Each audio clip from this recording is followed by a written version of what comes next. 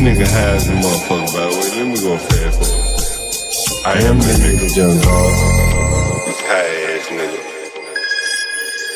They don't dance no more. It's all about the lean. Back in the day, crack was jumping on the scene. Now they slumped on the sidewalk. Can't talk. Golden era faded, but we still feel the rock. They used to be kings, now they lost in the scheme. Popping them bottles, throwing money, and living dreams. Now they zoned out and mumbling, fumbling. No rhythm in the city, the whole shit crumbling. They used to rock the house, they was riding through the streets. Remember there was dancing, sliding to the beat. Now it's poison in their veins, ain't no pulse on the street. Guess it's over now, they accepted defeat. Back in the day, the rock had them wild and free. Different story now, they got no energy. The new drugs got them slow with the head unload. Eyes closed and they don't dance no more. Block used to be jumping, top shit they was on. Now it's lights out, guess the thrill is gone. I am the nigga John Galt. I bring it to you rough, rugged, and raw, nigga. They don't dance no more, it's all about the codeine. Back in the day, they was rocking on the scene. Even dancing in the rain. Now they nodding off. Shit just don't hit the same. I am the nigga John Galt. Who is John Galt? This question is the first sentence of Ayn Rand's famous novel Atlas Shrugged. This book, published on October 10th, 1957, violence when, again, our young black Most boys, crime committed by white people. Our young black boys are not the violent ones in America, no matter how much they try to perpetrate it as that. Our young black men are moving forward.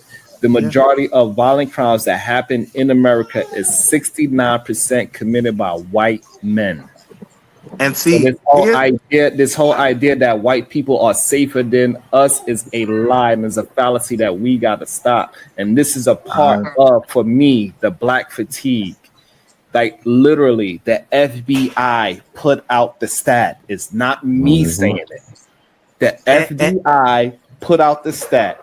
69% of all violent crimes are done by white men. Yep. So and not only that, we got to stop allowing people to put the jacket on our young black men that all these YNs, black violence when. I mean, we need training. Black people need to be trained and taught about economics. And we talk about investing, but doesn't investing, where does it start? What's the catalyst of 2053 being a thing, man? Can we change it or is it over? This is fantastic. I read up on it briefly. John Galt is right. It's over. It's over, man. I think he's right. I think it's over, man. Yeah. There's no pulling back from this because for every. Who is John Galt? This question is the first sentence of Ayn Rand's famous novel Atlas Shrugged. This book, published on October 10th, 1957, violence when, again, our young black Most boys, crime committed by white people. Our young black boys are not the violent ones in America, no matter how much they try to perpetrate it as that. Our young black men are moving forward. The majority of violent crimes that happen in America is 69% committed by white men. And see, so this whole idea that white people are safer than us is a lie and is a fallacy that we got to stop. And this is a part of, for me, the black fatigue.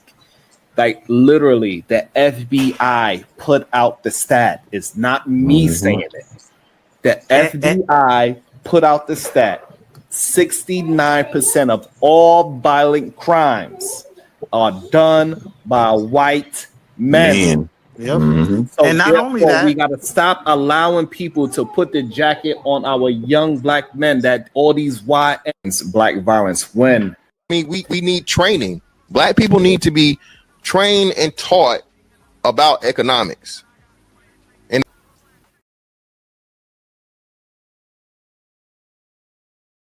it by now. Where? Here we are. Here we are. Let me make sure my mic is up. Man, I was rushing, man, to get in here this morning. I was coming from Virginia. I was like, damn, let me hurry up, man, and But I had a little problem last night. That's probably why I'm a little late getting here, because I think I had this stream scheduled for about 10 or 11, 10 o'clock initially. And then I got a phone call from the, not a phone call, an Airbnb guest tried to check into a room. And I guess I sent her to the wrong room. And there was a guest in there. I said, okay, cool. Go to the other room. She went to the other room. She said, it's a dog in there. I said, wait a minute now. What the fuck? Hey, and there shouldn't be anybody in that room. I couldn't remember. I was tracking this. It's maybe 11 o'clock at night or something. And so I'm like, what the fuck? So I called one of the tenants, one of the regular tenants.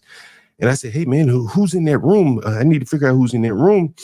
And he said, I don't know, guy. I said, well, can you go in there and see if anyone's in there? So he says, it's a dog in there. So now my hackles up like, damn, did some black remember a code and go back in their property? And I mean, blacks do some crazy shit. Like, a black may have a place to stay, but may not have a place for their dog to live.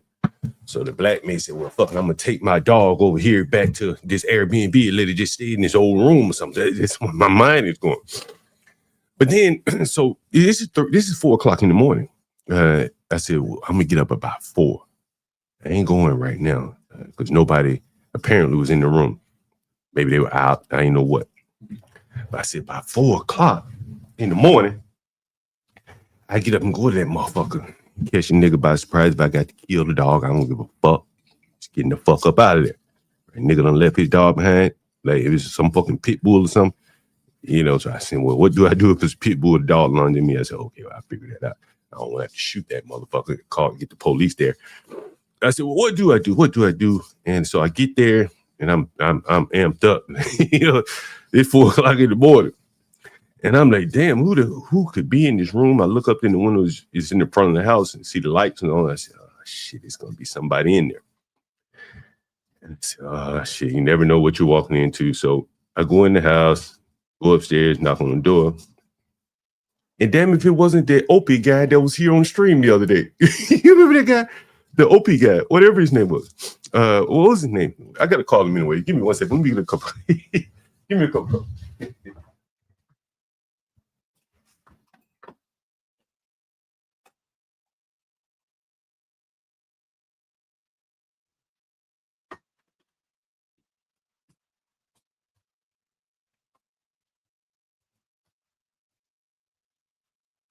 And I'm referring to the guy that brought the power pack.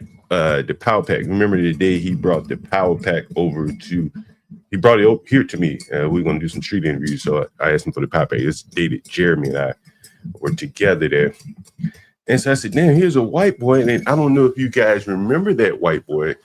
It was a credit check that I did online. And I was getting some messages.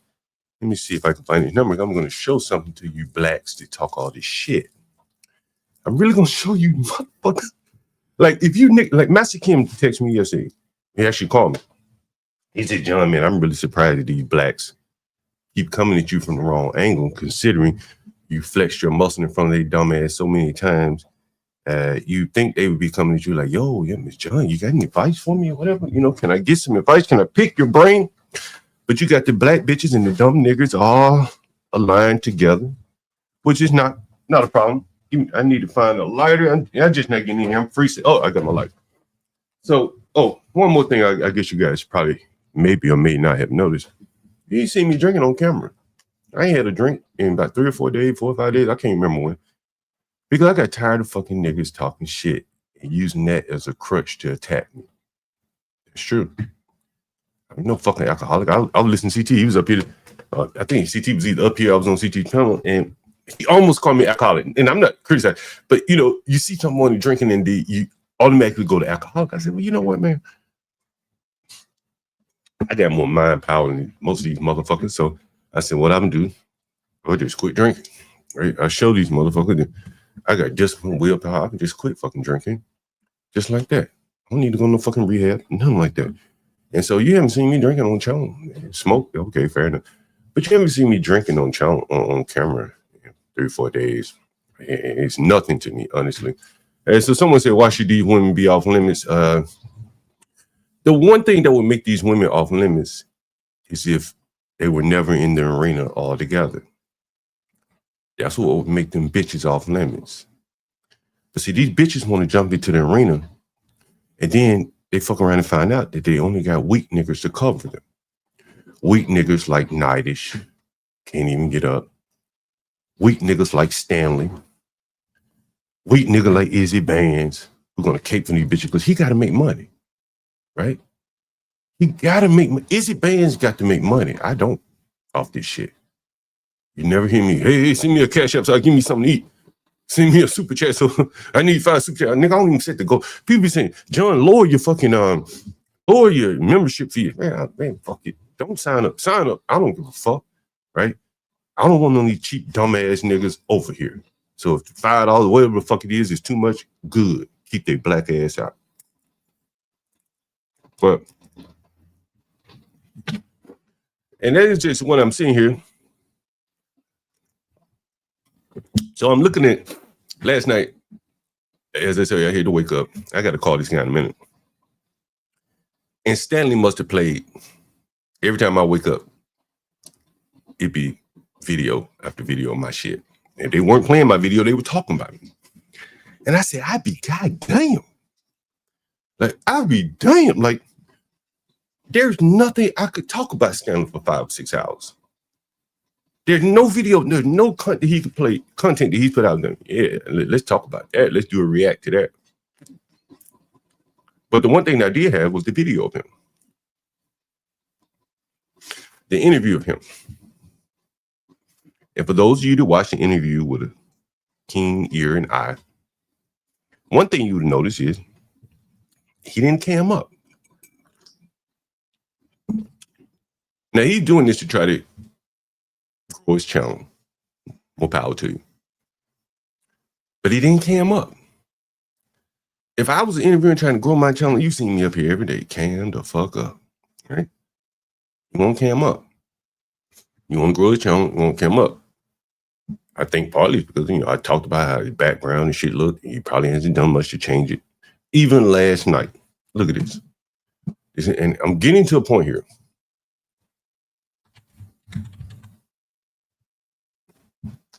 Even last night, as I was watching Stanley Cross, and I'll show you this. And he got some white boy on his panel, John H0ES. He tried and helped him. And at some point in the stream, H0ES said to Stanley, he like, Stanley, John been over there talking about your email fucked up. Change the banner, Stanley. Stop showing John's email and shit. His email domain. Look, this nigga still ain't changed it. You see it? It's still there. Where is it? Did he take it down? He had it up and said, there it is. There it is again. There it is. You can see it. JGHB info. The nigga took my number down, but he didn't take the phone number down. He didn't take the email down. JG stands for John Galt. HB stands for HB. That nigga still ain't took the email down. He got the fucking white boy trying his best to help him. Writing in the chat. Stanley, take it down.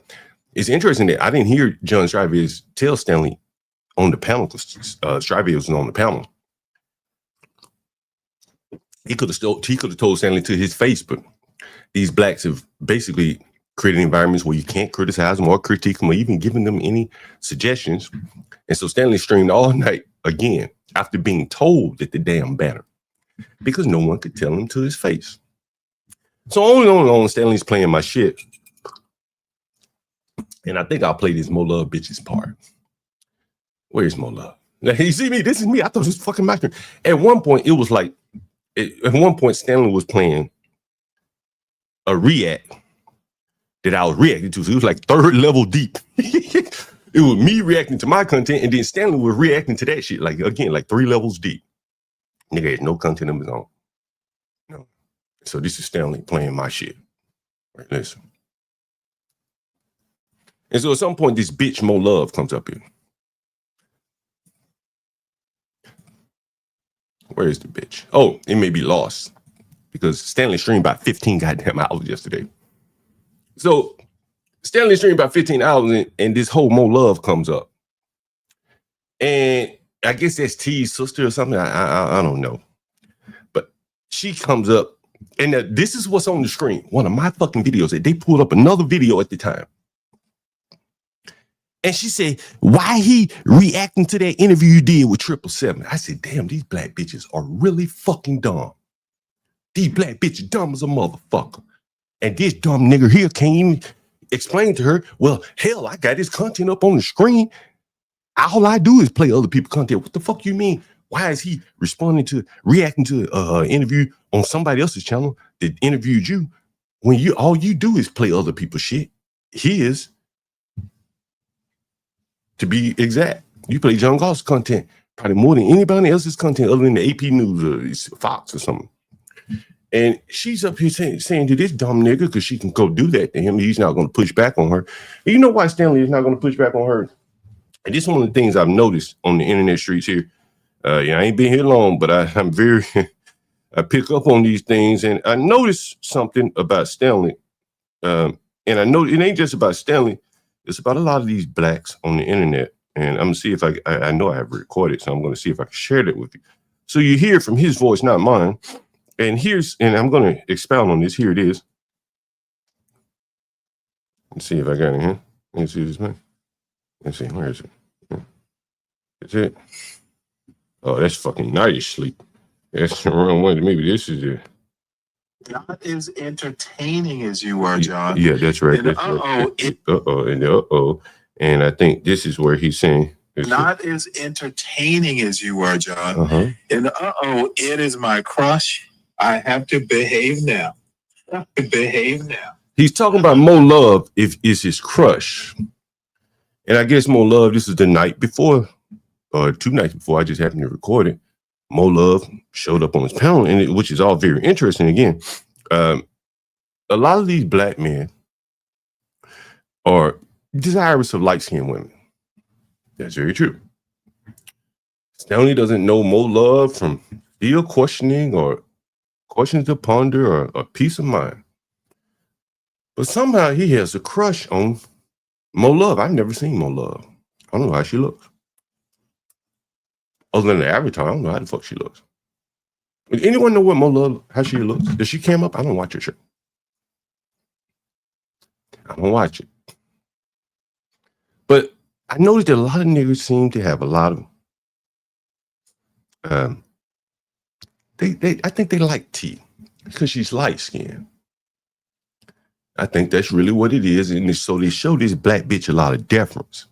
And they let this black bitch get out of pocket. But I don't let these black bitches get out of pocket. Because one time I was renting to a young nigga. I met that little young nigga in Union Station. I'm gonna give him his money back or whatever. And he had a little black bitch with him, a little light skinned black bitch. I said, this black bitch keep talking, she gonna get your black ass killed. Because she gonna make your dumb ass have to step up and defend that black bitch. That's true.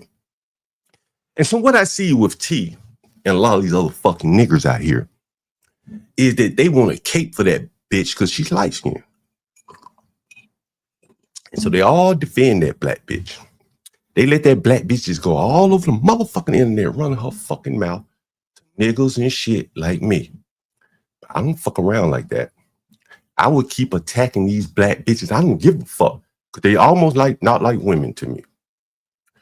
They're almost not like women to me. A lot of them are not like women. My women don't talk like this. My women don't talk like this. Oh. He's the only big ass dick. He's the only big laughing this man life. I'm gonna be real. He's the only big ass dick, and he ain't the only big ass dick. He's the only big ass dick. He's the only big laughing this man life. I'm gonna be real. He's the only big ass dick in the DMV. But down south, baby. A dime and a dozen. He's the only big ass dick. These bitches ain't women. He's the only big laughing this man life. I'm gonna be real. He's the only big ass dick. He's the only big ass dick. He's the only big laughing this man life. Nigga, I've been renting these black bitches like this all my life. All my life. He ain't the only big head dick. Well, this nigga here, the big dick that was fucking her, he had other bitches. He ain't give a fuck about her. And so this morning, last night, you just started the conversation. I was talking to my lovely lady, Lisa. And I said, Lisa, and I was showing her a few clips of this black bitch talking about me. I meant to start the show off with that. That bitch talking about play it 90s, play it 90s. Play it 90s. She all up in nigga shit, stirring up shit. That's what she doing. My lovely lady Lisa would never be involved in no shit like this. Between two niggas having a disagreement or whatever, my lovely lady, man, I ain't fucking with that. That got nothing to do with me. But these black bitches, they get all involved with this shit. And then they run behind weak ass niggas like Stanley Cross and that fat fuck Nightish, that sleepy time nigga. And they get him to make rap songs and stand between that nigga and me. But you know what, motherfucker? I'm gonna show you niggas the difference between me.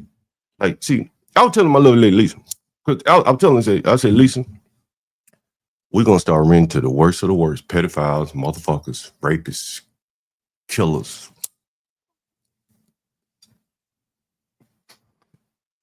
We're gonna rent to them all. We already rent to them, so fuck it. Let's just go for a board. They're better tenants than some of these blacks that don't have the restrictions around their collar. So we rent to the pedophiles, motherfuckers like that. That's what we'll do. To get these black motherfucking niggers to stand up. And so Lisa, she said to me, she said, John, they ain't gonna give a fuck if you put a pedophile in a neighborhood where they don't live. I said, yes, they would, because they march for people that they don't know. They march for George Floyd. He was dead. And you know what else interesting is CT's in the audience here. I'm about to give you some dope, CT.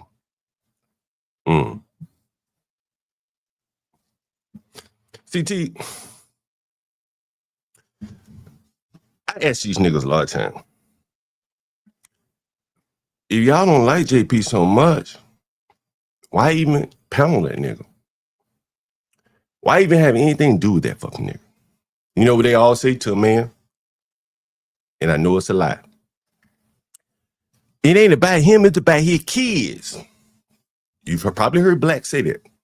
I was on Easy Band's channel the other night. And I asked the niggas again. I said, why are y'all so fascinated with him? And they couldn't answer, so they kept coming back to the children. And I found that rather interesting because black children all across America are the most neglected, abused. There's some black children in all of these niggas' neighborhood that could stand some attention, some help. But these black niggas don't do that. They want to help JP. That's what they tell you. They want to help his children. But in reality, nigga, I can see the super chats. I can hear the cash apps. I know you fucking niggas don't give a fuck about his children. Just stop lying, nigga. Nowhere in black America, nigga, have I seen these altruistic motherfuckers. I want to help a stranger's children. I never seen it before.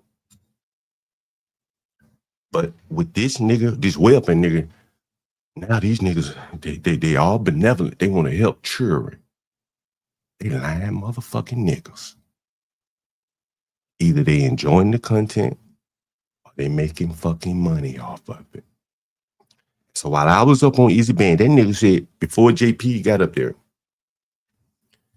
he said, Mama end this show at 9:30, 9 hours, 30 minutes. And what you don't know is a nigger. What you don't know, you fucking dumb nigger. I can't believe they're this dumb. I really can't fucking believe they are this dumb. He was talking shit about JP. And so I was up there like, yo, bro, like, y'all niggas need to have a little nuance. Like, a man can do one thing very well, and the rest of his life can be in shit. But someone will come along and make hay out of that. We've seen that with Michael Jackson. A lot of entertainers are fucked up people. Real fucked up people. But their managers, whoever, they come and make hay out of them. They say, you know, I know you fucked up, but you got talent. You can sing, you can dance, whatever. And so I said to the blacks, why don't y'all get over all his messed up aspect of his life and just focus on what he has talent. Just harness that. And I think they do it, but in a very myopic, short-sighted way, and they just go for the super chats. They can't build off of their talent. And so they end up just criticizing, but who goes viral, him or them? They have nothing. And it was also interesting that night to see, again, another weak man, Izzy Bands, being walked down by a uneducated black man. Walked him down with one question. He said, nigga, I see the passion that you have about me. This is JP talking. Show me that passion about yourself. Tell me something about you with the same passion that you have for me. Because you niggas get real animated when it comes to talking about me. But why aren't you animated in the same fashion when it comes to talking about your own life? And then I came up and I said, you know, I just asked a question, just an interesting question. And what I asked was, I said, Izzy Bands, I'm just curious. I'm really, really curious. How many shoes do you have? No, I'm sorry. I didn't ask him how many shoes he had. I asked him, how many hats does he have? Hats. Baseball cap, like this one. He said about 30. I'd be damned. He's just like the shoe nigger. He's just like the shoe nigger. 500. One nigga had 300 shoes. One nigga got 300 hats. 30 hats. Whatever he said. These are the weak men that the T's and the people can coalesce behind. Not surprisingly, the bitch T showed up on his panel because she knew that nigga would defend her ass. She knew that he would defend him from the same fucking dog walking that JP put on her ass on the Gospel of Bob. She knew that. She was not willing to take a dog walking from me. So she comes up on panels where she know a nigga will protect her ass. A weak nigga will protect her ass. And she wants to try to have a conversation by proxy through Izzy with me. But the bitch never wanted to dress just like Leonard Roy, just like Nightish, and just like Stanley. She never wanted to dress, hey, bitch, you jumped in between some business that had nothing to do with you calling me a coon. After you've been up on my channel many times, never said anything like that to me. I've never shown you any disrespect like what JP did to you. You've never made a react video, to my knowledge, calling him coons. You excuse his behavior for calling you all kind of bees and bitches and niggas and hoes and half whites, and you know, he dog walked her, talked about her mom and everything. She had no words for him. But for me, she has words. She has videos. And then they go and they hide behind niggers, empty ass niggers like Stanley Cross and Izzy Bands and the Nightishes of the world, right? And they throw rocks behind these weak fucking niggers. And that is the problem in Black America. That is why there's so many killings and shit. That's a large part of it. Is that they got weak fucking niggers trying to stand up to niggers like me over a bitch that they're not even fucking. That's stupid. That's stupidity. You have niggas like Stanley say, I got a crush on MoLove. He never even seen this bitch before. And so there is a big problem there. You know what I mean? That these weak niggers are being more or less provoked to confront niggers like me. And they have no grounds, no basis to defend themselves or them bitches. So back to these fucking children for a minute, because I'm about to show you fucking niggas something. They profess they love JP's children and all this and all that. And, you know, Master Kim, you know, I told you he called me, he was just amazed at the behavior of the low IQ blacks. They get up here and attack me when they see how I can move these niggas around. And I told you about last night, this morning, right? I had to show up at this guy's house, show up at one of my houses, make sure, and you've seen him on stream. He's the guy that I did the credit check. I'll show you that before we get into him. And I'm gonna call and I'm gonna tell him something just so you niggas. What's it called? Credit check? Is it credit check? Was it credit check? John, is this it? Yeah, this is the guy. This is it. So just so you know who the guy you're looking at right here. Let's see. Is this him? Is this him? Or is this him? Let's see. I'm gonna teach you niggas something. So I'm installing the whole unit. You know how to service a unit? You know? That's something like. Huh. So what do you do when you can't pay your rent? Oh, here he is. Here he is. He's right here.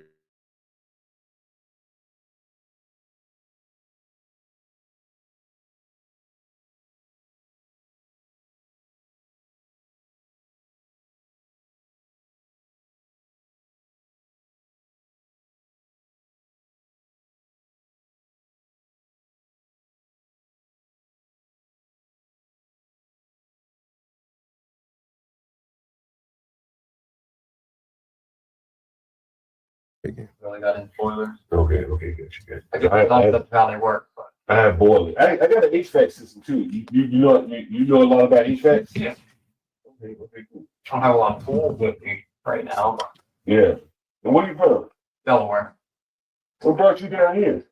That's a long story. What's the story? I'm curious. It's too long. Nigga, this is a hood credit check. Nigga, no paperwork, no FICO, no TransUnion involved. Story. Well, what is it? A girl? Nah, it was No shit. Okay. All right. All right. Look, man, thank you. Just whenever you're ready, just let me know. yeah, I'll give you a call. How do you want to do payments? Shit, however you want to do it, cash, PayPal, Venmo, Okay. Cash App. Hey, you got to give me a subscribe on my channel right here. I got you. You don't even know the channel. Well, what is it? Pull it up on your phone. Pull YouTube up on your phone. So anyway, it's Jeremy in the background there. Something like that. And what do you mean? You got cut a boiler on and shit like that? Oh, this is for you, 7 Steel. I see. Hey, you said, what's your name again? Barry. Barry? Yeah. Okay. How did you learn how to paint and all that? I mean, I've just been, mechanical all my life. So. Oh yeah. Yeah. Okay. You're this he's been mechanical all his life. Really? Yeah. You know, do HVAC shit like what? I used to do residential retrofit installs. So I'm installing the whole unit. You know how to service a unit? You know? That's something like that. What do you mean? You got to cut a boiler on and shit like that, right? I don't know much about boilers. What you know about? What do you know about it? I mean, I can probably flush it, but that's probably about it. So what do you know about like a central air system? Yeah, more like heat split systems. Okay. Heat pumps, furnaces, that kind of thing. But no boilers. Yeah, I never really got into boilers. Okay, gotcha. All right, so that's enough of that. So what I'm explaining to you, shout out to Big Dog for Z $2 Super Chat. Salute John God, that is for sure. So what I'm about to show you, 7 Steel, here is, again, this is now my tenant. This is the one that I didn't even know you moved in, bro. I guess he paid me. I didn't even fucking know it. And so I go to the house at 4 o'clock in the morning, 3, 4 o'clock, whatever time it was. And I knock on the door, like, who the hell's in here? And he's like, yo, it's me, Barrett. The one that paints, does the boiler work, HVAC work. So again, 7 Steel, this is a credit check. Now turning into a renter, now turning into a guy who has more value than just paying his rent. He know how to work. He know how to paint. Right? These niggas, they don't know how to paint. They can't do basic shit like paint. You heard me on the channel. I said, Tyrone, if you want to come to DC, bro, I seen $1,000 right now. Bus ticket and $1,000. Right? You saw me on the screen the other day. I had the tree climbing Mexican and Puerto Rican. Me no black. There are no blacks doing this type of work. And so, since these fucking niggas keep running their fucking mouth, I'm going to show you, like, the difference between a white boy who lives in Northwest and the difference in how I'm going to treat these fucking blacks.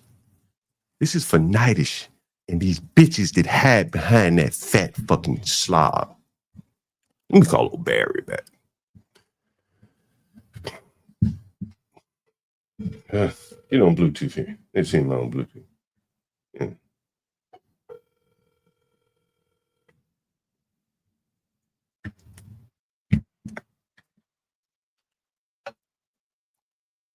Yeah, Barry? Yeah, business. It's John. I saw you last night, this morning. Sorry, I didn't put your name in my phone yet. Yeah, same as John. Same as John. Look, sorry to pop up at you so early this morning. No, you're good.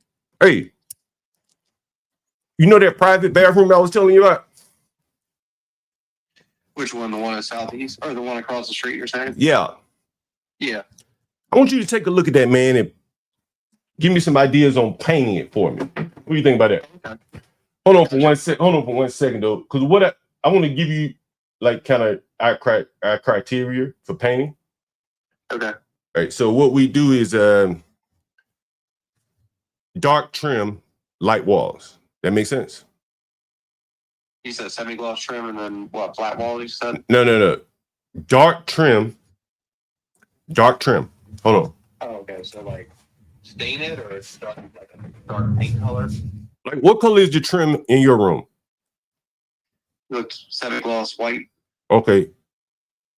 Typically we don't do that, right? Usually that's what you do, semi-gloss white on the trim and then flat or whatever you want to do for the wall. You can do semi-gloss if you want. Now we go the other way around. Does that make sense? Does that make sense?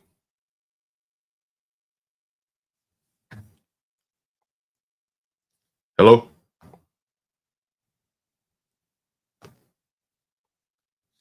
Shit, hold on. Yeah, we go the other way around though, Barry. You got it? I got you. So we go dark trim, lighter color wall. Yeah. So one of the things is these people would kick on the walls and shit on the trim. Does that make sense? Right. You know, they're fucking suitcases, their big ass feet. You know, a lot of these motherfuckers be wearing the Air Jordans and shit to scuff up your baseboard. So, but here's something that I do want to tell you since you now moved in. I didn't even know you moved in, bro, to be honest with you. Yeah, sorry about that. So I got to give you like some rules now that you moved in. Yeah.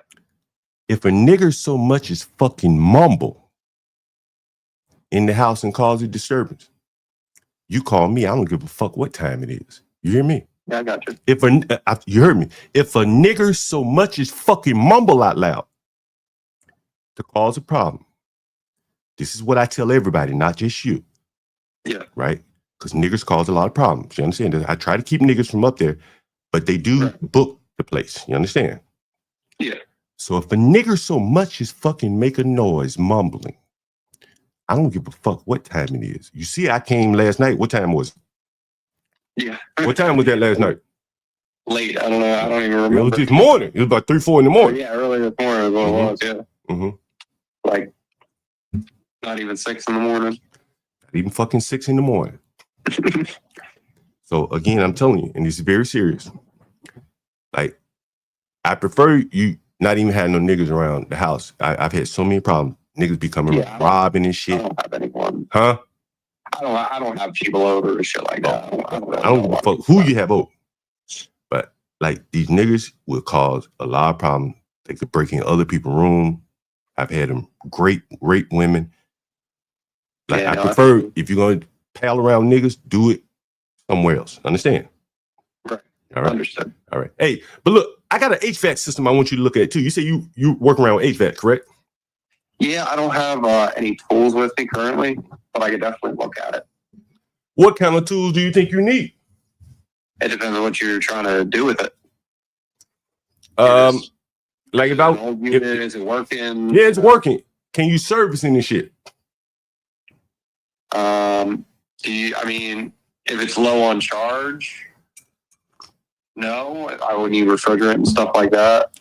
But you can't buy refrigerant, right? You can't buy that, right? And checking it out and everything. You can't buy refrigerant though, can you? I can, yeah. You can or you cannot? I can. Yeah, I'm EPA certified. Oh. Yeah, I can buy it. Oh. So what tools do you say you need? See, I got a bunch of stuff. It's just in storage. It's not around here. It's in Delaware. Because I got gauges and I got, impact drills and stuff like that. You paying for storage in Delaware? Yeah, I got a whole bunch of shit I need to sell. Why don't you bring it down here? I got a story for you. Oh, yeah? Yeah. Hell yeah. You gonna charge me for it, or? I mean, nothing's free, but you're gonna make money off of it. Yeah. I got a secure place. Look, I got a secure place for you. where you can access it 24/7 like a storage facility. No one else can access it but use coded locks, everything. Yeah, it's a good location. And next door to you, on the other side is a carpenter. Yeah.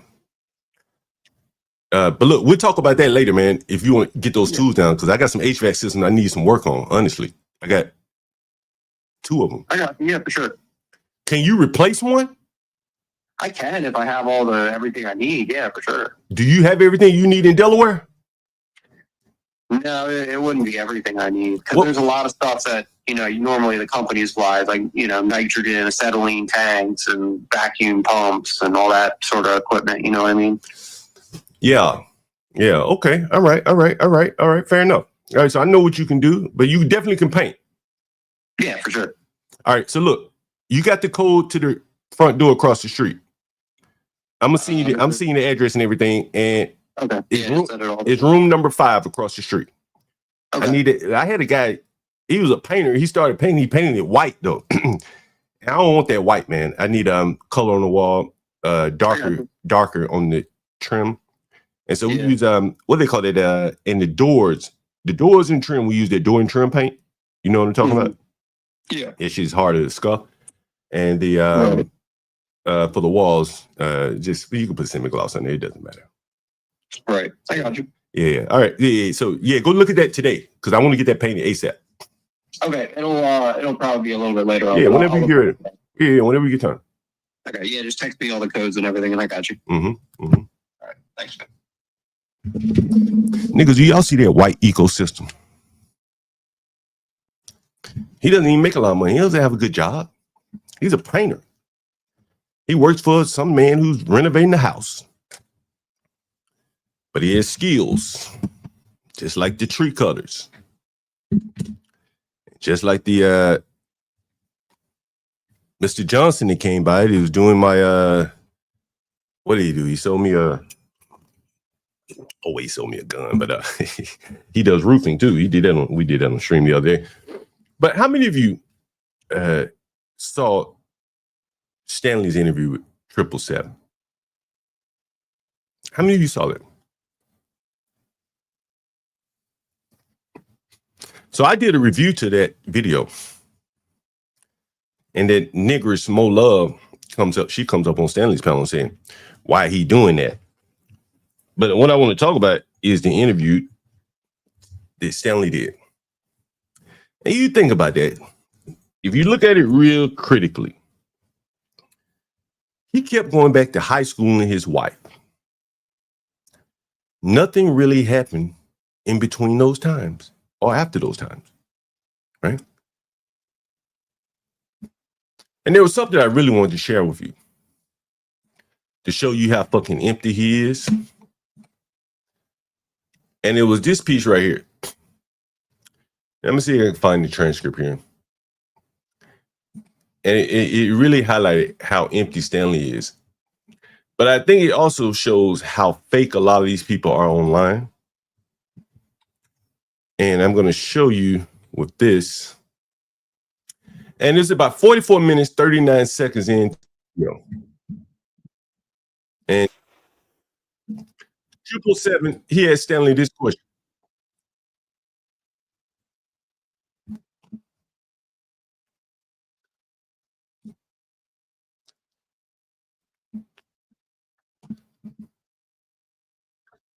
Wait a minute. So 777 asked Stanley.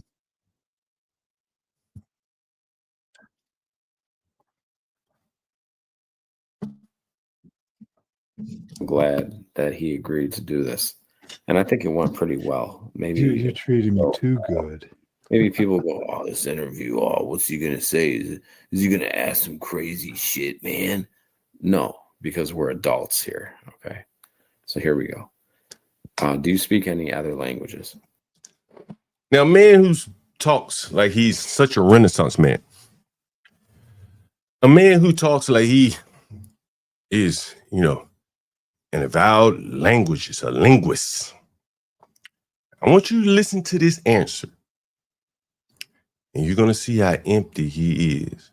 And I'm telling you, these people are fake, man. They fake as hell. They get up here and espouse all these theories that other people have developed. They tell you about books and the lives of other people. I don't talk about that shit like that. I tell you about my life for the most part. We talk about some other shit. But I talk about my shit.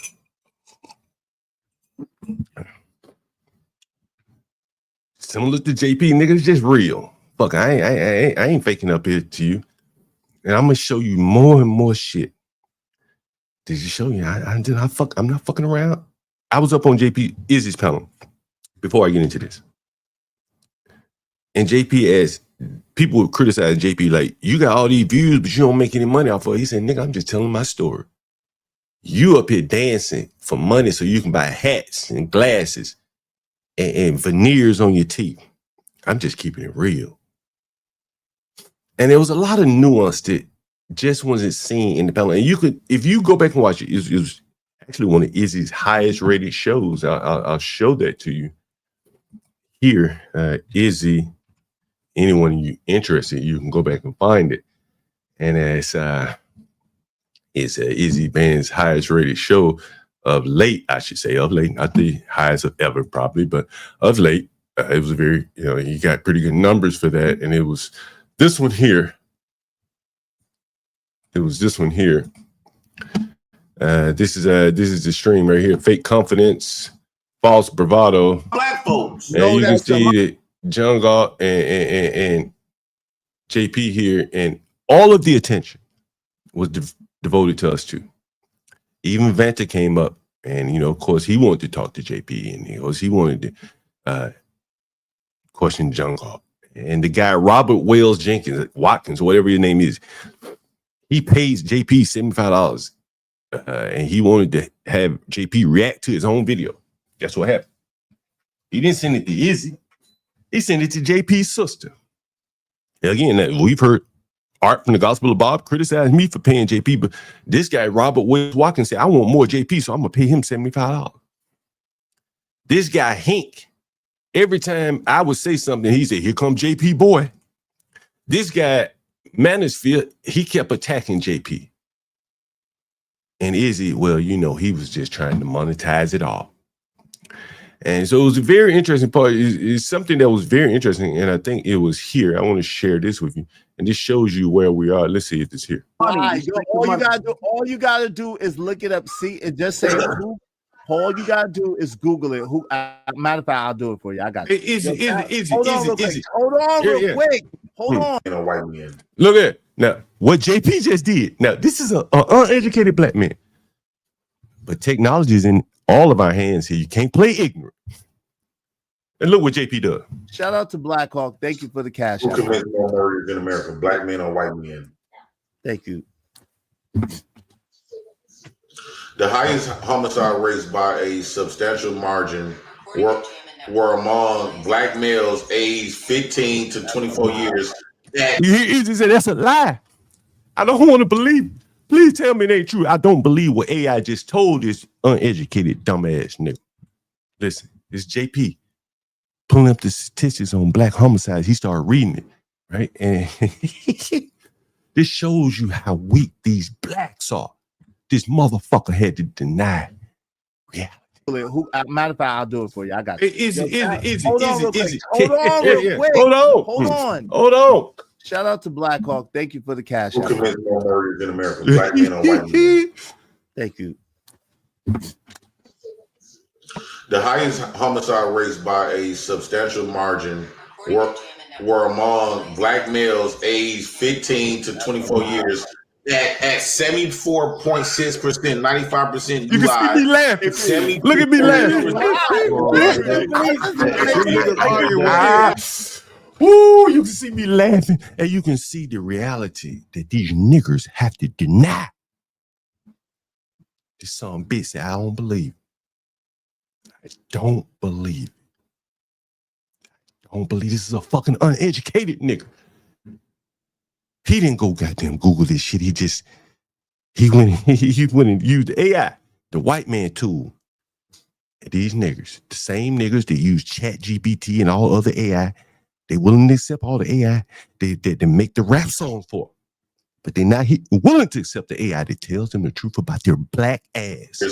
At 74.6%, 95% UI, 72%. Hey, the echo in your background screams no furniture. The echo in your background screams no furniture. JP, I'm gonna say something. You might want to punch me in my face. They said what ethnicity is the most aggressive? No, that's not what they asked. African Americans, Hispanics, and Native Americans. So white people are aggressive. It says African Americans #1, Hispanics 2, Native Americans have higher involvement in serious aggressions compared to white adolescents at age 15 to 16. Is he the nigger up in the corner right here in the top left corner? He know how to use the white man's technology real well, so he keeps responding back with virtual camera images to refute people. He can't refute it with words, so he keeps coming over with virtual camera images. And so right now he put up Pookie and Ray Ray. He got nothing to say. He can just go use the white man technology. JP shut these niggers up. The truth is like a lion. It don't need nobody to defend it. It will defend itself. Hey, JP. Adolescence, man. Like, he said 8-0. He's an 8-0. I want to say to you directly, you like the kid in class that they hate when it's your turn to read. Like you fuck up the whole class. Real talk the panel. Like who put you in charge of reading, dog? You should ask somebody to read for you. I never do that. Regardless of the pronunciation, he's right. All they could do was criticize him on his language, but they cannot criticize AI. Hell, they use their AI all the damn time to make up the thumbnail. And that's what JP later started talking about. Don't go. Do you agree with JP? I think I agree with JP. I mean, he's right, man. Listen, Izzy Bands moved out of New York because of black crime. You don't know about it. You told me the story. You told me the story, Izzy. You told me somebody murdered. Your mama moved. Your mama moved y'all out of New York. Whatever. Come on, Izzy, you splitting hairs.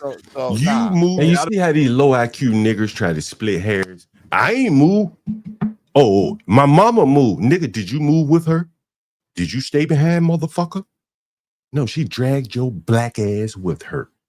I ain't moved. My mama moved. Right? You see how the niggas have to lie? This shit is so exhausting. This is probably more exhausting than the fucking crime they commit. The lying about it after the fact or surrounding the facts. I ain't moved. Well, who moved? How did you end up out of New York? Oh, my mama moved. Ain't that the same fucking thing? Right? Mama moved y'all out of New York. Whatever. Come on. My mama moved. Hold on. You told me the story. You told me the story, Izzy. You told me somebody murdered. Your mama moved. Your mama moved y'all out of New York. Whatever. Come on, Izzy. You splitting hairs. You moved out of New York with your mama. You moved out of New York with your mom. You see how the blacks like to split hairs? My mama. Your mama moved y'all out of New York because blacks were murdering people. Hey, yo, come on. That's no. Was he black? Was he black? Was the person black? You got moved out of New York at what age? I was a teenager, bro. What you talking about? I was a teenager. Oh, you were still a kid when you moved out. I was a teenager, yes. What age? 14? I was 15. Izzy, the guy was black. The only reason I'm showing you this, again, I'm hammering home a point here. You got weak, fake men who are living fake ass lives. And you got these black, weak bitches hiding behind these fuck niggas and sending these fuck niggas out here to confront niggas like me. And all they can do is go make rap videos and deny reality. Fat ass Nightish. Play it again, Nightish. Play the video again. That fat fucking nigga can't even get up. The fuck he gonna do? He can't even fucking get up. Play it again, Nightish. Instigating shit. And I heard a fucking nigger on Stanley's panel last night talking about, nigga, I don't dance, motherfucker. I ain't ever danced. Never. I ain't ever fucking shake my hips. None of that bullshit, nigga. I've always been a very serious nigga. I don't fucking dance. And so I hear some nigger named Stan Autry, another dumb nigger. Got to be a dumb nigga to sit up on Stanley's panel. And he said, man, when they played that song, man, everybody on the panel was dancing. I don't know why John Galt played it. Nigga, well, I'm about to play it again because I don't fucking dance. And when I see niggers dancing, I just think them some stupid fucking low IQ motherfuckers. I don't know what it is about you. People just like to fight. One more time. One more time. One more time. That's why, like, you can know that one more time. People you don't like. That motherfucker talked about me. Maybe this. And I'm gonna tell you something. I'm gonna tell you something before I play this motherfucker. I'm gonna show you. I told you fucking niggers. I told you niggas. I said, the only reason they don't come full frontal at CT is because he got the numbers. I told you niggas. But the reason they fuck with me is because I got the truth, the reality. I can show you how these fucking niggers lived it, go through all the narratives. They don't show this on the news. They don't show this on the news when them black men beat my tenant up. Nobody saw that on the news. They didn't get reported. Correct? Didn't get reported. But I saw Nightish in CT's chat, and I think I got a picture of that shit. Let me see if I got a picture. And I told CT that Nightish wrote a song about both of us. Fuck John Galt. But Nightish, being the half-wit nigger that these niggers are, he tried to split hairs and he said, but CT, man, I didn't say fuck you. I just said, what's up with you? I said, oh, okay. And I said, but why did you even mention CT in the song? What was the point? And I got the picture. I'm going to pull it up at some point. I'm looking for it right now. I said, what was the point of even pulling up CT in the song? Mention him. If the song is about fuck John Galt, why did you mention CT? That's when he started. The snake reared his head. He said, well, I only mentioned CT because CT support you. I said, so you made a song to criticize me and my supporters. That's why you mentioned CT, because you think CT supports me and what I'm saying and doing. He said, yeah. So you said, fuck me and my supporters, right? He said, yeah. I said, so you were, at this point, you really saying fuck CT too.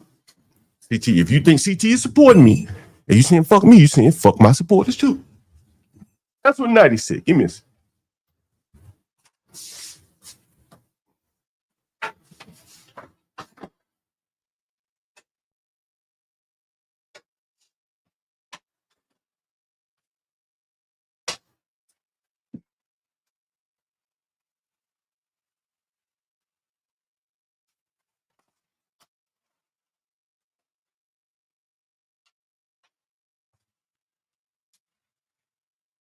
So I'm in CT's chat,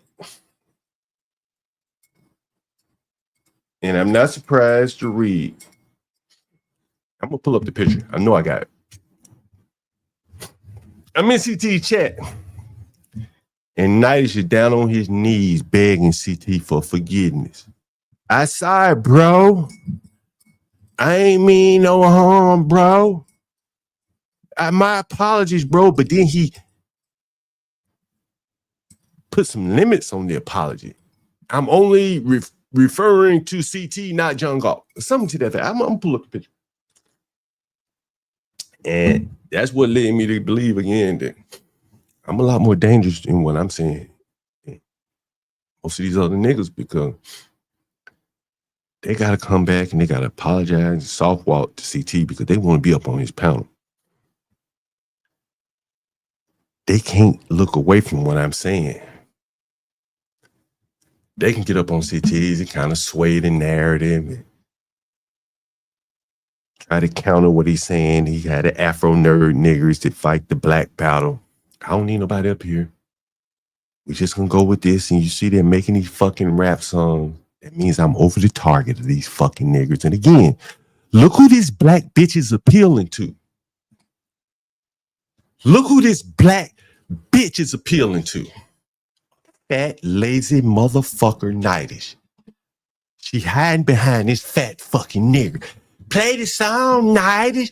Play the song. Night. It's probably 3 or 4 in the morning, right? It's probably 3, 4 in the morning. One more time. One more time. One more time. One more time.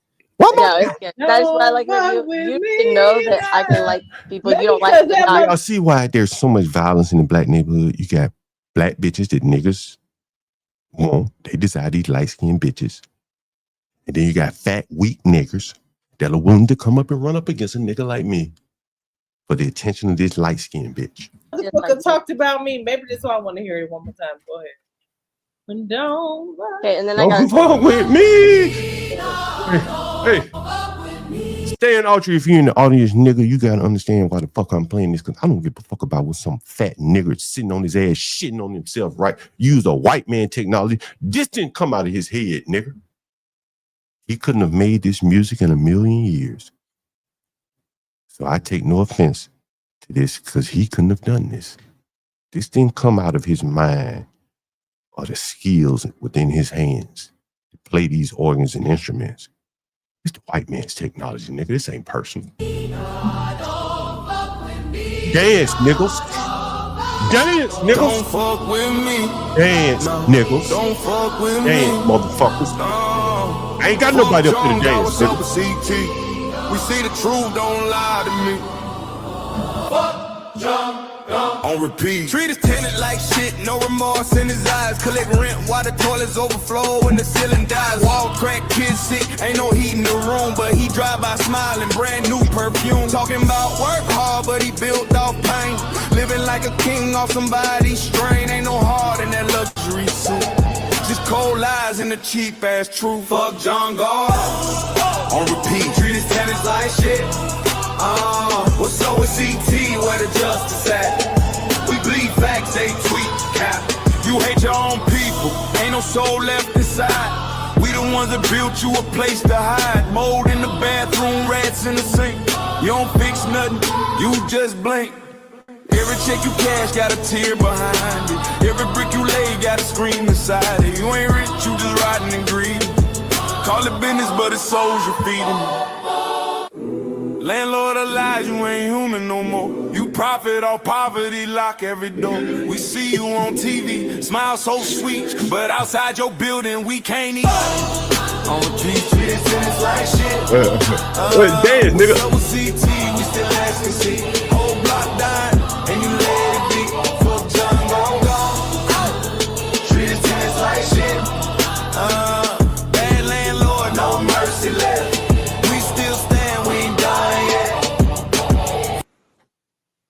Okay, that's sick. For real. That's really that's lit.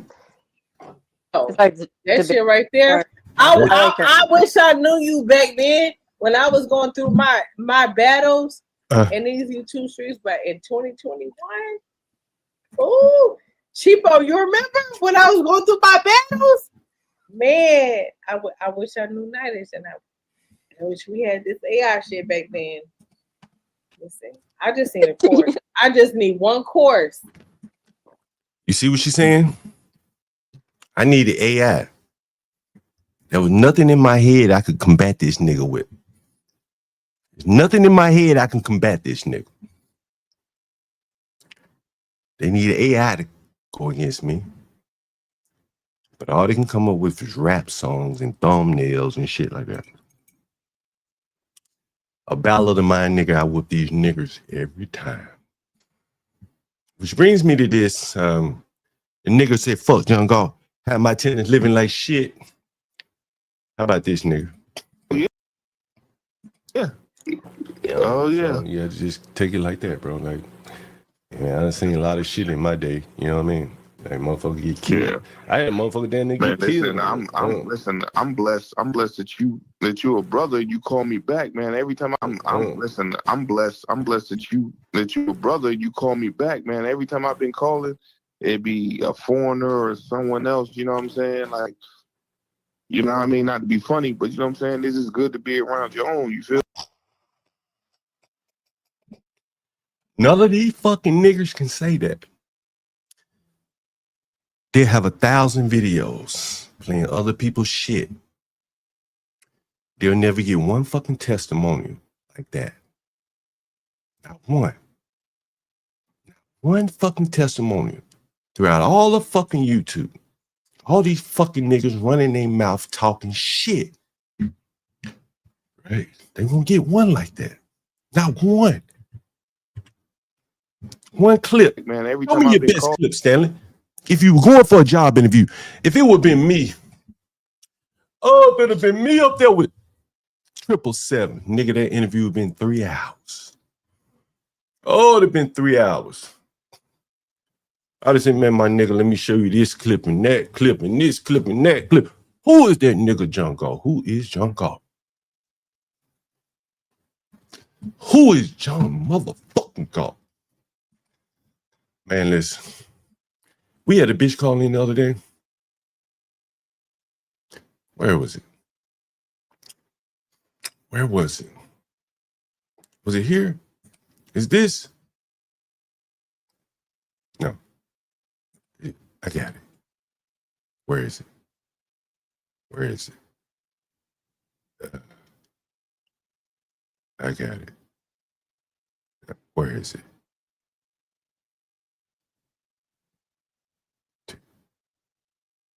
Where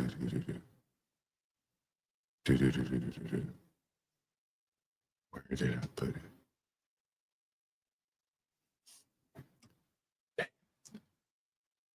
Let me see. Just gonna have to do it like this. Do it like this.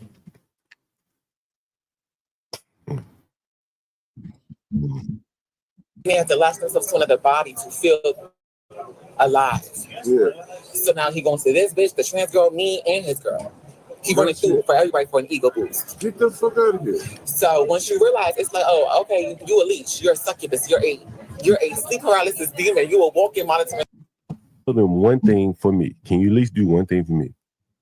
What kind No, of? you're not, because I told you I was telling you this in college. Wait, can you at least tell me? Hey, hold on. Hey, can you at least do me a favor?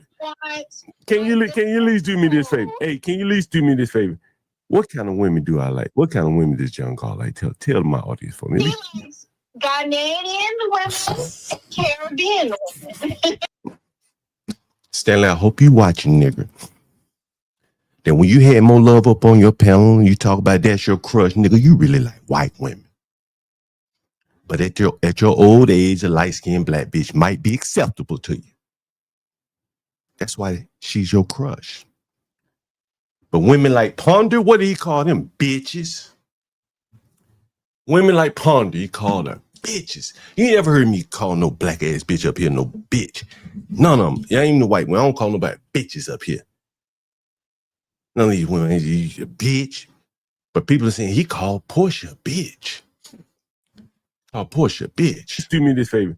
What kind of women do I like? What kind of women does John call like? Tell my audience for me. He likes Ghanaian women, Caribbean women.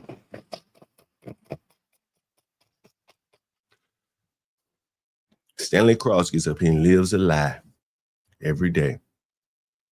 And what clip you want me to play in period? These niggas get up here and live a lie, and then these black weak women hide behind them. You know, I was talking to my lady Lisa this morning before I hit it. I was like, Lisa, could you see yourself up at 3 o'clock in the morning talking and arguing with random strange men on welfare like JP? She said, nah, I couldn't imagine that. Got other shit to do. And then I said, could you imagine yourself engaging yourself in arguments online with men? No, I couldn't see that. And then I said, what do you think I would do if you did engage in that kind of activity, I woke up one night, I hear you arguing and screaming with some random man on the internet. What the fuck you think I would do? She said, you wouldn't tolerate that shit. Shut the fucking computer down and be like, what the hell are you doing? Who the hell is the men you talking to? But night after night after night after night after night, Here for the Tea gets up online. She shows sexually suggestive pictures of some woman. She said it ain't her. I'm assuming she's showing that woman. The woman looks similar to her. And so she knows that black men like light-skinned women. She ain't putting some big, fat-ass, precious-looking woman up there. You know what I'm talking about. I'm going to show you the image so you understand what the fuck I'm talking about here. What's the challenge? Here for the Tea. Here for the Tea. We got to document everything for these blacks, but they'll fuck around and try to hide who the hell they really are. So before they get their lazy ass up this morning and start changing shit around, let's see if we can find her. Here for the Tea. Where is she at? Here for the Tea. I don't even know where her channel is. Here it is. Child, listen. Child, listen. Child, listen. Which gets me to the next thing. I'm going to get to that. But here's this sexually suggestive picture that she shows. And to cut her shit down because she fucking plays music and shit. Oh, god damn. Look who she got on her. Look at there. Look at there. Look at there. They got no dope, ladies and gentlemen. JP is their fucking welfare plan. He's their welfare plan. That's T's channel right there. A man that dog walked her on Gospel of Bob. And there she is listening to JP. Her and her black ass sister. 2 peas in a pod. Listening to JP. They could be listening to, ain't the bitch MoLove call herself a motherfucking Christian and shit? Don't she be reading from the Bible and shit up on here?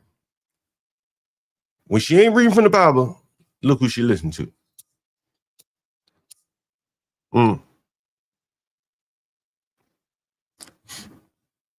He is their welfare. Empty-minded bitches with weak men all around them, sitting up here gawking at a welfare man. These blacks ought to be ashamed of themselves if they had any ability to be ashamed. Look at these blacks. You black bitch highlighting a welfare nigger, talking shit about a nigga to get up and clean up behind blacks and allow blacks to come inside getting cold, bitch. Keep running your fucking mouth. While highlighting this welfare nigga.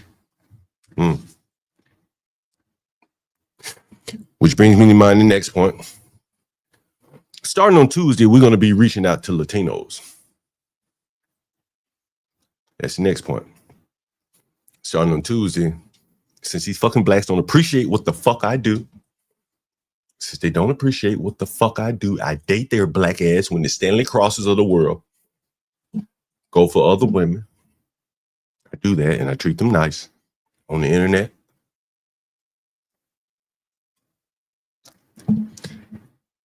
And in real life. And since these blacks want to talk like this to me, I figure I might well reach out to the Latinos and see, maybe they can give me a little action. What do you think about that? Start reaching out to the Latinos and shit, and shit, you never know. I can push these blacks further out of DC. I could help gentrify this motherfucker since the blacks complaining about it so much. Again, blacks, I'm telling you, you fucking with the wrong nigga. You really fucking with the wrong nigga. While she got JP up on the screen. And that's her content. JP. That's her content. You let that sink in. Let's see what she's talking about with JP. Now, this is her and her religious ass sister. World. In the real world, we went outside for hours every The day. millennials were like the last ones who got to experience that.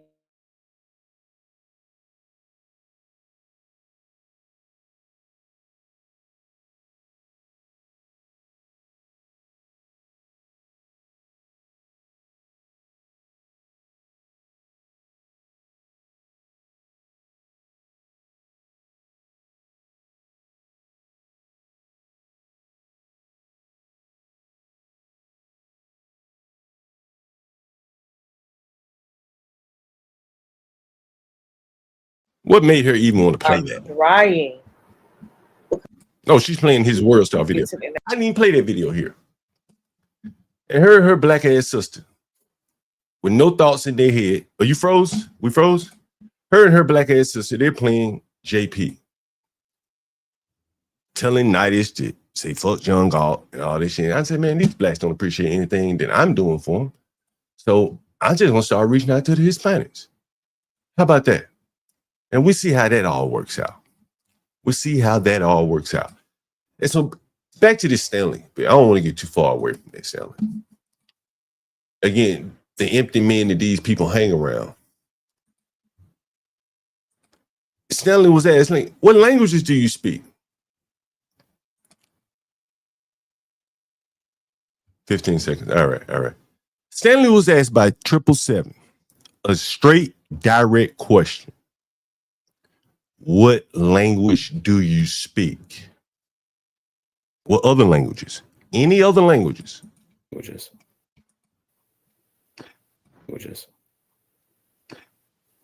Years ago. Do you speak any other languages? Years ago. That's a yes or no question.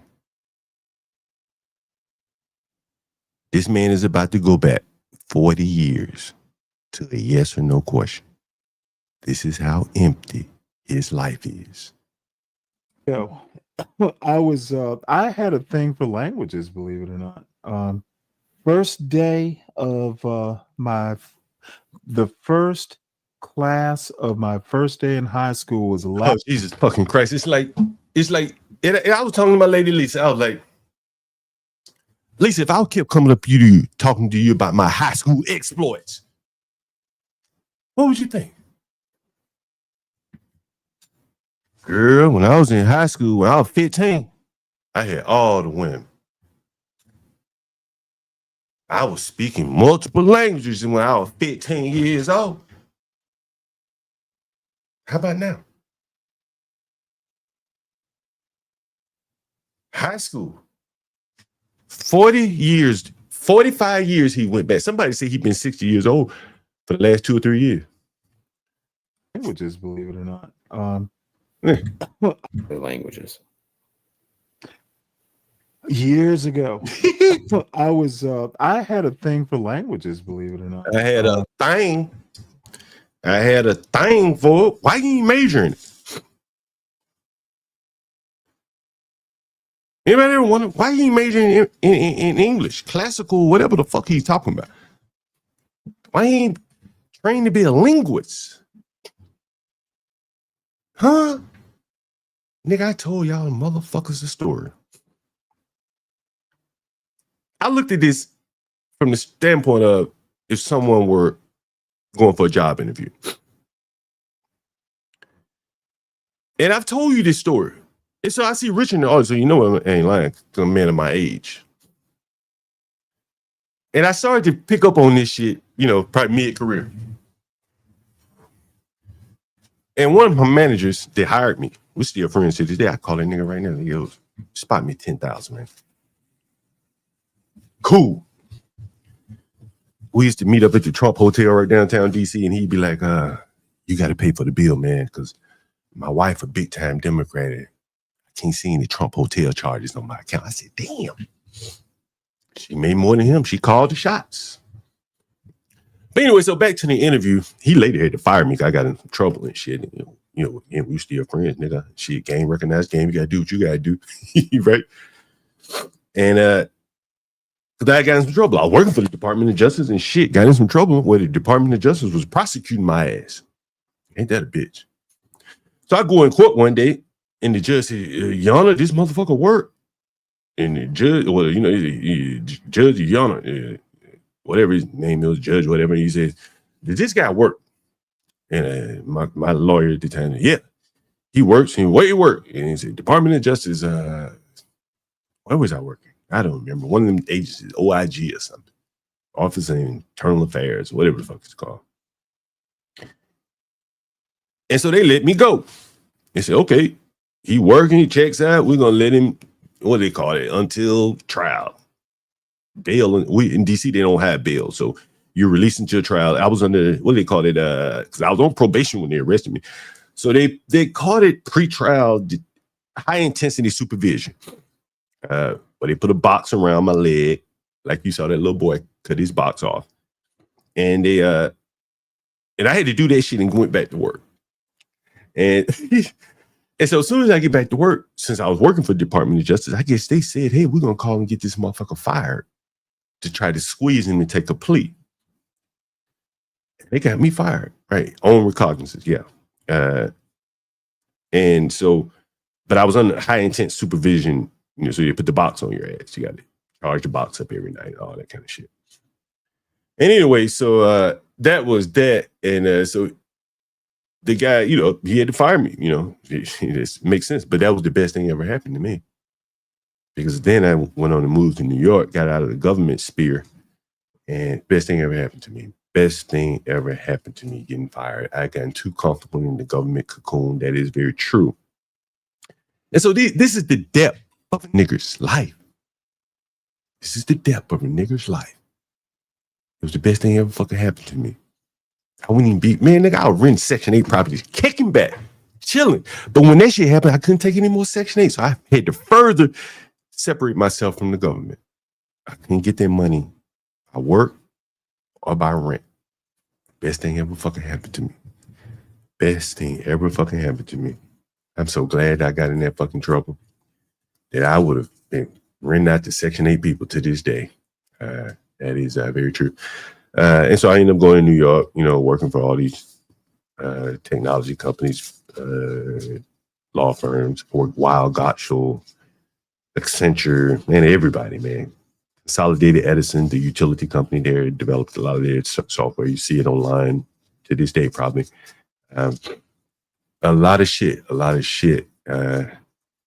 Mary Kay, you know, one of the reasons I told you about why I'm able to talk so fluently about search and stuff like that, as even as it relates to YouTube, because search engines and indexes are more or less going to be the same no matter what provider you use. Some of the, you know, the same faceting and parameters and indexable, storable, you know, stored or not, you know, those type of things are going to be consistent across providers. So I mostly work with Solar, which is a pretty big provider, search provider.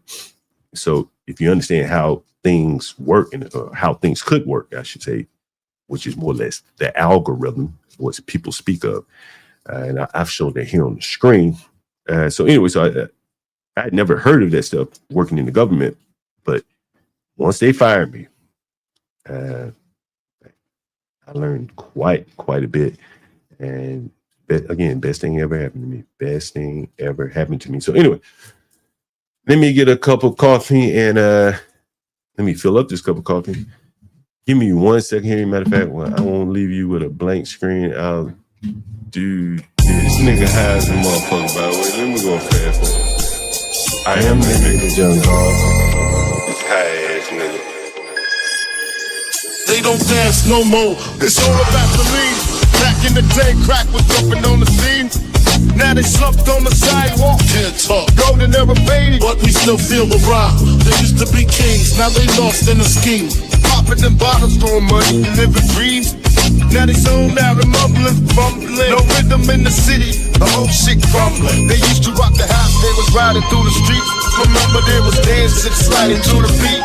Now it's poison in their veins, ain't no pulse on the street. Guess it's over now, they accepted defeat. Back in the day, the rock had a violent freak. Different story now, they got no energy. The new Truck stop and slow with the head unknown. Eyes closed and they don't dance no more. Block used to be jumping, tight shit they was on. Now it's lights out, guess the thrill is gone. I am a nigga. I bring it to your rough, rugged, and raw, nigga. They don't dance no more. It's all about the codeine. Back in the day, they was rocking on the scene. Even dancing in the rain. Now they nodding off. Shit just don't hit the same. I am that nigga.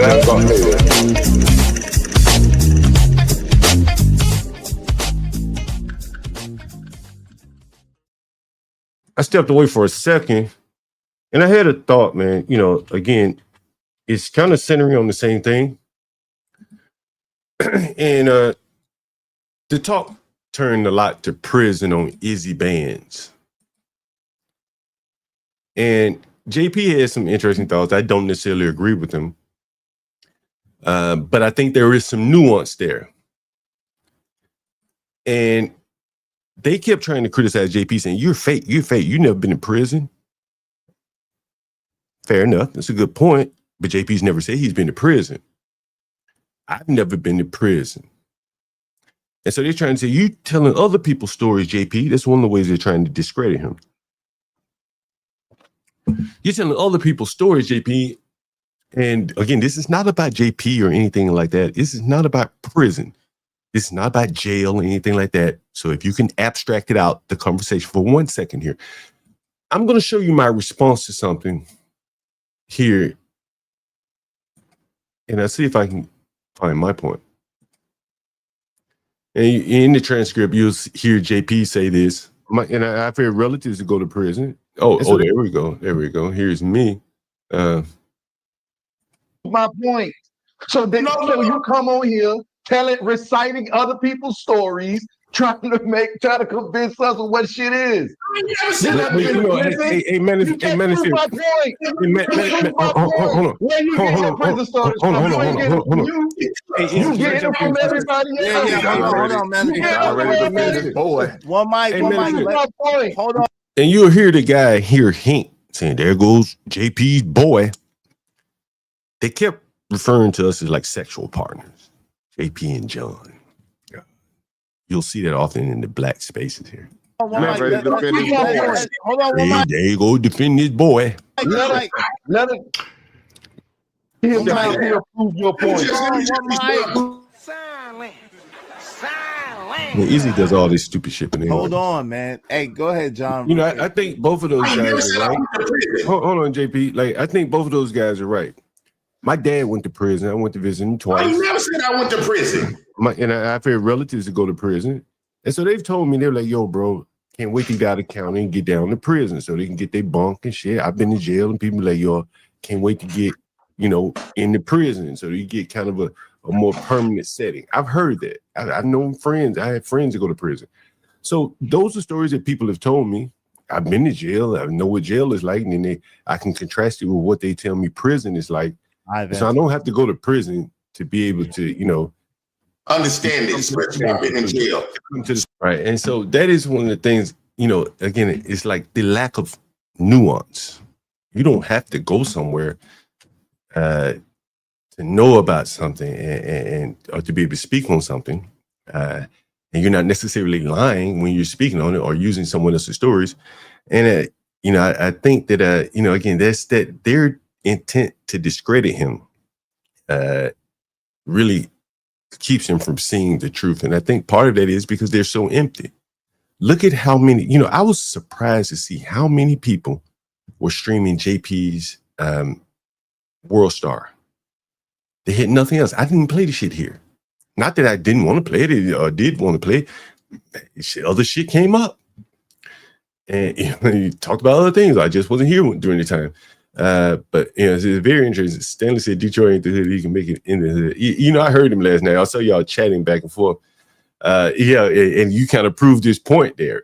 I remember that last night. And then they attacked you by saying, well, there's kind of some homosexual references in the way that you wrote it. And so that is kind of the way you have to, have a conversation with blacks. You have to make sure everything is squared up, put the pause in the expressions, if you mention a hot dog or something like that, because their mind is always on sex. And so any little thing that they can do to take away from the bigger point, big time. I'm not sure where you're coming. So I don't think Big Dog is wicked. I don't think so, but it could be. Yeah, so that was interesting seeing Stanley last night. You know, the sad part, man, Stanley streamed for about 14, 15 hours last night. And by and large, the bulk of it was, and guys, you never heard me say pause ever. Fuck that. Hot dog, eat a glizzy. I don't even know what the hell a glizzy was. Nigga, if I want a hot dog, nigga, I just eat a hot dog. Fuck it. I call it a hot dog. Fuck it. I eat motherfucker. But I don't, you know, I had to tell Izzy the same night. The nigga kept saying that gay shit to me. And I'm like, man, stop saying that shit to me right now. Don't say that shit to me. You know I'm not fucking gay. And I'm going to show you that. Here's some other clips. It's very highlighting of blacks. And I was highlighting it just by asking very simple questions. Listen to this. Lips when he brushes his teeth. He want his lips to be all pink and shit. Yo, man, pause, man. Yo, whoa. Pause, man. Pause. Whoa. What the fuck, man? Everything's gay. Whoa, why are you looking at my lips, God damn. What the freaking I'm just saying, for That real. means you're gay. He bought a fake mouth. That means you're gay. That's Get right. your boy. Get your boy, John. Get your boy, John. Get your boy. That's Hank up here with the big beard. You know what's so interesting about this nigga, Hank? And I'm going way off topic here. Got to get back to Stanley. Hank said, man, JP Preston. He said, let me play this. Remind me to come back to this fucking Hank and his content on his channel. No, this is crazy. Is that true? Did you really buy fake teeth? Are those fake teeth fake? I never even looked at them. Never paid attention. They're veneers, brother. Fake. Nothing wrong with that. No, wait. Nothing wrong What's with that. fake about Nothing veneers? wrong with veneers. No. It's called improving yourself, unlike you know how to do. It's called. How many of y'all in the audience got veneers? How many in the audience got veneers? I heard this nigga was living in his car. A lot of people hit a bad streak. I'm not criticizing for that. Was he living in the car with the veneers? Huh? Was this pre or post veneers? I just want to know. Asking for a friend. Was he living in his car with those veneers? So JP went to ask him. Better than yours still. So it was not, because your teeth, all that was shaved. No, they're better than yours. They look better than still. Okay, what would your teeth look like if you take that out? Better than yours still. So it was not, because your teeth, all that was shaved. No, they're better than yours. They look better than yours. They had to shave your teeth down to that shit? Yes, they got to shave their teeth to like little needles to get the veneers in. Yo, he don't know what you're talking about. They look better than your teeth. Why you weren't just confident with the teeth you had? Like I was. Listen, hold on. That's a very good question. That's a very good question. That's a very good question. Why weren't you just confident with the teeth you had? Nigga, I knocked my two front teeth out drunk. By 15 years old. These two front teeth are fake. At least half of them are fake. I ain't motherfucker half-ass. I ain't knock it all the way out. Knock part of each of them out. I ain't got no fucking veneers. And then I went on to ask Izzy and say, how many hats? Was it hats? Hats?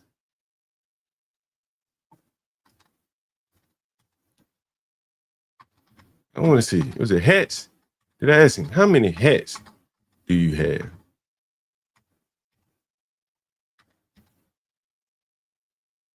What he said, 30? He said 30. 30. I want to say, I just want you to hear this shit.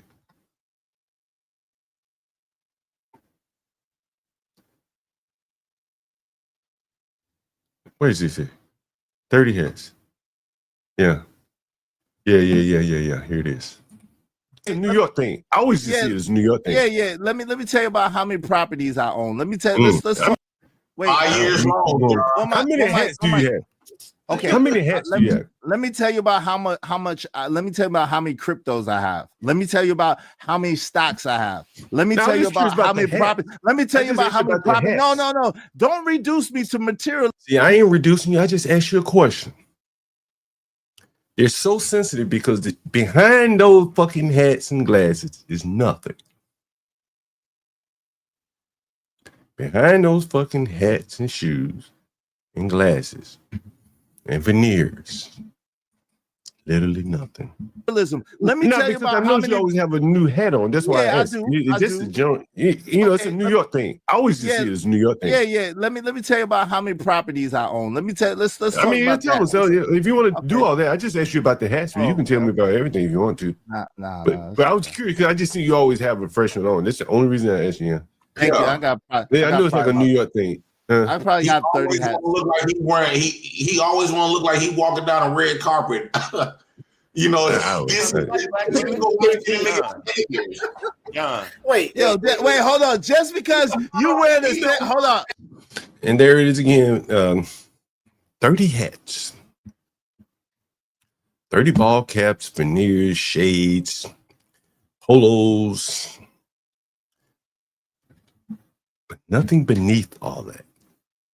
That's why he has to dance for cash apps and demand money to support all of that materialism that a man like JP sees through, and like John Galt sees through.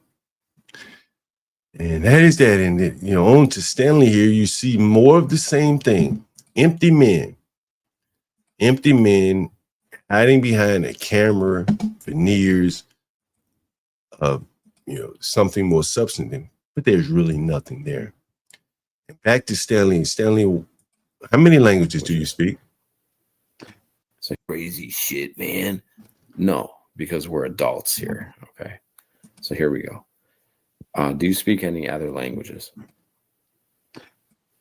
Years ago, I had a thing for languages, believe it or not. First day of the first class of my first day in high school was Latin with Father Anthony. And I've had a passion for languages. To be honest, I considered romance, comparative lit, or, you know, romance languages as a major. Does he speak any other languages other than English? Yes or no? Audience, what do you say? You just heard his answer. What other languages does Stanley, the Renaissance man, speak? You just heard the answer. Can you tell me what languages other than English that he speaks? Can anyone tell me? No one. These niggas are living fake ass lives. Fake ass lives. Yeah, is it with the hood rich image? Stanley speaks English, one language, just like JP. He may speak it better than JP, but he's had 40 years with an interest in language and linguistics and comparative lit. He could have been studying languages the last 3 years online. Did he do it? He could have been pursuing. Listen, I want you to listen to the rest of it, and then I want you to contrast what he's been doing with what he said he wanted to do. Mm-hmm. And if I had my heart of hearts, I would literally be a classics professor. It's my case right here. Nigga, I'm right where I want to be. Nigga, right where the fuck I want to be. In my heart of hearts, nigga, I'm right here where the fuck I want to be. Just like JP. That's what they don't fucking understand about me. You can't ridicule me for being in the ghetto. You can't ridicule JP for being on EBT. So now what? So then they wanted to criticize me for drinking to try to discount my mission. Nigga, I stopped drinking on a dime. Anybody seen me drinking the last couple of days? Mm-mm.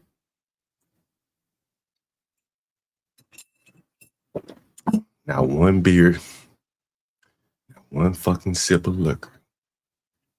Because I came up here to tell my fucking story. And that was something that was also mentioned on Easy Bands by JP.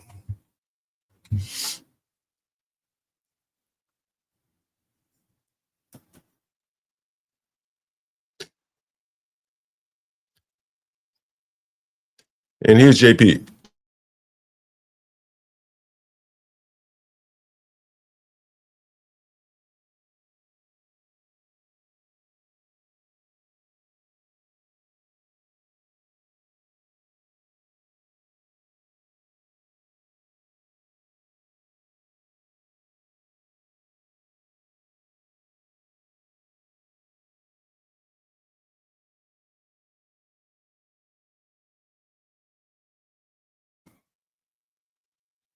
Are we back? Can you see my screen? Yeah, it's Folgers. It's actually not Folgers. It's actually Wegmans. No brand on this coffee here. Let's take a look at this. Really focus on Hink, right? So I would have to talk about my kids, right? No, listen. Go ahead, man. Ratchetness is my story, right? I'm talking about Hink's story. Yeah, I got What you. would he have to share to the world that you feel as though it will be intriguing, it will be interesting, it will be entertaining? See, you just worry about the entertainment part. I'm not mainly worried about the entertainment. I'm more about lessons being taught. You're not entertaining, interested, interesting. I'm gonna say it again, JP. You said JP pressing the Hink. And Hink can't respond. You're gonna hear me pop his balloon in a minute. ratchetness is your thing, and that's what you do, and that's all you care about. I don't care about being ratchet. I care about the betterment of me and my people. I don't call me ratchet. I don't call myself ratchet. I call myself being myself.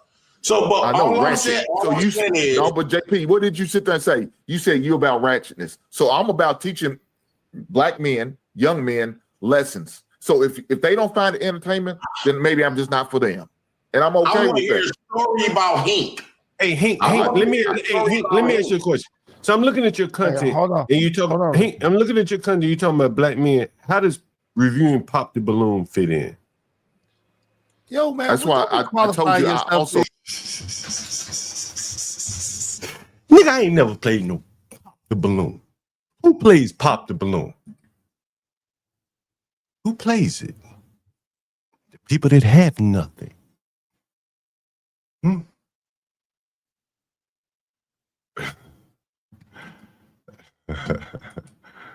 CT went on stream one night. Some real niggas in Florida do DCT for having a beer while he was faking the real with the rig.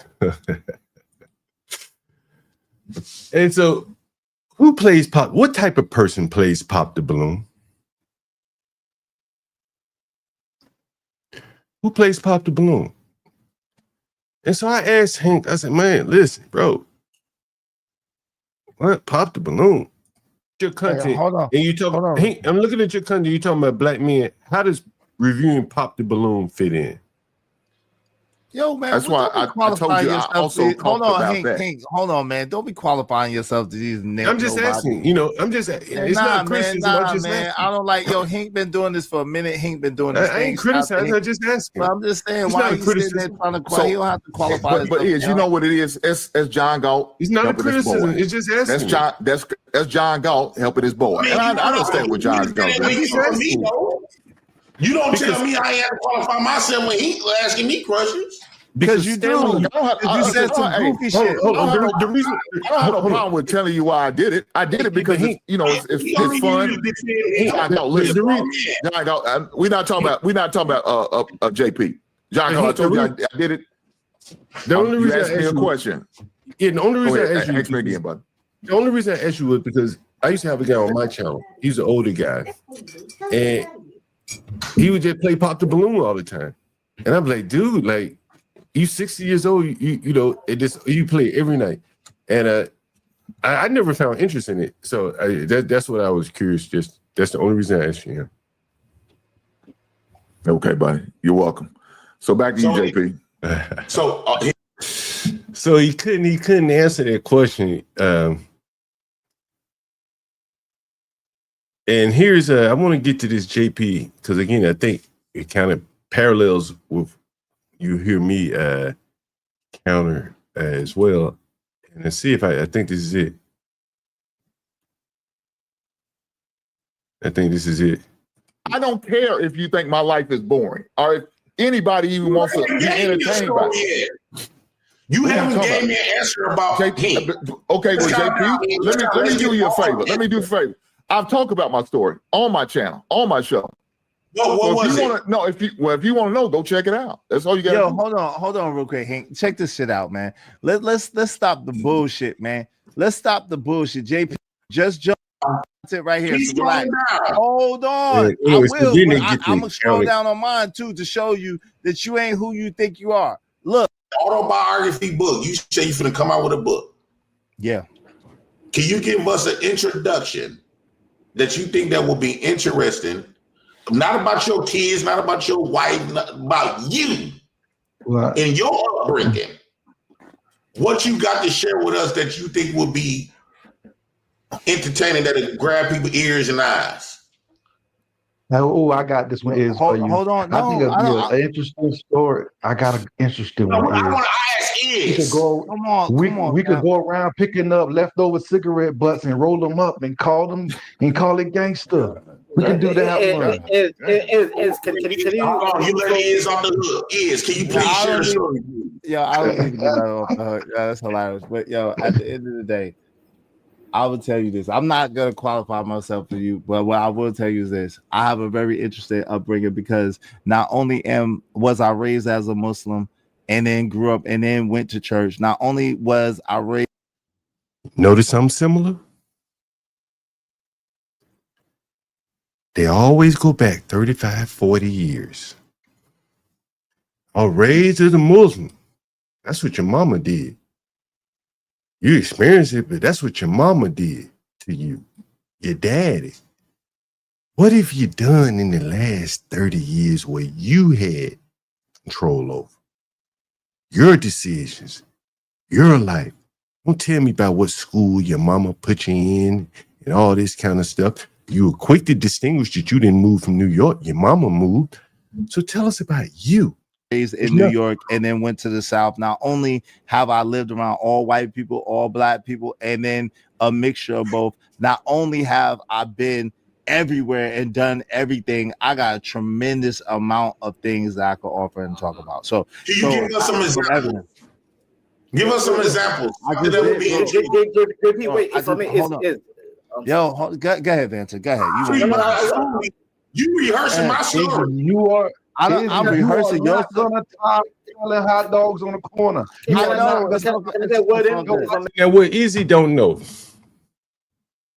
What Izzy don't know is that I signed him up for that welfare that night. Izzy, I was your social worker. It was late night. The welfare department was closed. But I called JP. I said, Jay, they talking shit about you on Izzy, man. And I wasn't even telling him to go out there. He didn't even know what was going on. I said, bro, they talking cash shit about you up on Izzy. And when JP went up there, the cash app started flowing for Izzy. The super chat started flowing. I gave Izzy some welfare. Izzy don't even know he was a recipient of John Galt's welfare by proxy of JP. I was the proxy. JP didn't even know what was going on. You see the cash app right there on the screen. He was winding down. He said, I'm going to end this at 9 hours and 30 minutes. And he went all the way to 12. Probably would have gone longer. Because JP brought him that welfare. He owes thanks to me for calling JP. He doesn't even know. And I didn't tell him. And I told JP, don't tell him I called you, bro. Okay. Hold on, man. It's fair. Hold on, man. It's fair. Let Vanta talk. Go ahead, Vanta. Real quick, all I'm saying, kind of like can we, like, you're the host, right? Like, can you at least, give us little, you can say, Hank can speak, Robert can speak, such and such. Well, yeah, because I'm already over 11 hours and I didn't plan to go over 11 hours. That's right. Yes, go ahead. Before you leave, can you pull that up for me, please? What? Say what? Can you please pull that up that I just dropped? What? I don't know what you're talking. What are you talking about? Wait, hold on. What are you talking about? It's clean. You know damn well I ain't gonna try to fuck up your channel that I just dropped in your back. God damn. What is that? What are you talking about? That's my analytic. That's he Okay. dropped in his back. Okay. What? Pause. Come 11 on, man. Let's 3 million impressions. Okay. What you talking about? So I mean, yo, congrats. And your, and your account ain't showing nothing. Hold on, no. You know what? Hold on. You know what? Yo, fam. He's doing. Yo, hold on. Yo. Yours. I will. Yo, hold on, real quick. And you live in that dirty ass The Section man- 8 house. Hold on, real quick. This is the thing. Hank, no, but Hank, the man is doing vertical. The man is doing vertical streams. Would you stop? Would you stop? Let me talk. Don't lie on my channel. Vertical streams. Put that. Go. Okay, That's why the okay. money. That's why the money is not. The money is not adding up because when you do vertical, the daggone. So you have to rely differently when you're doing 500 videos, horizontal views. Time just off the horizontal. Go ahead. So Go ahead. JP, are you getting paid? Are you getting paid for these? No, because it's showing not showing. I'm not gonna discuss my money because you broke, motherfucker. Just say. But you know Just what? say You know you what? broke. I will say this. You broke. I can't. I know. I will say this. This is what I will say. I think. I think. Shout out to the y'all that get money right now, right? Thank you, man. But that's kind of y'all. It's fragile, right? I got something that's gonna last me. I got something that's gonna last me long. That's gonna always carry and generate, right? Your jail experience. You know what's interesting here is that you hear JP talking more long-term forward planning than these other guys up on the panel. Yeah, I've heard Izzy say that YouTube is his income stream. I don't know if that's changed. But if it's his income stream, and you often hear him say, I need $5 if you say the F word, I don't even give a shit. And so you hear JP go on to say something rather interesting. I'm about to tell you what I got. I got a story. Wait, I got a story. I got a personality. I got charisma, right? I'm still going viral after 5 years. It has never been on World Star. It has never been on the Shade Room. Nope, it has never. been nowhere. Nope, never. Where? Is that a never? JP? Never. So I never been. No, I never. Hold on. Don't. He talking about me. I never been any of those, and I've never made a goddamn fool of myself like you did either. It don't matter. Izzy, I have a question about that. What bitchy? It don't matter. I mean, it's the same thing. Bitchy is good for bitchy. I have a question. Yeah, if it's good publicity for other people, not for you because you don't know how to monetize. It don't matter. But I know Izzy was streaming from a car. Is that true? Someone keep telling me Izzy was streaming from a car. Izzy was streaming from a car. Correct? Somebody said he was homeless and was streaming from a car. I'm assuming that's true because they keep saying it. Nigga. Hey, you that? Hold on, you that nigga? You that? Hold on, you that nigga? Hold on, you that nigga like Eddie Kane on goddamn the 5 Heartbeats? No. You the same? You that nigga? I wish it was me. Feeding that cracker. Right? I'm The turtle. Actually, you can't be the turtle. You've already gone viral. You've already shot you. Yo, family. Don't you don't even know that analogy. Hey, that's JP talking about. Here's the thing. Y'all getting money now. You are slow rat like on a welfare. mentally, but you're not. What you understand? That World Star video meaning that somebody of importance be watching me. Yes. Yes, we get to see a rat. We get to see a rat on welfare. This is that white man. Okay. Come on, man. Come on. Okay, eventually. My biggest one, Mike. God damn. I give each other the rock, but come on, man. Like, come on, bro. Yeah, where we got to scream over each other. Eventually, I'm gonna get that one. I'm gonna get that look and that hook, and once I'm there, it's hooked. right? I'm gonna get exposed to millions of people probably. I done got people talking about they want to start me reality TV. They want me to move to Hollywood with them. They give me acting deals. They say my life is like a movie. When I asked Is and Hank about tell me something personal about them, who they are, His name is it was Oh all no, dancer. This man told me about murder. This man told me about he talking about mental health. They don't have nothing about themselves. You're right. Nothing. And this is why they got offended. Ask me something about myself. I'll be No, we don't know. We don't. Yeah, we don't care. That's the fucking point right there. They say they don't care, but they sit here and talk about this nigga all day. I done show you 2 of these nigga streams. Is it? Stanley, I think, was showing him last night. Here for the tea. They have nothing. They're empty people. And so back to this Stanley interview, I wanted to cover a couple more things on this. Greek and Latin, and then other languages. Excuse me. I love Latin. Loved it. Okay. He loved Latin. The way I love software languages. I went out and learned them on my own. He's lived longer than me. He didn't learn one language that he loved. Not one. So I call him the empty man. He's less than the underman because he has no passions at all. How about, what's your favorite movie? This is one of my favorite questions to ask. I'm trying to figure out where you're at here. Something else he's interesting. Try not to pick a movie that nobody knows what the fuck you're talking about, Stan. You know, I literally haven't watched a movie since Spider-Man and the Spider-Verse. I'm not a movie person. Not a movie. If I had to pick one off the top of my head, basically, but this is really work related. This is personal and lifestyle questions. But what role or project are you really most proud of? Would you say there was something that you did? We don't have to get into what you did in the military, but was there something that you said, hell yeah, fucking? I want you guys to answer that question in the chat. I'm going to replay it back for you again.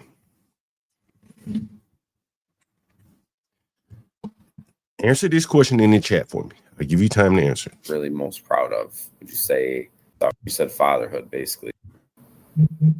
What role? No, I think you did say that already. I think you said fatherhood, basically. But this is really work related. This is personal and lifestyle questions. But what role or project are you really most proud of? Would you say there was something that you did? We don't have to get into what you did in the military, but was there something that you said, hell yeah, fucking, we just... No, it was... What's your answer, ladies and gentlemen? If you were asked that question by 777, what would your answer be? Just out of curiosity. What's up, Solid Snake? What would your answer be to that question, Solid Snake? I'll play it one more time for you guys. Style questions. But what role or project are you really most proud of? Would you say there was something that you did? We don't have to get into what you did in the military, but was there something that you said, hell yeah, fucking...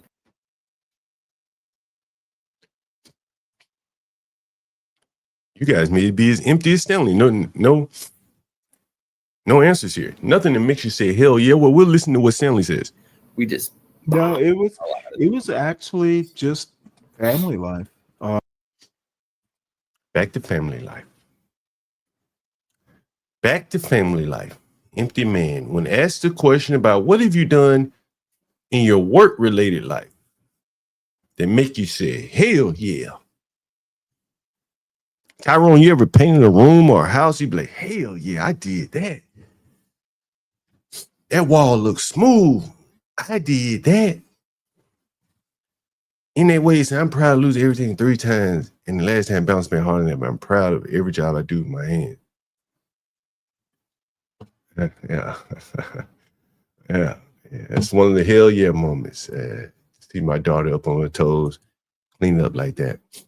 What does he say though? He like 777 asked him another straightforward question. He said, no, he went back to 19 years ago when he was 41 and he had a baby. I got married late. I got married later in life. Now you heard the question again, and then explain to me how the hell marriage had to do anything with this answer. It was actually just family life. What was the question again? Was there something that you said, hell yeah, fucking now proud of? Did you say who in the audience has a job? Who in the audience has a job? This is a job interview question. I've been asked this question many times. Can you name a project that you had a good outcome, or that you really look back on and say, yeah? It's an interview question.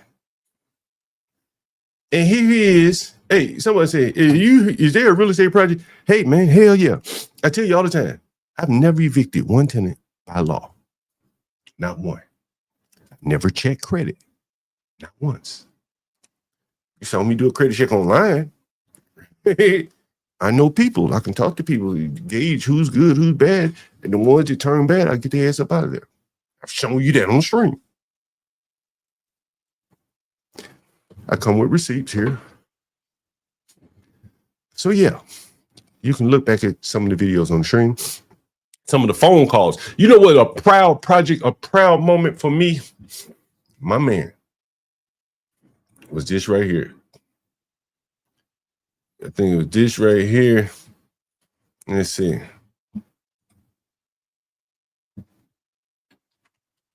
Since you just now mentioned joining, I guess. And like I said, life ain't my life ain't. It's my proud one. It ain't no crystal staff, my nigga. Life ain't no crystal staff for nobody, my nigga. That's for sure.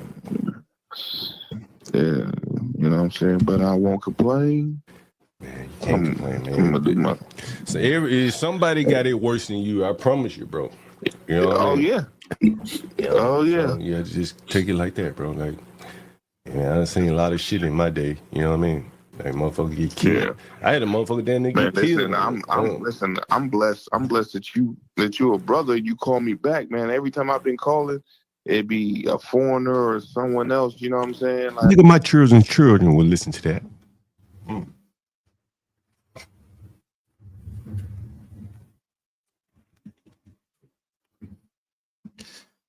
Go through Stanley's video catalog there. Does he have a moment like that?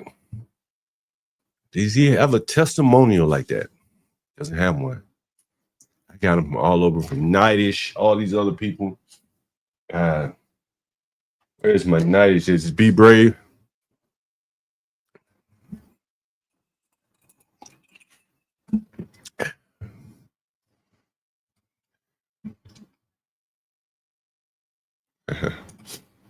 And then I see shit like this. I see shit like this, and it makes me smile. It makes me come up here and know that I'm doing the right thing here. I was looking at Stanley's chat, and I saw Ghetto Point of View. He doesn't come up often, but he said, I stand with John Gar all day. I care less what emo nonsense y'all clowns talking. I also stand with the fact that your son will never be as good as John. Yuck. You know, anyone that's been listening for a long time, you know what's interesting about this? Before Stanley's son even went to Georgia Tech, I said, Stanley, bro, I learned this shit on my own. And I could give your son some pointers on some things, software, because I went to college with a lot of people and they end up dropping out because the instructors weren't that good, blah, blah, blah. Solid Snake said he passed inspection with flying colors. See, these are the things that they would have said in Triple Snake. You heard the young man that called in, he said he EPA certified. He can buy refrigerant, but with Stanley, it was all about childhood. All about his childhood, what he did in his childhood. And so back to the clip of Stanley. What's up, Master Kim? Back to the clip of Stanley here.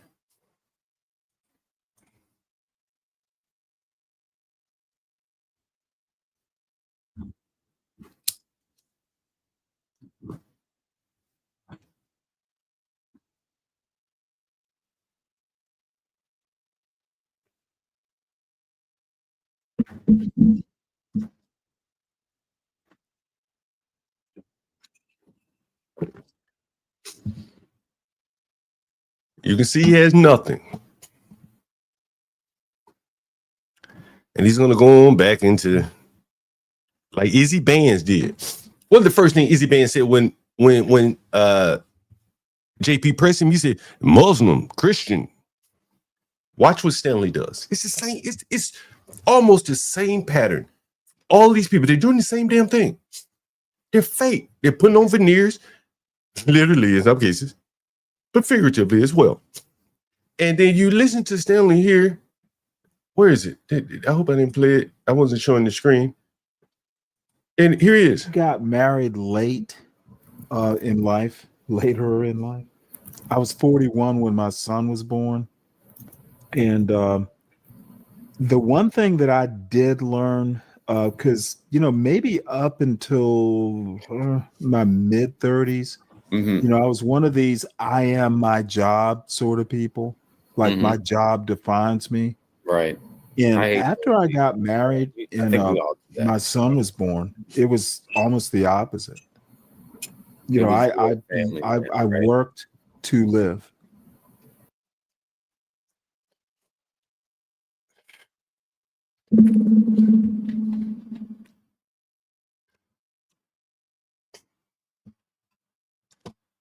Oh. It was a fit. I'll just put it that way. So that's why I did the Navy.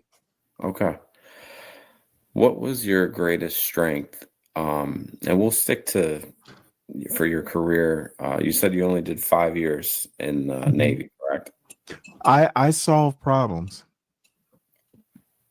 That's far as literally my greatest strength. What?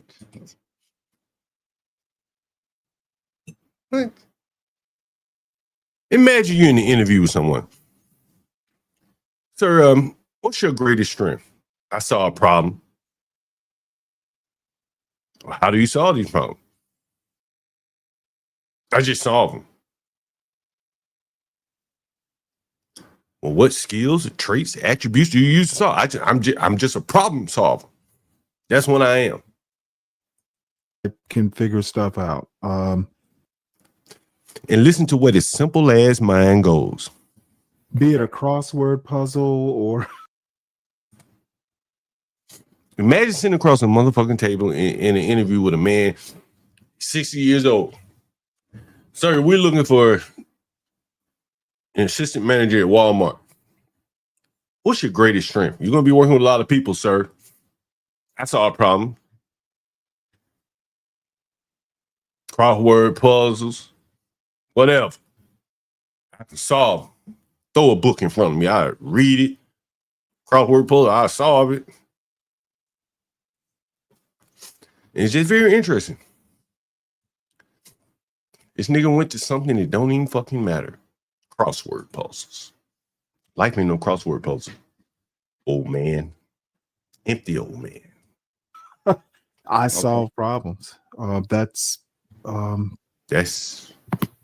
problem solver. No, it's problem. Yeah, it's always been attention to detail. You clearly have to say he doesn't have that because he still has my email, and up until recently he had my phone number on his banner. So that's not one trait that he has. It's not a quality that he brings to the table, even though he's a military man. And you would expect a military man would say attention to detail, precision, work well with others, things like that. None of that came up. Persistence. What is another good trait? Whatever. Give me another good trait. Something that you would say if you were asked that question. And you say, I saw a problem. What kind of problem? What do you know how to do to solve? Can you come over here and fix this HVAC? Can you solve that? There's nothing. The empty man parading around on the internet as if he's full of intellect, talking to dumbass black women like MoLove and here for the tea. And them black bitches hide behind this nigga, this empty nigga. And he would protect him. He would do that. And it's partly he would protect him. I think it's here where he says, you know, I like T, MoLove. She's my crush. He's a man that hasn't had a date probably in 15 years, whenever his wife died. Empty man. And he says about me that he can't say about himself. You are, John. I'm not even. It is my crush. I have to behave now. Behave now. He's talking about MoLove. Can y'all? Doesn't T? We don't live in DC. We don't give a fuck. This is that dumb fuck speak radio. Talk shit about me. And I know he must listen to me because he know I see him chatting in Stanley's chat. He knows too much. But again, this is another dumb slob of a nigga. And he got to be low IQ. Speak radio got to be low IQ. He the reason why we got all these damn Indian truck drivers in here. Dumbass niggas like Speak Radio. I know he drive a truck. I could just imagine what his on time percentage and shit like that is. Dumb fucking niggas sitting up listening to Stanley. He ain't got nothing else he could listen to. Ain't no other podcast he can listen to than go listen to stupid ass Stanley. Right? That shows you the level of intellect that this motherfucker got. And then to get up there and criticize me, that really shows you the level of intellect. Like let's see if I get, where is this? I know where it is.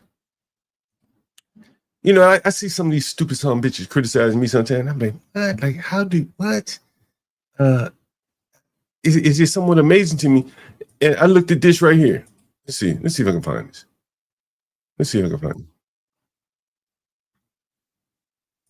Look at, just look at this shit.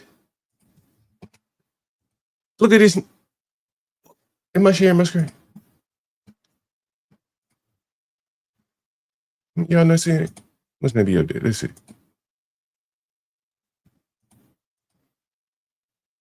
You see who this is on the screen right here? It's CKJ3. That's CKJ3. And this son bitch go over in Stanley's chat talking about me all the time. Criticizing me. But his dumb ass was up here. With me. And all that shit he said is Stanley. Hiding behind that old empty ass man. He will not come and say it to me. Not that I'm asking him to. But I'm highlighting a pattern of weakness in these blacks. That they all are hiding behind loudmouth empty men. Knightish. Stanley. Izzy's of the world. And again, I wish I could find that I'm going to see if I can find that thumbnail of Knightish. I have a picture of Knightish. It was a comment, actually. And it was Knightish begging CT. Man, don't ban me, bro. I wouldn't criticize you in that rap song. I was really just criticizing John. Let me see if I can find this shit. I know I got it. Where is that motherfucker? Knightish. Where is it? Is this it?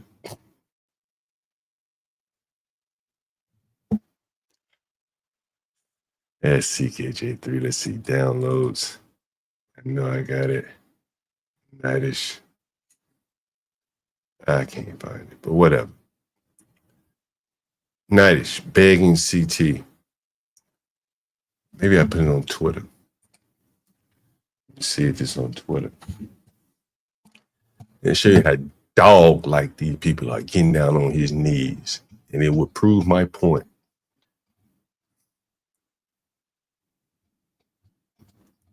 Where is it? Knightish begging CT. If I can find it. But he was begging CT, man, bro, let me get back up on your panel. I'm apologizing to you, but not John Carter. I'm just going to apologize to you. Where the fuck did I put it? Where did I put it? I got it.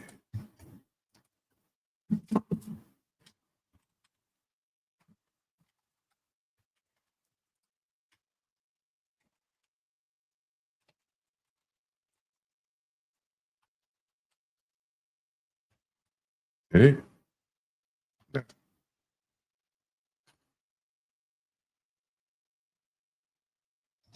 Oh, I don't have it. Fuck.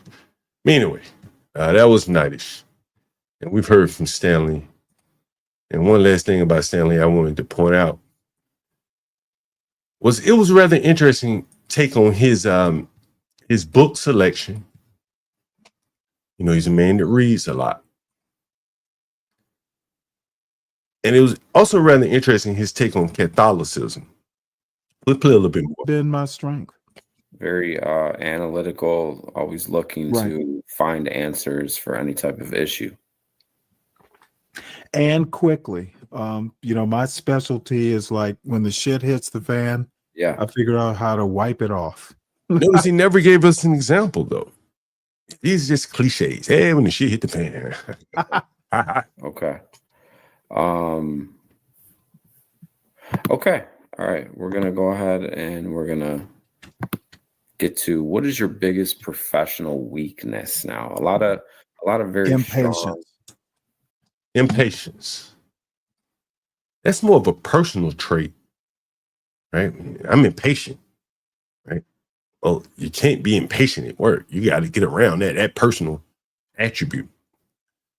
So he's talking about work, and Stanley's talking about personal things. You're going to see what he says here. I do not have patience. It's really weird, and it's always been this way. I remember teaching my little brother math. He went back 40 years to give you an example. 50 years to give you an example of his impatience. Never anything in the workforce, not even in the military. I'm starting to think that he kind of like basically they didn't want him anymore. The Navy invested a lot of money in bringing in soldiers. And for them to let an officer leave after 5 years and he went and drifted around, did nothing for 20-something years until he finally got married, it's rather interesting considering what the Navy would have put into him to make him an officer. It resulted in tears. You know, I'll tell you once, twice, maybe 3 times, and I will literally wonder whether you're retarded. So you have a hard time dealing with people that don't listen. No, I have. I expect you to get it, especially if it's a simple concept. Now, I know, you know, children don't always, you know. Children? What are you? He asked you about work. Like, I've worked on it over the years, but no, I'm impatient. I expect things to happen fast. Not necessarily faster than they should, but efficiently. Describe excellent. I don't think that's really a weakness. I think that's a strength also. But yeah, I could see. No, it can be a weakness. Not everybody works at the same pace. Not everybody gets it the first time. It actually can be a weakness. People will get pissed off, especially. Describe a challenging project or role you've worked on, whether that's something in your personal life that was challenging to you, maybe on the workplace.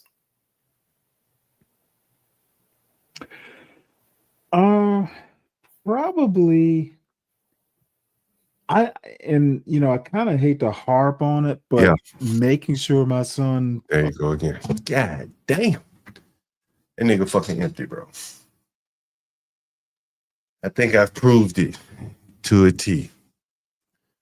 Easy Bands to all the other rest of these motherfuckers, Stanley, all of them. Empty. Very empty. Oh, that is amazing. I don't know how he gets up here and does it every day. There's one more thing he said about Catholicism that I found interesting here. I'll see if I can find that. I think he said some Catholicism. I said, man, that's weird.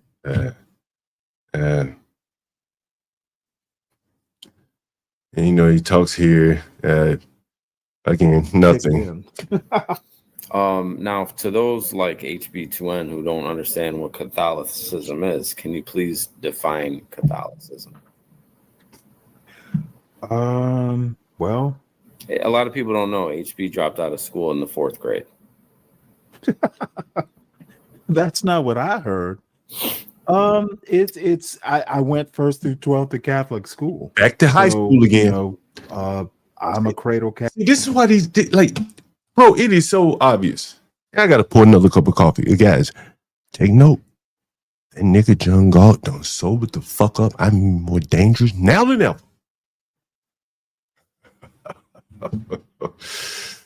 And for you motherfuckers, that some bitch, clip this nigger, because I know you fucking niggers are watching.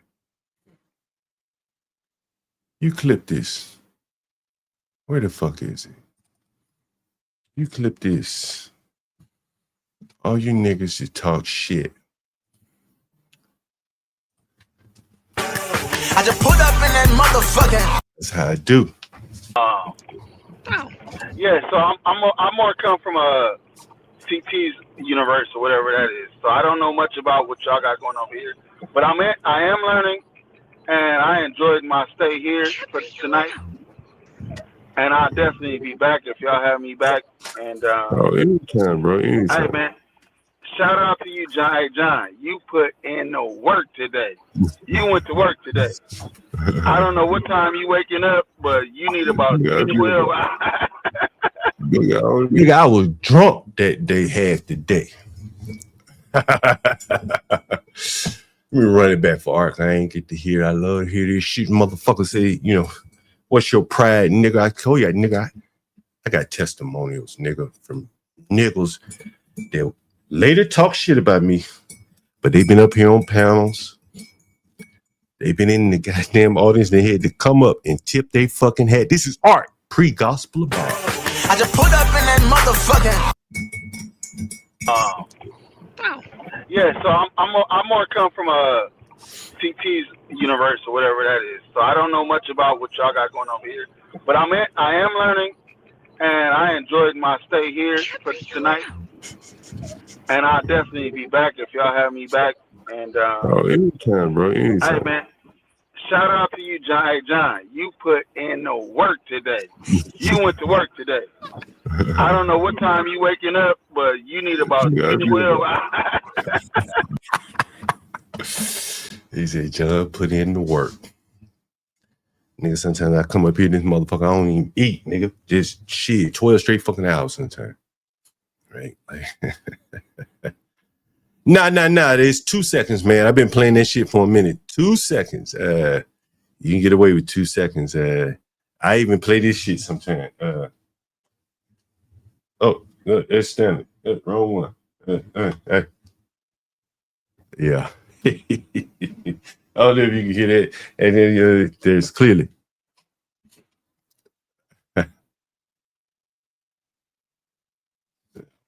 That shit.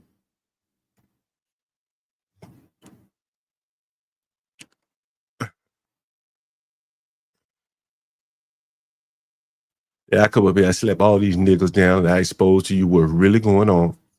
These bitches, MoLove and T, hiding behind weak niggas. That's the problem in the black community. A bunch of weak ass niggas.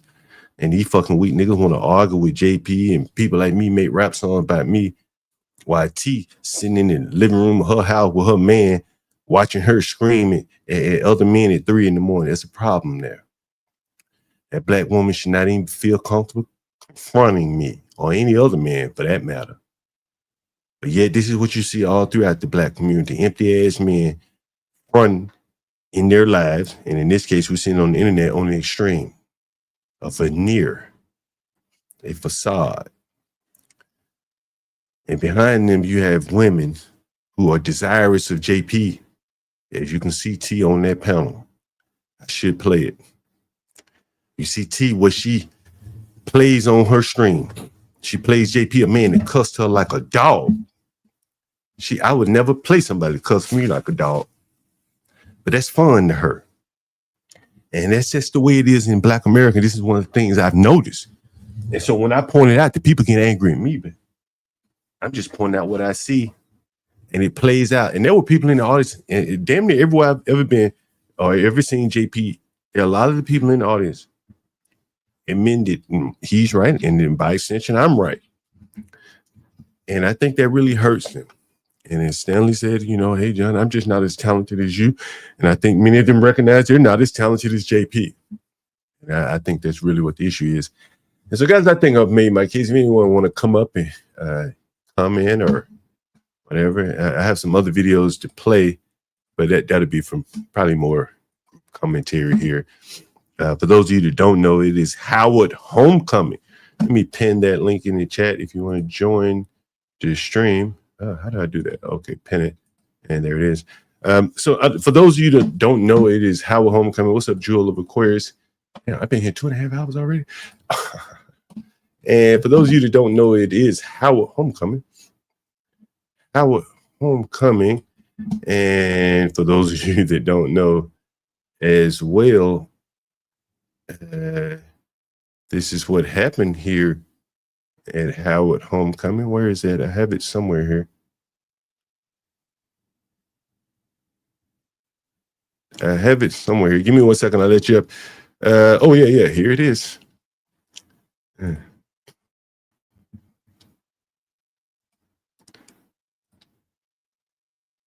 My internet's a little slow here. Anyway, so Howard Homecoming this weekend, and the normal turn of events here. There's a shooting at Howard. It's Cavalier Food Bank. But I have a video of it. Let me see if I can find it. Shooting.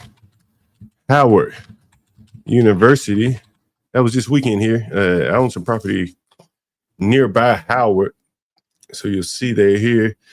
5 shot near Howard University. Well, we want to begin with Jackie Benson live at Howard University. Jackie, what are you learning about the shooting during homecoming weekend? We know a lot of people are in town. There's another one this weekend, a mass shooting at Lincoln University. Jim, we have also. a lot more information for you. The first thing I can tell you is this shooting, 5 people shot, 4 adults and 1 teenager, did not take place on the campus, but right at the edge of the campus, Georgia Avenue and Howard Place. Many people familiar with that area.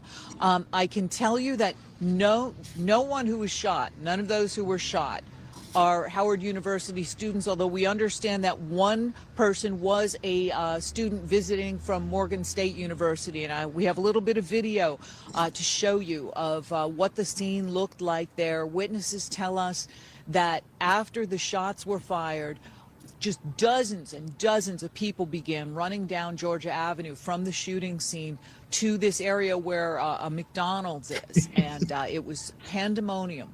I can tell you this McDonald's location is also the place behind the lettuce, cheese, pickles, onions, and sesame seed bun. Yeah. Hold on. So what they're trying to kind of obfuscate is that Howard owns damn near all of this property around here, right? That McDonald's is probably owned by Howard. They're laying up under it for sure. There's a dorm right next to the McDonald's. The land across the street is owned by Howard. All the buildings across the street, all around, that's probably Howard's property. And these people are trying to kind of say, hey, look, it like for good reason, because who the hell wants to send their children to a school that they're sending them $50,000 bills? Right? Yeah, it's PR. Right. This is called PR. It's right? PR. It's called containment. Right. Now remember last week, I covered how these people are getting $50,000 financial aid bills, and now you saying, hey, now they're shooting on the campus during homecoming, and so how was the only response? It didn't happen on campus. where 3 suspects, according to DC Police Chief Pamela Smith, were arrested and 3 guns were recovered. The chief came to the scene here, and she was asked about the security for the homecoming weekend. She said that it had planned to be robust. It will continue to be that way. And here's a little bit of what else she had to say.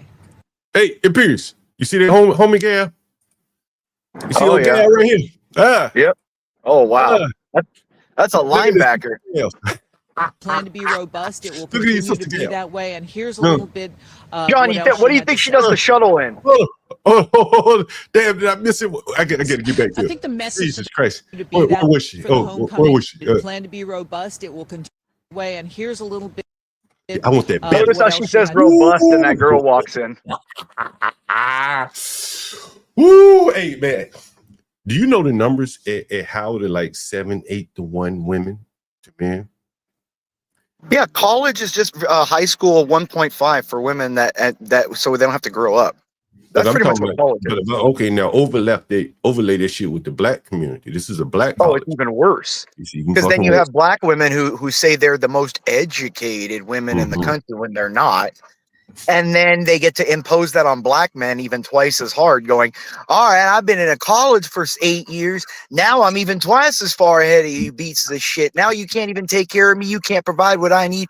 You guys are all pieces of shit. We're going to marry outside. We're going to talk crap. Marry nowhere.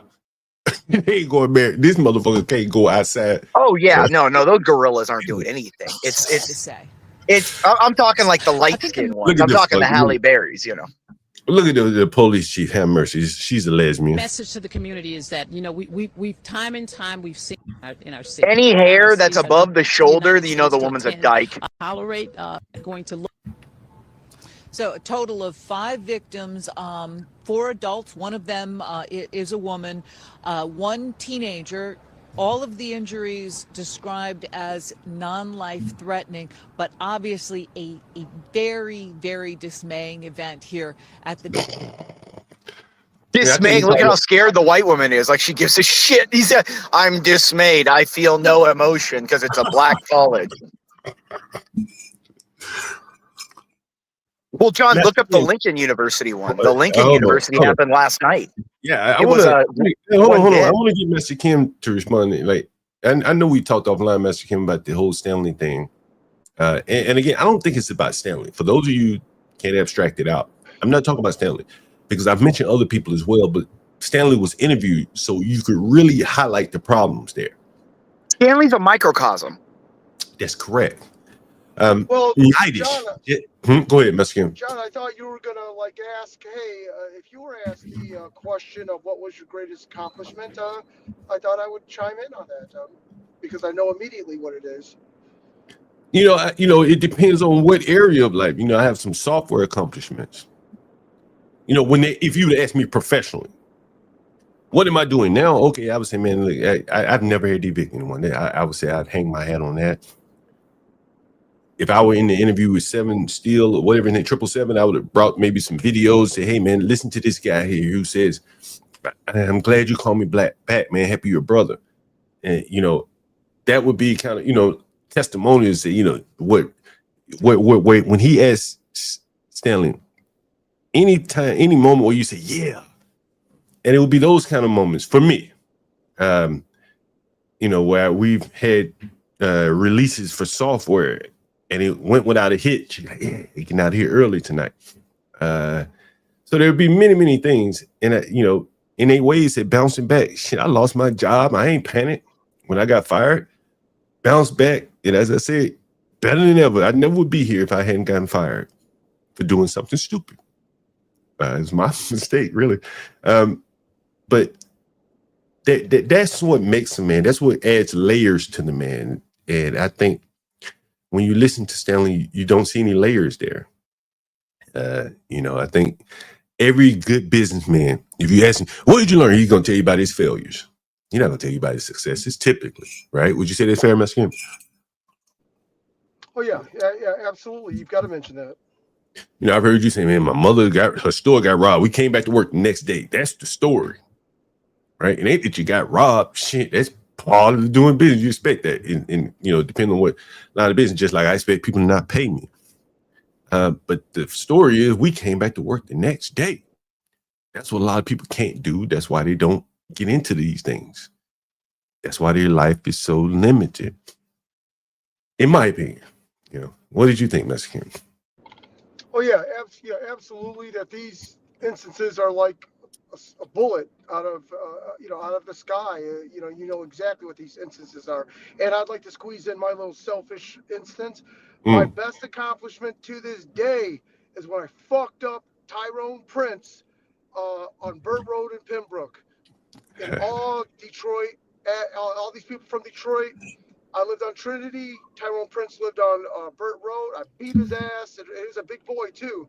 And that's the only language that people in the hood understand is when you beast on someone. You get no respect until you do that. Once I did that, it isn't that the fights stopped, but I fucked up Tyrone Prince, and to this day, my brother reminds me of it. My brother's a very skilled lawyer, and he's like, Mike, you fucked up Tyrone Prince. And I kind of like tell him to hush up, and then I kind of smile and stuff. But yeah, to this day, because that is the only way to get, I don't even want to say respect, but at least to, hey, little Mikey fucked up Tyrone Prince or whatever it was. Yeah, look, Google his ass. I'm sure he's somewhere in Detroit, West 7 Mile area. But yeah, so I'm sorry. I don't mean to get so. No, go ahead, Mr. And I also wanted to correct Imperius. He said that most lesbos have got shoulder length hair. I think he got the name wrong. It's Dykey Dumb Bitches, the DDBs.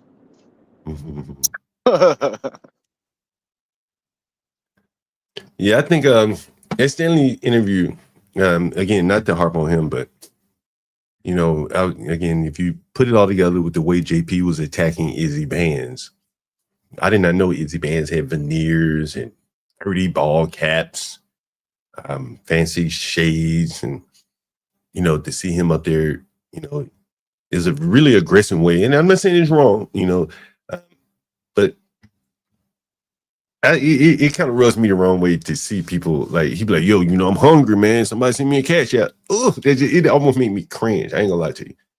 You know what I'm saying? I couldn't do it personally. Do what you like, what works for you. But I just couldn't do it. And when I see him up there, and to be effective, you have to look the part, which means you're moving away from who you really are.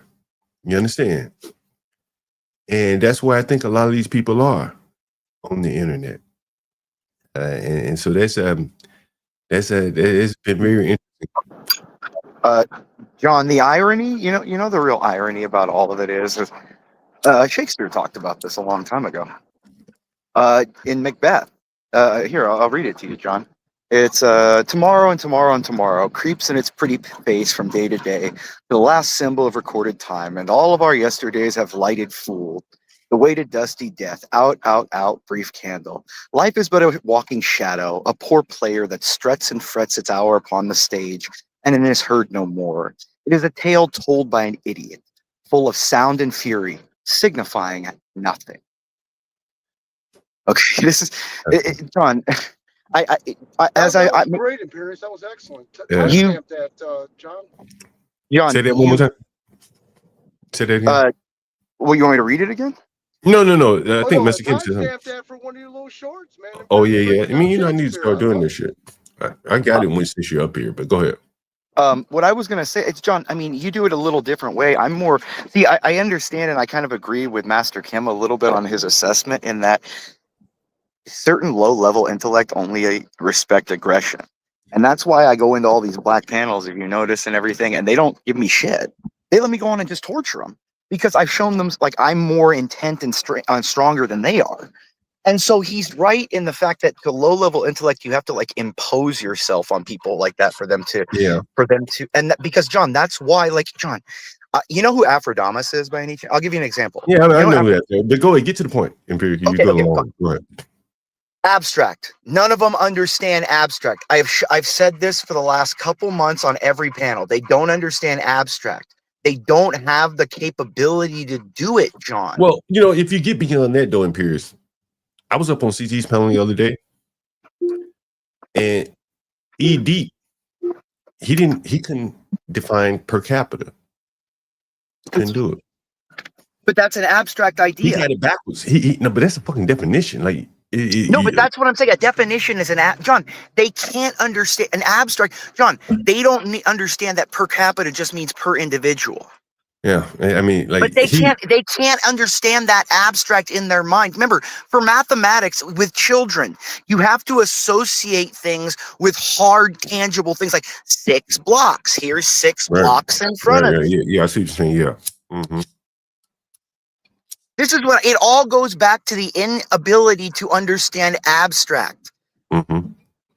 Like John, for example, hold on. I've mentioned that many times in Pierce, because abstract is very important in software.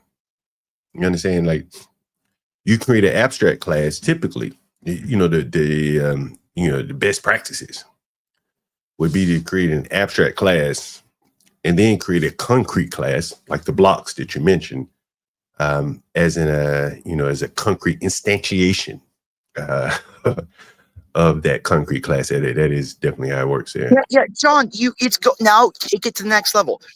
You can't have a civilization with abstract because language is abstract. So then go back to what I was arguing with Ponder, that blacks and sub-Saharan Africans have 30% DNA that is unaccounted for because it's for a pre-Neanderthal, pre-Anthropithecus hominid. See, John, I put it all together for everyone, but I'm waiting for everyone to put it together.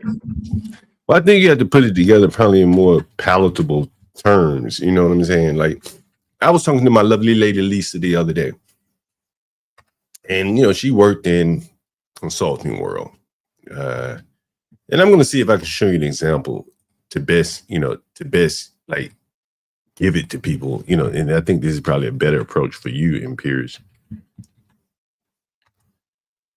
Let's see if there's an example here.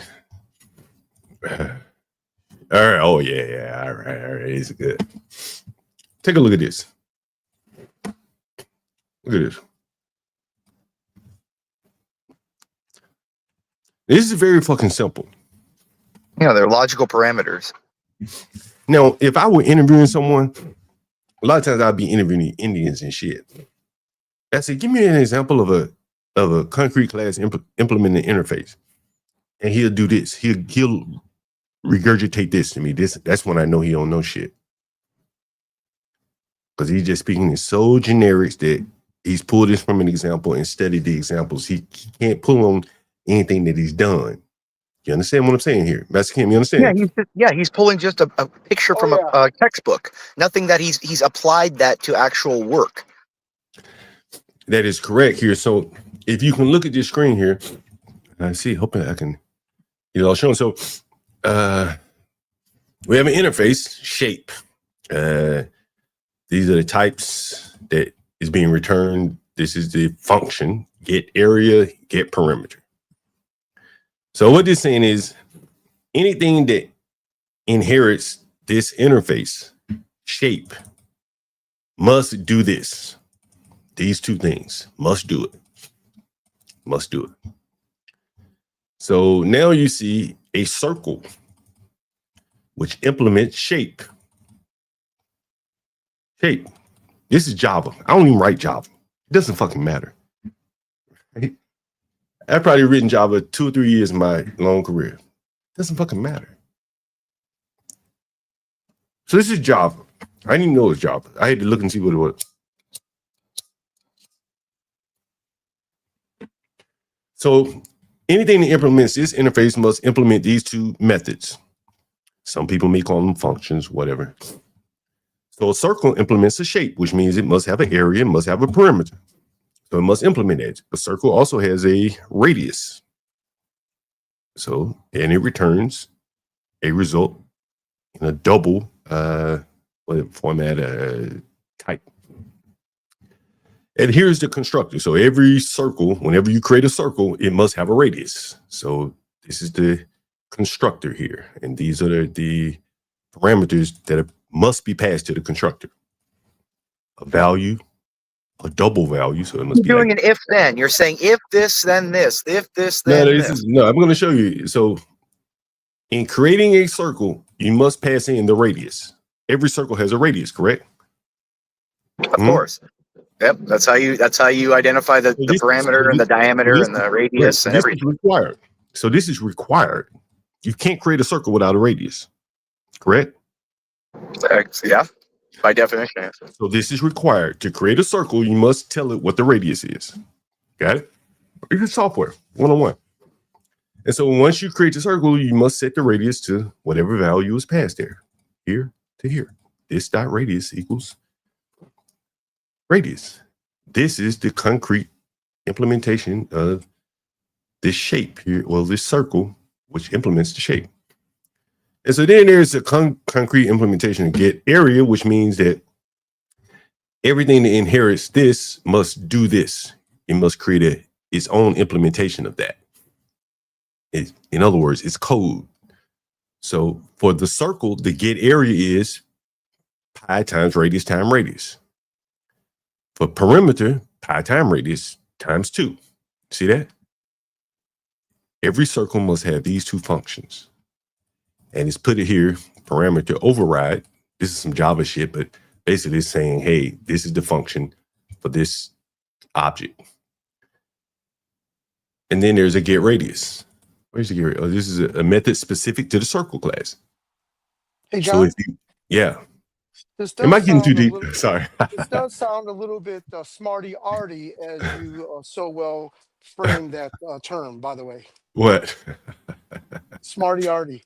Yeah, I think I'm losing audience here, man. That's a kid. No, I mean, I find it interesting. I get what you, but John, what you're doing is you're making like, for example, if you have water, you got to have 2 hydrogen, 1 oxygen. Right, that's correct. That's all you're doing, John, that you're just narrowing requirements, Right. necessary versus sufficient requirements.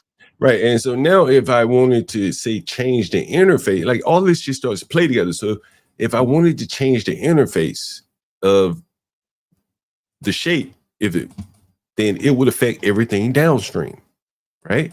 So if I added If another, you want to change the circle to a square, it's going to change the parameter. It's going to change the diameter. It's going to change the surface area. What I'm saying is, let's say if I wanted to add something new here to say, change the backfill of the circle, correct? Backfill the circle. So here I'd have to say, I need a color to backfill the circle, correct? Yeah. Right? If circle, then backfill with this. Well, no, I'm saying to create a circle, you must pass me not only the radius, but the color of the backfill. That's required. You get it? Yep. Yeah, I could do that, right? I could say, and I could add backfill circle right here. It would be a new method. Yeah, you're telling the computer if it puts a circle in there in the interface, it has to be backfilled. Right. And so now an Indian would do it this way. An Indian would not update the shape, right? I'm just assuming that the shape needed to be updated, right? So we're going to say backfill all shapes. The Indian might implement the backfill here. He said, okay, a method specific to the circle, backfill. Okay, now what happens when you need to create a square? You have to create another method, backfill the square, backfill the triangle. You see what I'm saying? You see how that works? You're not. Yeah, there's a sub requirement within that longer one. You could have changed the overarching macro one of all shapes, or you could have gone individually into the code like this and changed the specific one per individual shape. And so to bring this into your terminology where you would understand, this is a contract. That's very true. Yeah, it's a requirement. Yes. This is a contract. To implement a circle, to create a circle, you must implement the shape. That's the contract. That's the handshake agreement in software. That puts it now in the terms of law. You see how that works? Yeah, it's just logic. This is all just logic. Right. So you see how they works? It is the contract, that now bridges this with law and the similarities here. But that's an abstract. That's an abstract parallel people don't get, though, John. Right. There are no shapes and there are no blocks here on the screen. No physical blocks. This is all abstract here. Someone says law is abstract. Law is abstract too. So a law is all abstract. That's correct. Yeah. And so again, this is very simple. What if I said create a interface for a customer? That's very different. So you have to put a little bit more thought into that, right? That hasn't been done for you, like the shape in a circle. You're not going to even Google. Yeah, you'd have to determine if you want the page to be specific. You want a whole page for them. If you want like a flash overlay for that kind of particular customer.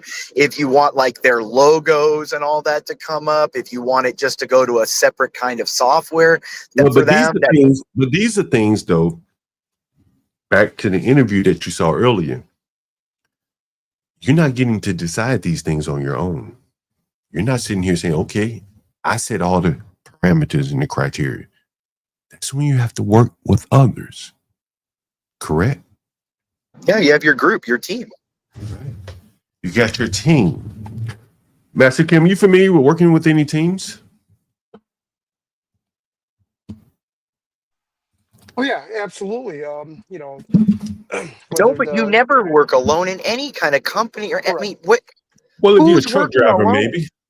Well, but that, John, that's that. But a lot of them are sole proprietors. I'm talking in a C-suite type environment Especially, or a you know, corporate you can't environment. I want you to trade listen to this. off. You Listen to can't this. go, hey, you take him while I Listen. take a nap. Mm-hmm. So you know, it was a challenge, and I honestly, He's back to talking about his children again. That's really the only thing he has to talk about. But again, I want you to listen to this. at the very beginning, I was scared. 100%. Yeah. I think it's still something to be scared about. Yeah. No matter if they're 8, 18, or 80. Nah, he's 19 now. I'm parent emeritus. He's on his own. My parents still worry about us all the time. Parent. Okay. I think you did a great job. Very tough to raise a No, child. he's a good kid. So he made it, you know, easier than it could have been. I think you did a great job, and congratulations. How do you handle creative differences? 777's such an asshole. Oh, God damn, are you going to talk over the fucking video? My bad. I will advise. I will not parent. Okay. I think you did a great I want job. you to hear this. You know, easier than it could have been. I think you did a great job, and congratulations. How do you handle creative differences on your either your life, a project at work, or something in the workplace previously? You're a man of a certain age. I assume you're not still working, obviously, right? Maybe you are. No, I'm retired. Okay. How did you handle creative differences on an issue or a project? I want you guys to try to answer that question. If you're over 40, if you're over 35, I want you to answer the question that 777 just asked Stanley there. I'll go around the horn with Master Kim and Imperius. How would you answer that repeat question? the question again? I'm sorry. Sure, no problem. Working, obviously, right? Maybe you are. No, I'm retired. Okay. How did you handle creative differences on an issue or a project?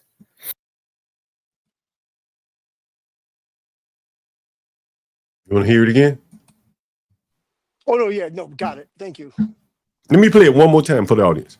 Working, obviously, right? Maybe you are. No, I'm retired. Okay. How did you handle creative differences on an issue or a project? I want you guys to answer. Go ahead, Master Kim. Oh yeah, I would investigate a little bit more and possibly accept the fact I could be dead wrong. And you know, try to understand what am I missing? How could we be at polar opposites? So there's a chance because of experience or whatnot that I've got it wrong. You know, so try to learn a little bit more about their point of view or whatnot. Doesn't mean dismiss my point of view or the angle I'm coming from, but most certainly take into account that I could be making an error and look within to see if I can change things on my end. At least that's the approach I would take. If any, among anything, it will help build teamwork and create, whether fake or real, kind of a humblified, hands-on teamwork approach. Imperius, you want to hear the question again before I get your answer? No, I heard it. This is all Dale Carnegie stuff. Collaboration, communication. You're going to try to define like a common goal or interest. You're going to try to mediate and compromise onto things. You're going to define like a common interest and develop a plan to try to implement things through brainstorming activities.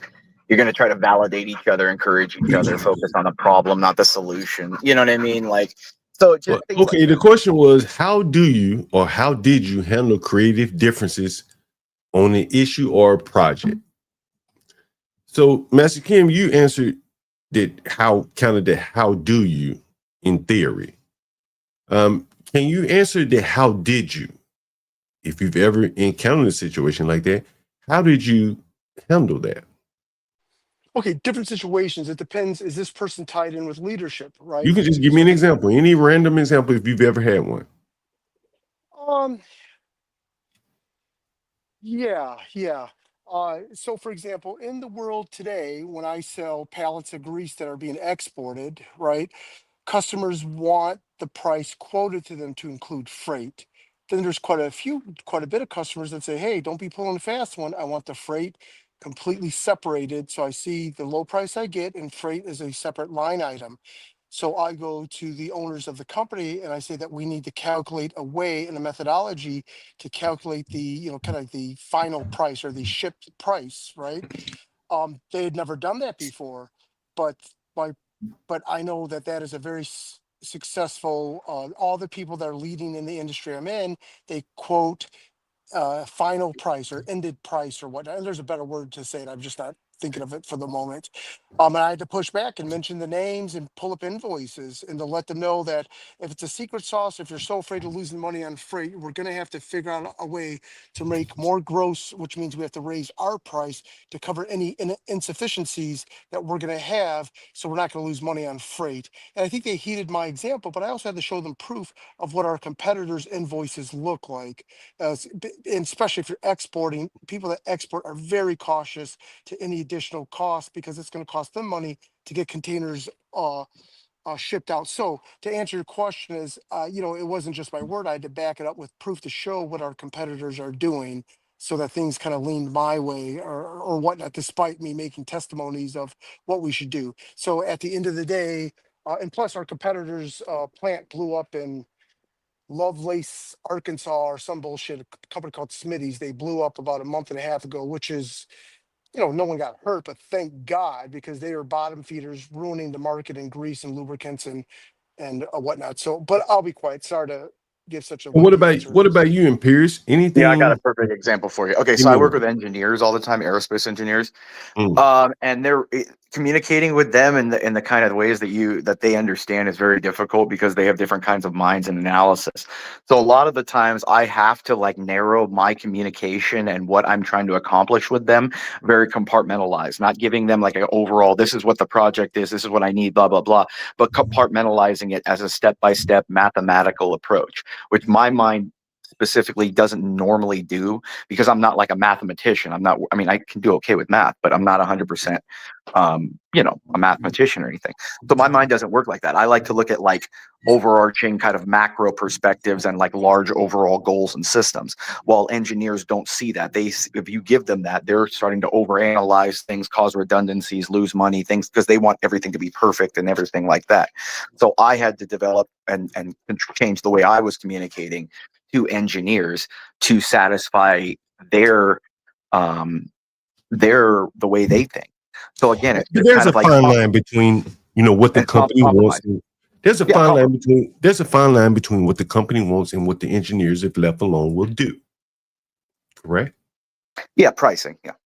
Well, I mean, an engineer will engineer costs and time constraints and all kinds of stuff. Yes, John. and then we got to refine it down to 0 sigma or 7 sigma, whatever the hell.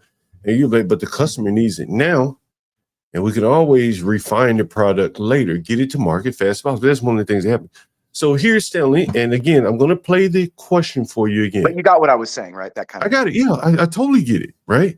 And so, and you went into detail. Again, this is kind I was of trying to say, I hope I wasn't too overly detailed. No. I totally get it. But again, this is the level of detail that I would have expected of a man 60 years old. That was a great example, by the way. Master Kim is giving an example that's practical to his experience in life. Not about marriage, not about childhood or growing up at Catholic school or anything like that. Real world examples of what they do and how they have to work with different types of people. Right? And Pierce, you said engineers. You say they don't think like you do. Correct? Absolutely. And so, right. And so I want you to listen to Stanley. Working, obviously, right? Maybe you are. No, I'm retired. Okay, how did you handle creative differences on an issue or project? I don't. Did you get To be honest, I'm not sure I've ever. Did you get into Usually you just kind of go, hey, whoever the decider is, the leader of the team, here's my idea. Compared with the other idea, you make the choice. Jeez, Louise. That's the absolute opposite way you do it.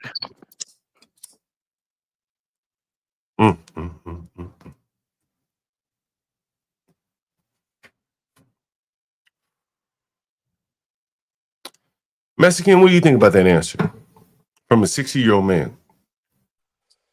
Yeah, just given just a, he's given answers of someone with really no experience of how the real world works. Lackluster. I mean, I had to.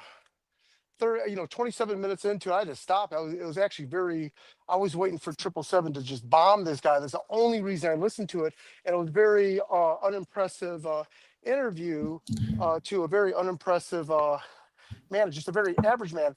And that's why the internet brings people that would otherwise never cross paths. We're crossing paths and hearing about a guy like this that otherwise would be very disinteresting and whatnot. So it's almost not even, it was I was surprised. Nothing remarkable at all. And just like you mentioned, I was a I little wasn't puzzled. surprised at all. For He can't someone that talks so associate with much people. about He the has no military, social skills. his military career is only 5 years, and he was discharged in '94. Well, just like you said, what did he do with the other 20, 30 years or whatnot? How good's my math? Yeah, so it's And see, now I'm questioning Mexican, like, you know what I'm saying? Like, let me tell you, I've told this story before. I signed up to go into the military. Matter of fact, I got a video to show you kind of my mindset. Let me see if I got it. Yeah.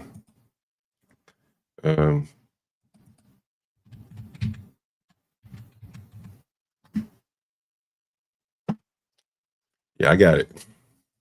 Look at this.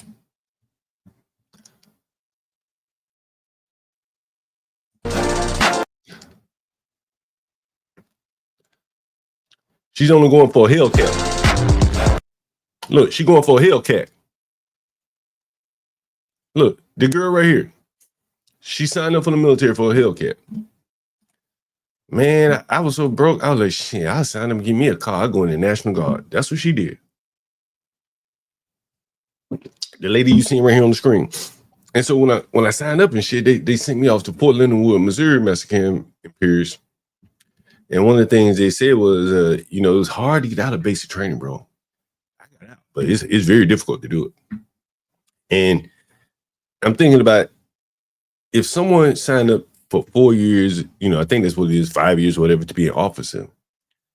And my buddy was a nuclear engineer in the Navy. I could call him right now. He built reactor plants to this day. He's living up in Minnesota somewhere where he builds a reactor plant. And the military kept offering him money to lure him to re-enlist. I remember this like it was yesterday. And he kept staying in there, and he ended up damn near retiring from it. And then the private sector came calling because there are nuclear reactors in the private sector. And so I'm saying to myself, like, the Navy spends a lot of money to train you up to be an officer, right? A lot of money. And so when your first term is up, they haven't really gotten their money back out of you, to be honest with you. Would you say that's fair? They're trying to keep you in there a little longer. They trained you up, bro, to be whatever hell you doing. And then just to let you go, and then now they got to train somebody else up. That's not typical. It's just something rather interesting to me. Anyway, so yeah, I'm just wondering, there could be some other motivations here. But again, he said he had no. So you were able to give up power too for the better of the project, right? Mm-hmm. Unless I'm leading it. Okay.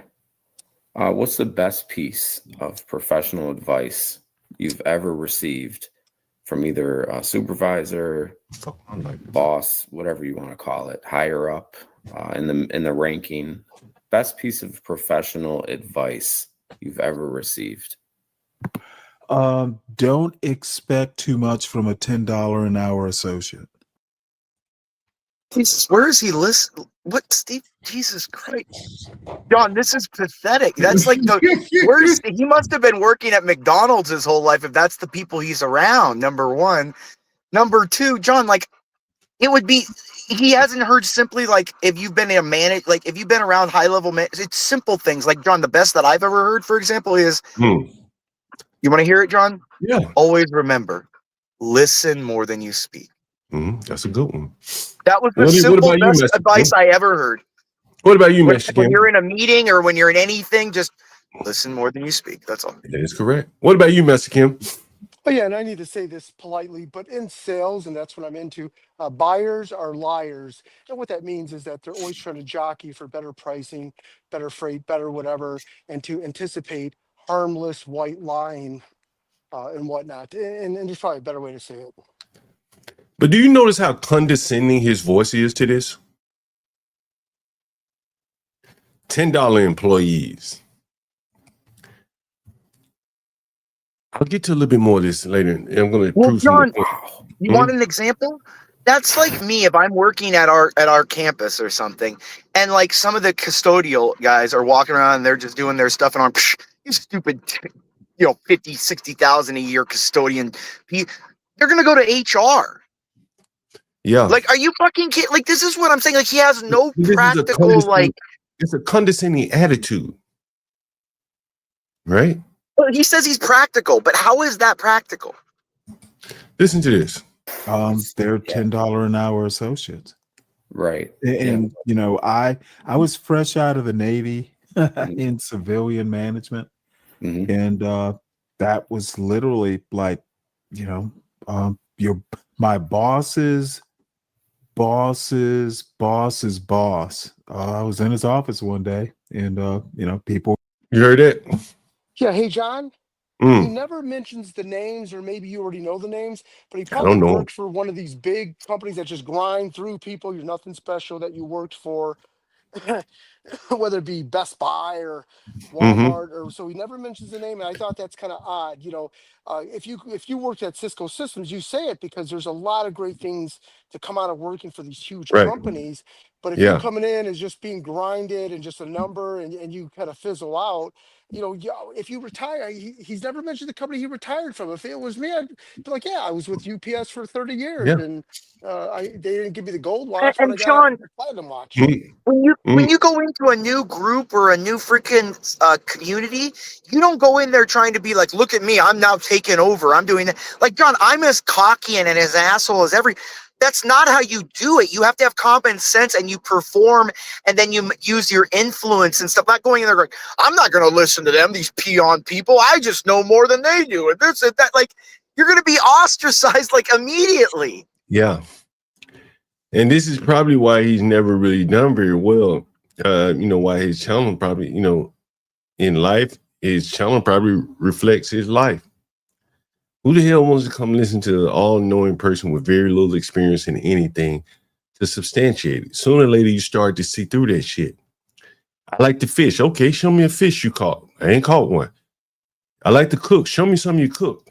I ain't cooked anything that I can show you. Maybe my house is too fucking nasty. I don't know. But at some point, the people, I think, want to know a little bit about you. That's what I believe. If you're going to get up here on YouTube, and otherwise they start to question, you can put on a fake you, but you got to put on a face of some sort. And where you have John, we wear masks. John, we wear masks a lot of the time. Like our whole society, we're wearing masks, especially the highly intellectual. Like, we're wearing masks all the time. We have to mask ourselves to like dumb ourselves down. He's wearing a mask of insecurity, for intelligence and for success, to mask insecurity. Like, it's a very easy mask to see through. Does anyone remember I showed this on the channel? This is still questioning. She wrote, of these people who don't show themselves have a fake persona that includes partners as well. That's her opinion. But John Universal and Latino are for real. I would even say Stanley. But these other panelists talking false voices and ramble through Google, and people are supposed to believe they are smart. And that's the nightishes of the world. They can manipulate technology to create songs, but they have nothing within them to use their words to combat things, and now they are resorting to technology. And again, I challenge Nighters to just get up, bro. He could not do it. Or get a little irritated.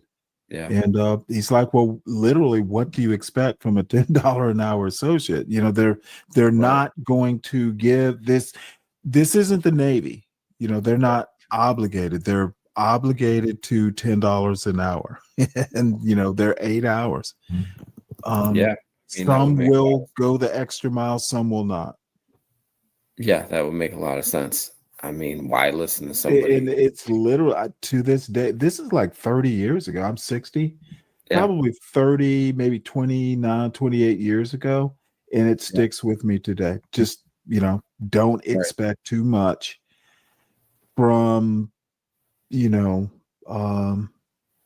then the other thing is, and it wasn't advice to me. It was a boss telling someone else, hey, you're salaried. You can do more than 8 hours. Basically. I got something else I want to play for you guys. It's something I thought was really interesting. I just found it.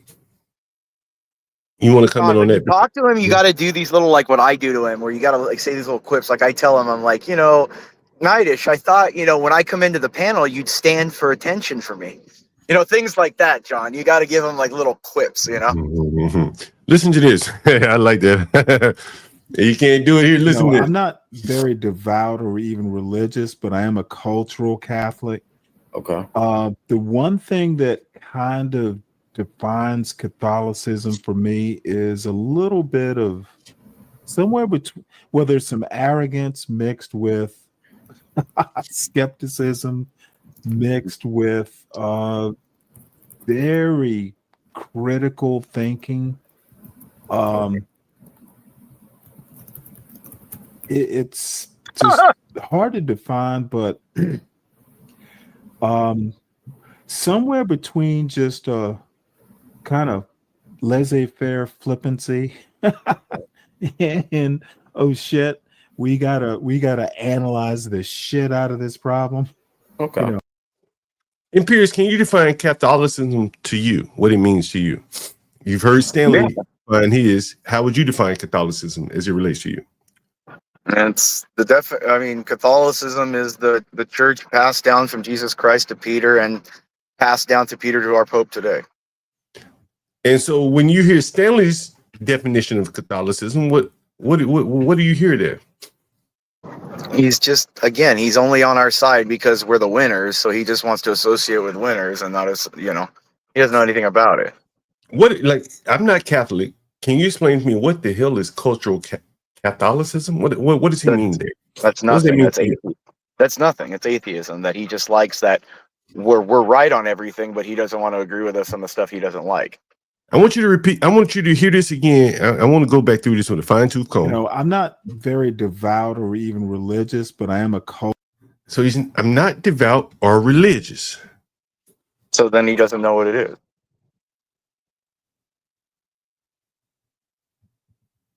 Fuck Stanley. Fuck him. And remember, primarily as a Catholic, faith, we believe in faith, but faith is expressed through works. You've got to do shit. You've got to express. Let me address this fucking comment here, then we're going to get back to this. Because I want to go through this with a fine-tooth comb. Because I want to explain something to you here. What you're seeing, some more fake shit.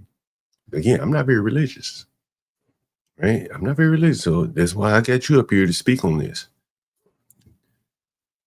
SB says, Stanley gave you some credit about your content. Shit, game recognized game. If his shit was good and I ain't like him, I say his shit good. I don't like him. I don't like him and his shit ain't good. And what I'm explaining to you about blacks and the same thing as it kind of relates to JP, and I mentioned it last night on Izzy's channel. I think it was last night before. I told Izzy, instead of fighting with him, JP, the managers of Michael Jackson did not fight with him in his drug addiction. They didn't care. They looked at his talent and said, how can we monetize that? And they did. The blacks just want to argue with JP, but he's the talent. It is what it is. And so that's where they find themselves, arguing with the talent instead of harnessing the talent. And I told them that you are not the talent.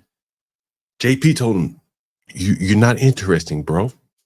That's why your content consists of other people's content. It's the difference. I'm playing 777 video, but I'm analyzing and explaining to you at a higher level what's going on. I could have not played. Yeah, you're creating actual independent content because you're manipulating that content enough that it's different. That's the definition of content. That's the definition of non-copyright. But I'm bringing it up to a higher level here, abstracting it a bit to show you that it's not just him. Don't focus on him. These empty ass people, the MoLoves who does Bible readings on Sunday. Yes, she does. Doesn't she do Bible readings? And then she get up here on Saturday and watch JP. It doesn't match. You understand? Like something is off here. MoLove. Is this her channel? MoLove. She has 1,500 subscribers, and you look at some of the titles. This doesn't seem to be something that a Christian woman would be presenting. Hanging out on the panels with JPs of the world. John, Christian women aren't online talking to people except in Christian groups. And like, my mom's not sitting there online. Like, when she hears me like talking, if I go over to their house or if I call them and I'm like, I was talking to someone about politics, she's like, I don't want to hear that. I'm too old for that shit.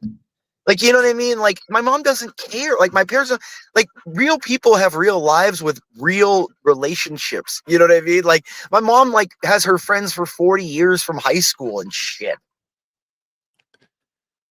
Yeah, John, these are people that have these are people that are highly autistic that never had real relationships in real life and are living that now. John, it's the same thing in the white communities with this whole Andrew Wilson tomato thing going on and all the spurs. Hold on. Okay, I'm sorry. I'm not going to that, but I'm saying, John, there's a parallel. I want you to analyze this though, because this is what I think really is like a problem with blacks in religion. Listen to this. Catholic, which is kind of rare, you know, in the black community. My father converted after, you know. Now, what is very interesting is that Izzy talked about his father converted or his mother converted him, whatever, from Muslim to Christian, and one of the two. But you notice how there is like no bedrock in this. Not saying that it should be, but somebody's having to conquer the other and make somebody convert. Izzy said the same thing. I grew up Muslim, then I became Christian. And so now you got their own little variant of Catholicism, black Catholicism. And you're going to hear him talk a lot about that. Listen. He met my mother and got married. Right. I went to the, I think the oldest black Catholic parish in America. Clarence Thomas, believe it or not, is a member or was a member of the parish. I'm from Savannah. So there's just, you know, I'm not very devout or even religious, but I am a cultural Catholic. Okay. The one thing that kind of defines Catholicism for me is a little bit of somewhere between, where there's some arrogance mixed with skepticism, mixed with very critical thinking. It's just hard to define, but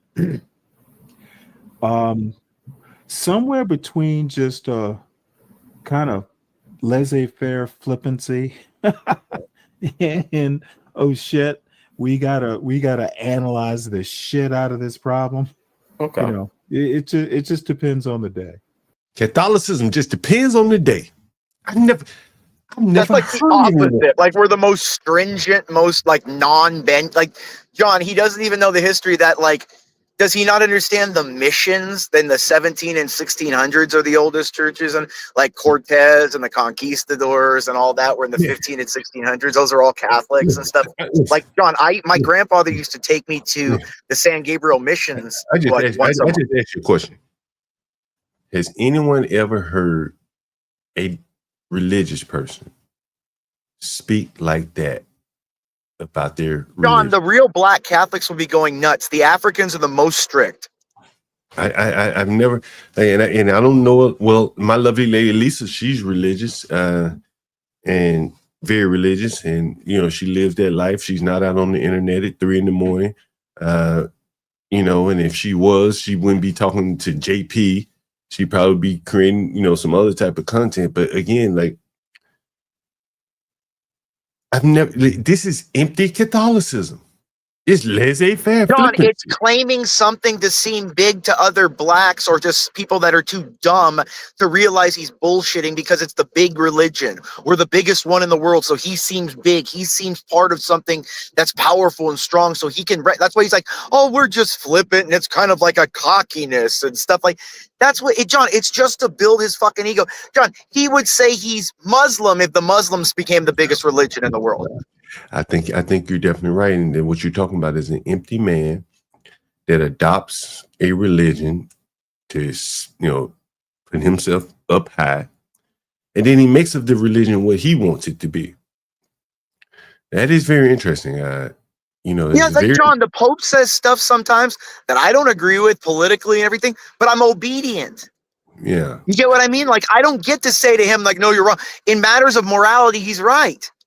Yeah, and so like that's part of it. Like obedience. This is kind of like, his own religion labeled as Catholicism. This is his religion. He didn't mention anything relative to what you mentioned when I asked you about what does Catholicism mean to you, Peter. He didn't mention any of that. This is a very well-read man, as he says, right? Very well read, as he says. And so I asked myself, well, what books? Well, 777 asked him, well, what books are you reading? Live in the city anymore. Right. Not for me. Right. I agree. What is the most you said you like to read. What's the most interesting book you've read recently? Or just right now I'm reading something called White Freedom by what is it called? By a guy well, he's deceased now. He's a historian, Tyler Stovall. Okay. So and as a matter of fact, it's kind of prep for tomorrow's show. Okay. That along with Charles Mills. Man, I had to look this book up. I was like, man, what the fuck? Who, what? The racist legacy behind the Western idea of freedom. I said, man, like, and this is what I did to react to. I'm like, man, look at what they read. When they talk about we a reader, we read. It's important to read. They read shit to stir them up. No books about plumbing, building, education, nothing that would be of any value out here. It's just books that like stir up a hornet's nest. And then get online and talk to a handful of people he's talking to, stir them up. It's just, it's something to behold here. I will be honest with you. The emptiness of blacks and the black women that hide behind them like T and that niggerish MoLove. Very interesting to me. Master Kim, did you hear me call my tenant today? No, I'll go listen to the stream. And just for the record, the MoLove and the T that you mentioned, someone had said that they're fine, or if one of them's fine. Obviously, that's all they think about. If they're fine. John, this is what I was. I mean, I just want to throw this. Let me just say something real quick, John. It's the same thing. The emptiness, John. It's what I'll give you an example. I was on Afro Damas's show yesterday, and he's talking about why are blacks this way? Why are blacks this way? And I'm saying, he's like, why aren't they consistent in anything? Why can't they be they jumped it? And I'm like, well, you have to look at this. And he's like, I don't understand what you're saying. Okay, I don't get it. Okay, goodbye. Like, John, that's what I'm saying. They bitch about things they want to understand, and they can't take the time to understand it because it has to be short and concise, like a fucking infant. For those of you that just joined, this is a call I made to one of my tenants earlier today. Is this it? Oh, everything on stage. Listen to this. I want you to listen to this. Yeah, Barry? Yeah. Business? It's John. I saw you last night, this morning. I didn't put your name in my phone yet. Yeah, same as John. Same as John. Look, sorry to pop up at you so early this morning. Hey, you know that private bathroom I was telling you about? Which one? The one at Southeast or the one across the street? You're saying? Yeah. Yeah. I want you to take a look at that, man, and give me some ideas on painting it for me. What do you think about that? Okay. Hold on for 1 second. Hold on for 1 second, though, because what I want to give you, like, kind of our criteria for painting. Okay. All right. So what we do is dark trim, light walls. That makes sense? You said semi-gloss trim and then what? Flat wall? You said? No. Dark trim. Dark trim. Hold on. Oh, okay. So like stain it or stuff like dark paint color? Like, what color is the trim in your room? Looks semi-gloss white. Okay. Typically, we don't do that, right? Usually that's what you do, semi-gloss white on the trim and then flat or whatever you want to do for the wall. You can do semi-gloss if you want. Now we go the other way around. Does that make sense? Does that make sense? Hello? Shit, hold on. Yeah, we go the other way around, though, Barry. You got it? I got you. So we go dark trim, lighter color wall. Yeah. So one of the things is these people would kick on the walls and shit on the trim. Does that make sense? Right. You know, they're fucking suitcases, they're big ass feet. You know, a lot of these motherfuckers be wearing the Air Jordans and shit to scuff up your baseboard. So, but here's something I do want to tell you since you now moved in. I didn't even know you moved in, bro, to be honest with you. Yeah, sorry about that. So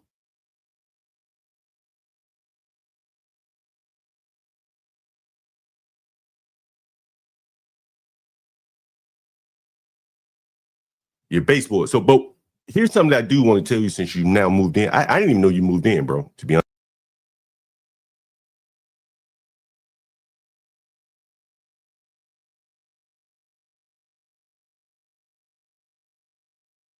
Damn, I was on mute. Did everyone hear that shit? Did everyone hear what the fuck what I just said? Listen.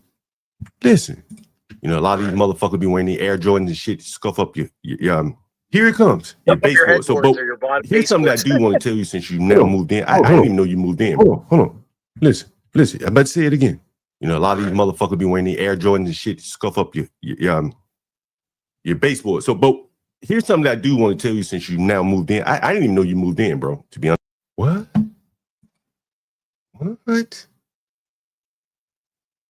I didn't even know you moved in. I had an Airbnb guest check in, and she said, "Sir, it's a dog in us." What? A fucking dog? I'm like, I got to thinking, like, it must be some fucking nigga that left a dog in my house. Maybe he had the code. I ain't changed the code. He came back, left his fucking dog or something. What? Somebody that moved in and didn't even fucking tell me? What? Honest with you. Yeah, sorry about that. Sorry about that.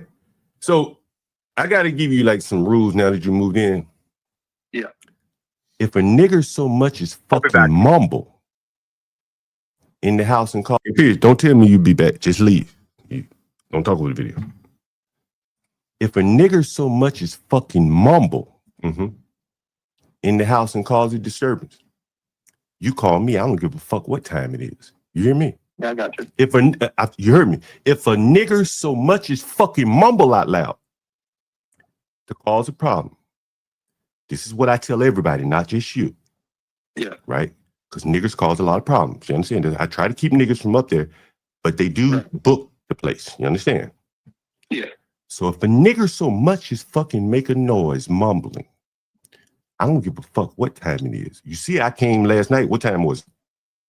Yeah. What time was that last night? Late. I don't know. I don't even remember. It was this morning. It was about 3, 4 in the morning. Yeah, early this morning is what it was. Yeah. Mm-hmm.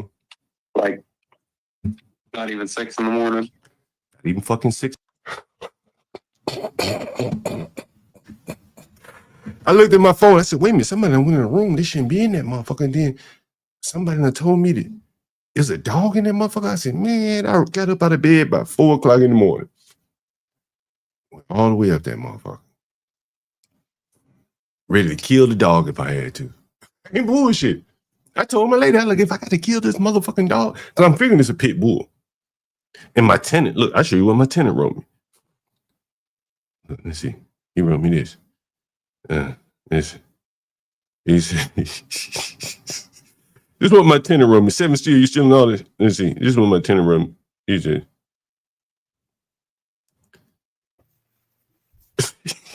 Yo, John. What's up? I made a diss track for you, bro. Look at it. Look, hold on. I see this motherfucker, this text right here. Let me, Yo, what up, yeah. Latino? Yo, Latino, I be seeing your interviews and shit, bro. So I got this long time Latino tenant, right? His name Randy. You know, he been my tenant. Ooh, he been my tenant probably about 10 years or so. Damn. So I wrote this motherfucker this text. I said, look, can you check and see if anyone is in there? I'm talking about the room that the white guy's in. Mm-hmm. Clothing should be what I don't know why I mean should be booked in the room. Maybe I mentioned no one should be booked in the room. I don't know. He said, no, sorry, I'm not risking getting attacked by an unfamiliar dog. But I showed up to that motherfucker. I ain't give a fuck about no dog, nigga. Shit. What kind of dog? Well, actually, you've seen the guy that moved in. He's the guy that brought the power pack. Yeah, I showed you. And for the people that was watching, it was like the online credit check that I did. He actually came into the house. You know, better credit check than you can do online. You know what I mean? Because he's actually in my house where I can look at him and you know, ask him questions. Right. And then, you know, he said he paid, like, if he had just been some homeless guy or a guy with a job, I'd have called the police or I'd have put his ass out last night because I talked to him last night. But, you know, by the fact that he, you know, white guy, he's got some skills, you know, he paid me and he didn't just move in and not pay me. He paid me. I just didn't know he paid me. You know, he had been calling me like, yo, I paid you. I sent your cash out. I just didn't even see it. And so he just moved in. Because he had seen the room because I given him the code before. Mm-hmm. So that's, you know, that was the thing. And he had even texted me about, you know, making sure he could pay for the next week. But yeah, I didn't even know who the hell it was, honestly. So when I saw someone go in the room, I like freaked out, bro. As you can only imagine, good, bro. though, right? You all good now, though, right? Yeah, man. As I said, man, you know, I talked to him and I'm like, yo, I need you to paint a room for me, right? And then he went on to say he had storage. Master Kim, did you hear this part? Master Kim may not be here, but he went on to talk about how he had storage in. No. Please repeat it, please. Sorry about the story. Right. Yeah. So the white guy that I did the credit check with online, you know, he was here with Jeremy the other day. We talked about that. He just moved in one of my houses and sent me the money. I already given him the code to take a look at the place. Maybe the week before. He just paid me the money, wrote me a message, hey, I moved in. I ain't right. I'm like, well, yeah. And so I see someone that had been in the room because and then an Airbnb guest was supposed to check into what should have been an empty room. And I'm like, wait a minute now. Who's in that room? I didn't know I was getting paid for the room. So I go up there early this morning, like 4 o'clock, knowing there's a dog in the room, like, who the hell is in the room? And so anyway, it was this guy, the painter guy. And so I called him up today, like, yo, I need you to do some painting for me. And I seen you the code to the room across the street that I need painted. It's a room with a private bath. So the point I'm making is that he has skills. And then he also has tools up in Delaware where he's paying for storage. I have storage. So I told him, if you can get your tools down here, I can save you some money on storage. And you can use your tools to do some work for me. So it all works out. This is just kind of how, you know, the tangential business connections are formed when you're already in business. You can understand that, right, Mr. Kim? Oh, yeah, that's right. And so anyway, so very interesting, the young man. John, Jones sent you both of the songs, man, that I made. And I wrote it, not AI. I'm gonna put them up, man. I'm gonna upload them on the stream. I've been here 3.5 hours. I do need to clean up some rooms at some point today. Man, I have enjoyed myself up here today. I ain't gonna lie, I have enjoyed myself. I need to send a shout out to all the members, man. Innate Ways. I saw you in Stanley's chat last night. Big Dog Physique, Big Time. Pierce, of course, he always brings some interesting content here. There, so guys, I do thank all of you guys for support. Latino, I've been seeing you doing your uploads, man. I'm telling you, you're gonna catch a wave that way, bro. I'm telling you. Yeah, I've been looking through all my streams, going through them, and cutting very informal stuff. You know what I'm saying? Because this is the thing, like, we might not have substance in like a 15-minute conversation, but maybe within that 15-minute, there might be a 30-second clip that you could you know what I mean? Yeah. Mm-hmm. Yeah, I think the deeper you go into the Dominican culture, the interesting aspects of it, I think you'll do very well. You know what I mean? That's just my thoughts. Who knows? I'm about to my daughter's birthday party. Who knows if we might come back here after? But if we do, oh man. And some friends and family come by. I mean, who knows? I might pop up and start interviewing people, bro. Yeah, it'd be interesting, man. It'd be interesting. Some of those Dominican festivals, bro, you got to go out there to some of those. I'm sure they have them in Boston, bro. Yeah, they do. I know they have them in New York too. Hey, Innate Ways has a channel, man. Guys, you should go and subscribe to it. Someone put it in the chat, by the way. Yo, for real. If you know Innate Ways channel here. Support, definitely, man. Yeah. Put it in their ways. I'm sure he has a lot of interesting stuff. He living in the heart of it all in Detroit, Master Kim. You know, in their ways lives in Detroit, Master Kim. And I think he said, isn't he a mechanic or something? I don't know. What you say, Master Kim? I don't know what he does though. I'd be kind of curious, like where at in Detroit. He said he in the hood though. Detroit's a big city, A white man in the hood, bro. Yeah. In that way, he look a little rough though. He look like he talk like shit. He don't mind going in the hood. But I was reading a comment from Innate Ways, man.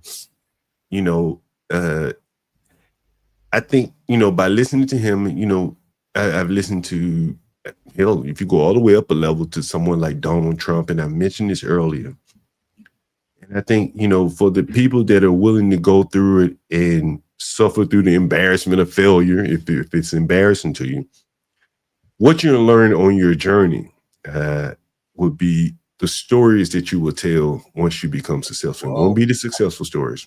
I found my church to go on Sundays, man. Innate Ways, man. Bible content. That's right. Amen. Because what, Master Kim, what's very interesting. I tell my my good buddy Felipe, I say, man, it's like death by 1,000 cuts. And it's often success by 1,000 cuts. Very few people get rich overnight, right? It's just improving and chugging along. There was a coach for some NFL team, I think the Titans. He equated it to chopping wood, and I think you got to just keep chopping wood. You know what I'm saying? And don't let the failures affect you. Wherever you land, I think you'd be happy here. John, one thing I've mentioned before when it comes to cash flow. As you're successful, you might not have a lot of liquidity to show for it. It's because you're paying everything either on time or early, and you gotta sit there for a moment and go, "What the f? I'm busting my ass." Oh, we paid the mortgage early, or we paid property. We didn't wait till the very last day to pay the summer property taxes, or you know what I mean? It's the more successful you get, the more you're paying shit early. Doesn't mean you're gonna have more liquidity because you're obviously doing stuff you're supposed to do. At least for me in my little world. Yeah. I love your tone, meaning, John, I can listen to you I'll listen to one of your podcasts, like I mentioned last night, as I'm doing work. Same with Latino. Latino's tone isn't too high, not too low, and it's very easy on the ears is probably the better way to say it, no homo. But yeah, man, it's Latino's got the world ahead of him, man, so that's why he's got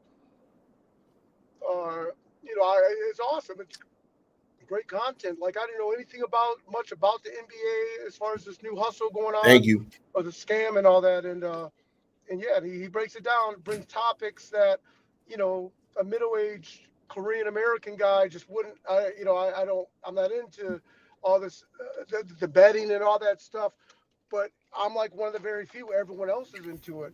So by watching the Latino show, it's very interesting. Let me ask you this question, Latino Master Kim. You know, and I've talked to you about this, Master Kim. I think between at least the top 3 players,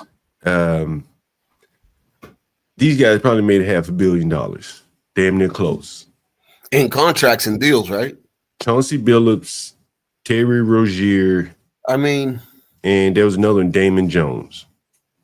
That's $500 million in income, right? Yeah, Let's you just would. say $500 million. You right? could say $500 million easily. Yeah, because Billups was the main star player of Detroit at one point. I mean, he played 17 years. I think 2 of those players, Rozier and Billups, made about $160 million, something like that. Got paid with, I believe, with Charlotte. He got paid a whole bunch of money. And so, in the Damon Jones guy, with their connections, if you add in the value of their connection, you're talking about $1 billion in social and financial capital, easily. Correct? Would you say that's fair? Yes. Master Kim, what do you say? Oh yeah, absolutely. And yet their mind only took them to gambling. That's because that's all they came up with. That's because, bro, like, oh God have mercy, bro. These people just go through their career just spending, and they're trying to catch up to the spending. You understand? But they could have, but all throughout the year, while they still had money, though, they could have been investing in some. And, of course. You know, they've been better off. You know, let me see if I can show you this. Listen. Dude, like, before you get into that, right? Like, this is side note. What was your initial reaction? Hold on. I want you to listen to this because, and I think in this clip, he said something that piqued my ears. Listen. What have the last 36 hours been like for you? My initial reaction was I was deeply disturbed. There's nothing more important to the league and its fans than the integrity of the competition. And so I had a pit in my stomach. It was very. What do you make of that decision now? Placed through legalized legal betting companies. Here it comes. They picked up aberrational. There it is. Yeah, that's what I said. They picked up something weird in the algorithm, and they said, "Wait a minute, this is off." Bro, you know what they picked up weird, bro? Like, I've been talking software for a little bit, and I'm going to explain to you what likely happened. I think they were betting on Terry Rozier, correct? Mm-hmm. I think he was throwing some of the prop bets. Yep, I think, and usually he goes for 17.5 points or something like that. But I think they would bet, yeah, something like that. And they were betting on the under or something like that, and he would get hurt or whatever. Yep. Now, the problem, you can probably bet that in small denominations, probably up to maybe $10,000. You can spread some bets around. But he's not a well-known player, so when you see a big number coming in on him, like 200,000, right? The software is gonna pick it up, bro. When you go to the bank, try to drop $11,000 in the bank, see what happens. It's gonna be the software going to make them have to do something.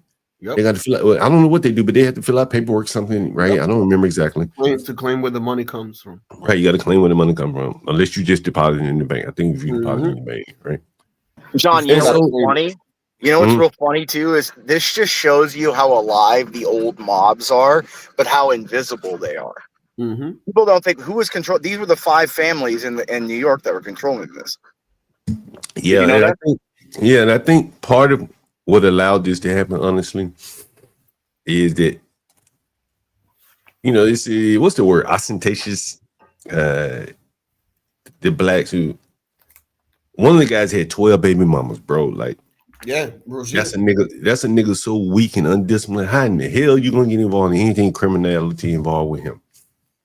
I mean, this is what I said at the beginning. Yeah, they do. They live in a lifestyle that they're trying to catch up. They prey on people. Like, yeah, the mob plays on people like this, that they have like weaknesses. John, this is what I've said to every black on there. You guys, all you do is discuss fucking men and women relationships. If I, the rich white man, control pussy, I control you. And I think that's what happened there is that, this guy, 12 baby mamas down. Chauncey Billups, I don't know what his financial situation, but he got to be in some trouble for him to be engaged in this. But I think deeper to the point, man, like, I think they don't value anything. No. Like, John, they live in the moment. They don't have abstract. They can't look. They have no foresight. Everything is just this second. How my physical body feels in this second, and if it'll change my hormones, or if it gets me excited, like if I physically respond to something in this instant, then it's good. I'll do it. But like, you know, like, but there has to be something like, how can I put at risk something that I helped build? I won championships in this league. Chauncey Billups did. He didn't do shit in Detroit. But that was in the past, John. That don't matter. That's an abstract. Right, that's what I'm saying. Like, the past is an abstract in that sense. You are correct. They can't touch it, feel it, fuck it. Yep. And so that got me to thinking, man, because, you know, I see a lot of black behavior, honestly. I do. I don't gamble, not $1. Very rarely I might put a bet on something. Every 10, 15 years, I probably gamble. I bet on the Super Bowl about 10 years ago. But I've often seen, man, blacks gambling like hell, man. Triple your last games like craps. I'm like, what the fuck are you just down on your knees? John, they play the stupidest games. Right? Like, what the fuck? I gotta stick to what I know. And so research indicates that African Americans have higher rates of problem gambling compared to other groups. And I've often wondered where that comes from, bro. Because again, I've never gambled. I said, man, like, if I did gamble, the last damn game I played would be craps. A random roll of the dice. Yeah. Don't forget about the statewide lotteries, man. Off the Yeah. 3-digit, 4-digit Yeah. every day. Well, you know who the big ones on that though, John, are Latinos. They're the biggest fools for lottery. The Loteria. Oh yeah, ask Latino. The Loteria is like a cultural thing for Latino. But I mean, it is a big thing within the black. It is a big thing in the black community too. I'm not sure about other communities, but I know people that travel from Alabama. You see mad Asians. Now, Asians do gamble. That is very true. They're playing baccarat and shit.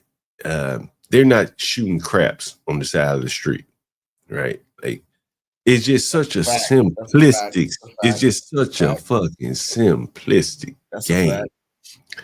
And I've grown up all my life wondering, why in the hell are they intrigued by random numbers coming up on dice? I never understood it. I never played that shit. You know, fucking understand? Like, is there any skill involved? Like, the only skill is, can you cheat somebody? Right? Am I wrong? Am I missing something? When you put it that way, it's fucking hilarious, man. Does anybody it's a game of pure luck. It's a game of pure luck. It has no motherfucking luck. I'm like, man, it be a nigga online be doing this shit, doing the videos. What's his name? I don't like those odds, man. Well, that's why, John, I only play poker, and poker's not gambling.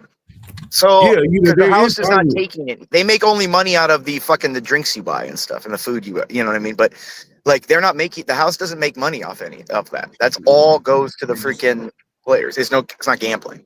Yeah, they're just there to keep an eye on shit, and they'll get their tips off chips and shit. I gotta find this guy, man. He's all over Facebook. Oh, Jesus Christ. It's this black guy. He's all over Facebook. John, you gotta play that track, John. You got to. Man, I'm gonna look at it tonight, man, and then I'm gonna package that shit up because somebody says 3 of them. I'm gonna make a video. For one of them, bro. Let's see. I gotta find this fucking guy's video, man. It's this nigga to be gambling online. You gotta see this fucking shit. This shit's so ridiculous, bro. And I see it, and sometimes I just be looking at it like, man, this is amazing. Like, I really be looking at it like, this is fucking amazing, bro. Like, I gotta find it. Oh, gee, I may have found it. Oh, geez, did I find it? Oh, geez, did I find it? Well, John, I think it goes back to like the end, because it's like a magic thing. Hold on, I ain't even find it. Look at this shit, man. Look at this shit, man. Look at this shit. Can you see this shit? Look at this shit. Look at this. I don't understand it, bro. I do not understand this shit at all, period. Like, these motherfuckers, a game of chance. Come on ahead. I'll get him in. Oh, these what you do? Hustle Cartel. Yeah, that's him. Yeah. He the one with the red dreadlocks. Look. Look at this. Shoot that phone. Shoot the phone. Shoot the phone. I feel my hope. Keep it. Damn. Oh, shoot the folks. Damn, no, shoot the folks. Shoot the folks. Shit, I ain't gonna touch the motherfucker. Do that again. Damn, what's going on? Man, look at this shit, man. Fucking rolling dice. No, I mean, it's just nothing to, it's just so simplistic, man. You know, I don't know. I don't get it, man. It's always fascinating me to see people playing these random Well, games. John, if you notice, that's why you don't see many black people in poker, because poker's all mathematics in your mind. You're counting the cards, you're looking at odds, you're looking at like what are the odds. When they were doing that, I think they were stealing with that. I think they saw that's what they were stealing in the poker games, right? They did. And I'm blocking my whole move. Here's the guy. Look at him. Look at this guy. Look at these people, man. Take off. What that shit on the floor, shorty? Look at this shit. Shoot a rack then. That shit on the floor. Shoot a little rack then. Put all that shit on the floor. You gotta catch them dimes out. That's more than stack. It look like it did. Man, look at this shit. Man, this shit is fucking ridiculous, man. This shit is fucking crazy. John, it's got to be like kids with like Pokemon cards, because they're like, bust those dice out. Let's play right now. You know, it's something with that you could just bust it out and try to like measure your dick. It all goes back to my dick. It's like this whole pride thing. Like, look, I got the magic touch with the dice that when I throw it, I make money. I'm magic. Man, I was listening to Stan Archery the other night. Imperius needs to be trained on how to talk Ebonics. I mean, come on. Dude, I'm pretty good with it. Like, I can talk black because sometimes I code switch with my black cousins, and I'll do it, and they'll get really pissed off at me. They're like, "Shut the fuck up, dude!" Like, they get really mad. Man, I got to clear my inbox out right here. So I'm gonna clear my inbox out right here by showing you guys some videos. Some of this shit just disgusts me to no end. I'm just gonna roll through them. CT. Even love make it jump like a Oh man, jump like a hurdle. Yeah, jump like a hurdle. Jump like a hurdle. I see the women doing this shit. That make a jump like a hurdle. Make a jump like a hurdle. I did a damn video on this shit. These motherfuckers make me sick, man. That fucking stand out. You said they were dancing, y'all. When they played that nice, I said, nigga, I don't dance, motherfucker. I ain't ever dance. I don't sway my hips. There's something weird with blacks. They have to get up and start moving. It's weird. It's fag ass shit. That's why I told that nigga Izzy, man, I said, motherfucker, you call me a fag one more time. Make one more fucking, I'm on his penalty. Make one more fucking ref. Make one more motherfucking ref. Nigga, I don't talk like that. Right? I gotta find this. I told that fucking nigga. Shit. I don't talk like that. Stop talking to me like that, nigga. The fuck you do that gay shit, pause and all this shit. Well, all these other niggas, I don't do that. We don't dance no more. Dude, it's only people that are gay that are looking for everything that's gay. You know, John, that's why I make fun of them with all the gay insults, because they get flipped out, John. Why do you think I do that with all the blacks? They flip the fuck out. These niggas gay, man. I ain't never called no nigga gay unless he gay. Facts. This nigga on here just calling, just keep the whole fucking conversation is pause. The whole fucking conversation. Pause, bro. What's he have fun with it, nigga? I told him, gay, man. Pause. John, when you're doing that, when you're pausing, that means you're imagining the thing that you think they're talking about in your mind. That means you're a fag, John. Yeah. Like, John, if someone said, if someone goes, okay, like John, for example, if I go, yeah, the other day I bent over to pick up like a big old heavy weight at the gym. Someone go, oh, you didn't say pause. That means you're thinking of me bending over and you're thinking and looking at my ass. You're a fucking queer. It's like, damn, the other day I was craving sausages and peppers. Yo, pause, bro. It's like, damn, man, like, I like Italian food, bro. Like, what the fuck? It's me on Izzy Bam telling me. I think this is me right here. I'm telling this fucking nigga, stop with that fucking homosexual shit with me. This is me telling niggas, stop with that fucking homosexual shit with me. I don't talk like that. This with you blacks. Okay, hell yeah. Niggas stop calling me that. Smacks always talking homosexual shit. I don't understand this, man. Hold on, like I don't understand this with you blacks. Okay, I'm gonna answer you. Hold on. I don't say pause. I don't say pause. I don't see all of that. But hold on, but I'm 50 years old. Let me tell you, we're the same age, man. And you yeah, so I don't say all that homosexual. Hold on, you caress. Hold on, because you're caressing that man's. Almost because you're caressing that man's. Stop saying that homosexual shit to me, bro. Like I don't talk that homosexual shit to you. What? Stop saying, bro. Man. Bro, You didn't say that. Giving you compliments. Time out. Giving you compliments. You didn't say all that. I did. I told the brother to pause. I did. And I did when it got. Bro, you know I ain't gay, man. Stop that homosexual shit with me, bro. Okay, John. You know I ain't gay, bro. Okay, don't John. do that shit with me, bro. Okay. Why you keep doing? I got you. Relax. Hold on, real quick. This is the problem, JP and John. This is the issue, right? When brothers are too complimentary of me, I stop them. I say, okay, I appreciate you, brother, and I cut it off. John, I don't care what you say. I don't care how mad you get. I don't give a damn. Anybody that know me know that I don't get. I could care less than an F. I'm telling you the truth, brother. Hold on, real quick. Don't get mad at me, nigga. Someone else should have told you. I'm just here telling you the truth. Tell him, Mace. Wait, who is my Mace? You think I'm gay, bro? You think I'm gay? No, I don't. Hold on. No, I don't. But let me say something to you. It's okay to be gay. So I'm like, why the fuck you keep calling me gay, nigga? You heard the woman. You keep making them fucking references for? You heard the woman. John, you're like, I'm a 50-year-old fucking man with like 2 women. Shut the fuck up. You don't talk like that, right? And I think we need to put some. It's probably a nigger. It's probably a nigger right here. Banish that nigger over to Stanley. Somebody ban this fucking nigger right here. Get this black fucking nigger the fuck out of here. Send him over there where they're talking real stupid. Goddamn molasses skin motherfucker. Go over there and learn the language with Stanley. Y'all still got time for y'all kick the can here. He still got time. He love languages. Maybe he can teach you one of them motherfuckers. Anyway, the fuck else. See these fucking niggas get you off your mark here.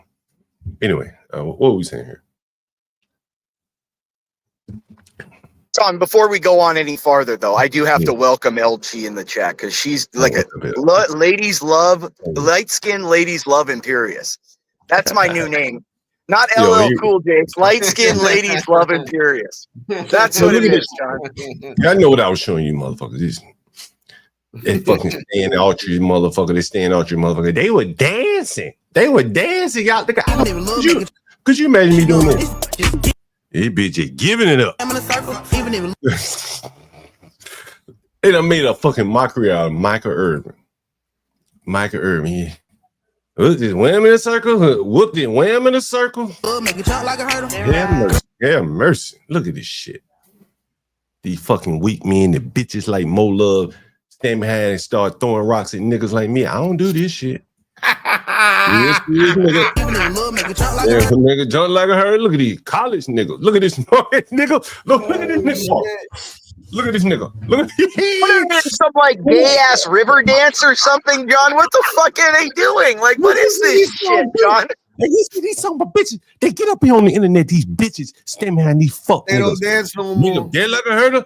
Make them dead like a hurdle. And stand archers. They dancing, y'all. They dancing. I love that AI magic. Look, make a dead like a hurdle. Make a dead like a hurdle. These gay fucking niggers. Like a dead like a hurdle. Hey. Look at this. John, I'm gonna instead of having a dance off. Look, make a dead like a hurdle. Look, make a dead like a hurdle. What, make it look at these fucking bitches. These fucking little bitches. You got fucking MoLove and T's of the word desiring JPs while they standing behind these bitches. John, watch my crip walk. Look like a hurdle. Look like a dead like a hurdle. Yo, the comments. He's like, do they do this all day? Yeah, I did see all this shit. All they do is this. John, maybe if they put as much effort into school as they did dancing, they'd be able to graduate the 5th grade, you know? Oh, God.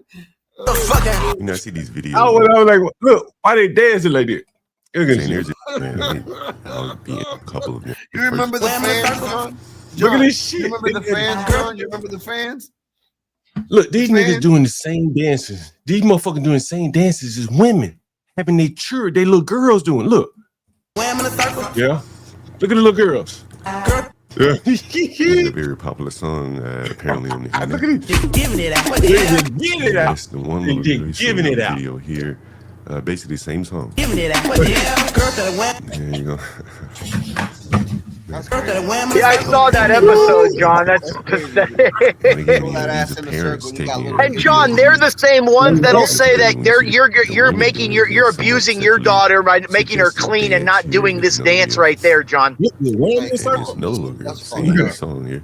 I'd rather have my daughter cleaning than doing this shit. That's what I'm saying. Like Izzy will come on and be like, John, you're abusing your daughter by making her clean. And then he'll be like, oh, that's good that girl's doing that. It's all over the internet. You see a lot of young women doing it, and apparently now they're teaching their children this popular dance. And it's somewhat sexually suggested. You see her hands on her hips there. Then it's recently we had a black man who had hundreds of shoes, and he was looking for them for rent. And they're curious. My entire class got be probably just 6 figures. And just all of them. And just doing 5. Just for the 5s, yep. Just for the 5s. What's up, y'all? I'm at Gasso. I got the top Jordan 5 collection there is. Right here, I got the UNC 5 PE. Fresh Prince Bel Air PE, 1 of 23. How much you asking on those? These going at least 6K. Got the Khaled, the Blue Family and Friends, the Bibby PEs, as you see, been worn. These have seen their better days. Oh yeah.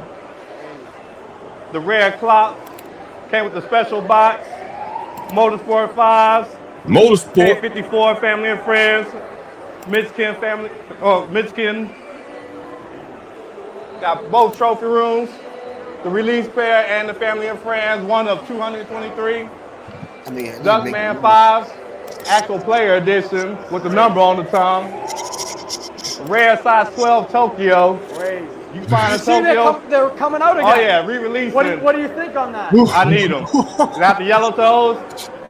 So you're fine with Nike re-releasing them? Oh yeah, I'm probably got at least 10 of those. 10 of them. Got the Easter samples. Probably 1 of 5. The only size 12 there is. The rest of them sample 9s. I've never seen these in my life. Crazy. Oklahoma PEs. Blackout 5 samples. Gators PEs. Man, I ain't listening no more to this stupid ass shit. But I'm gonna tell you what's gonna end up happening though. What happens in real life, niggas? Keep on talking about your fucking shoes. Keep on talking about what your shoes. Do you prefer black men, white men? What, you don't have a preference?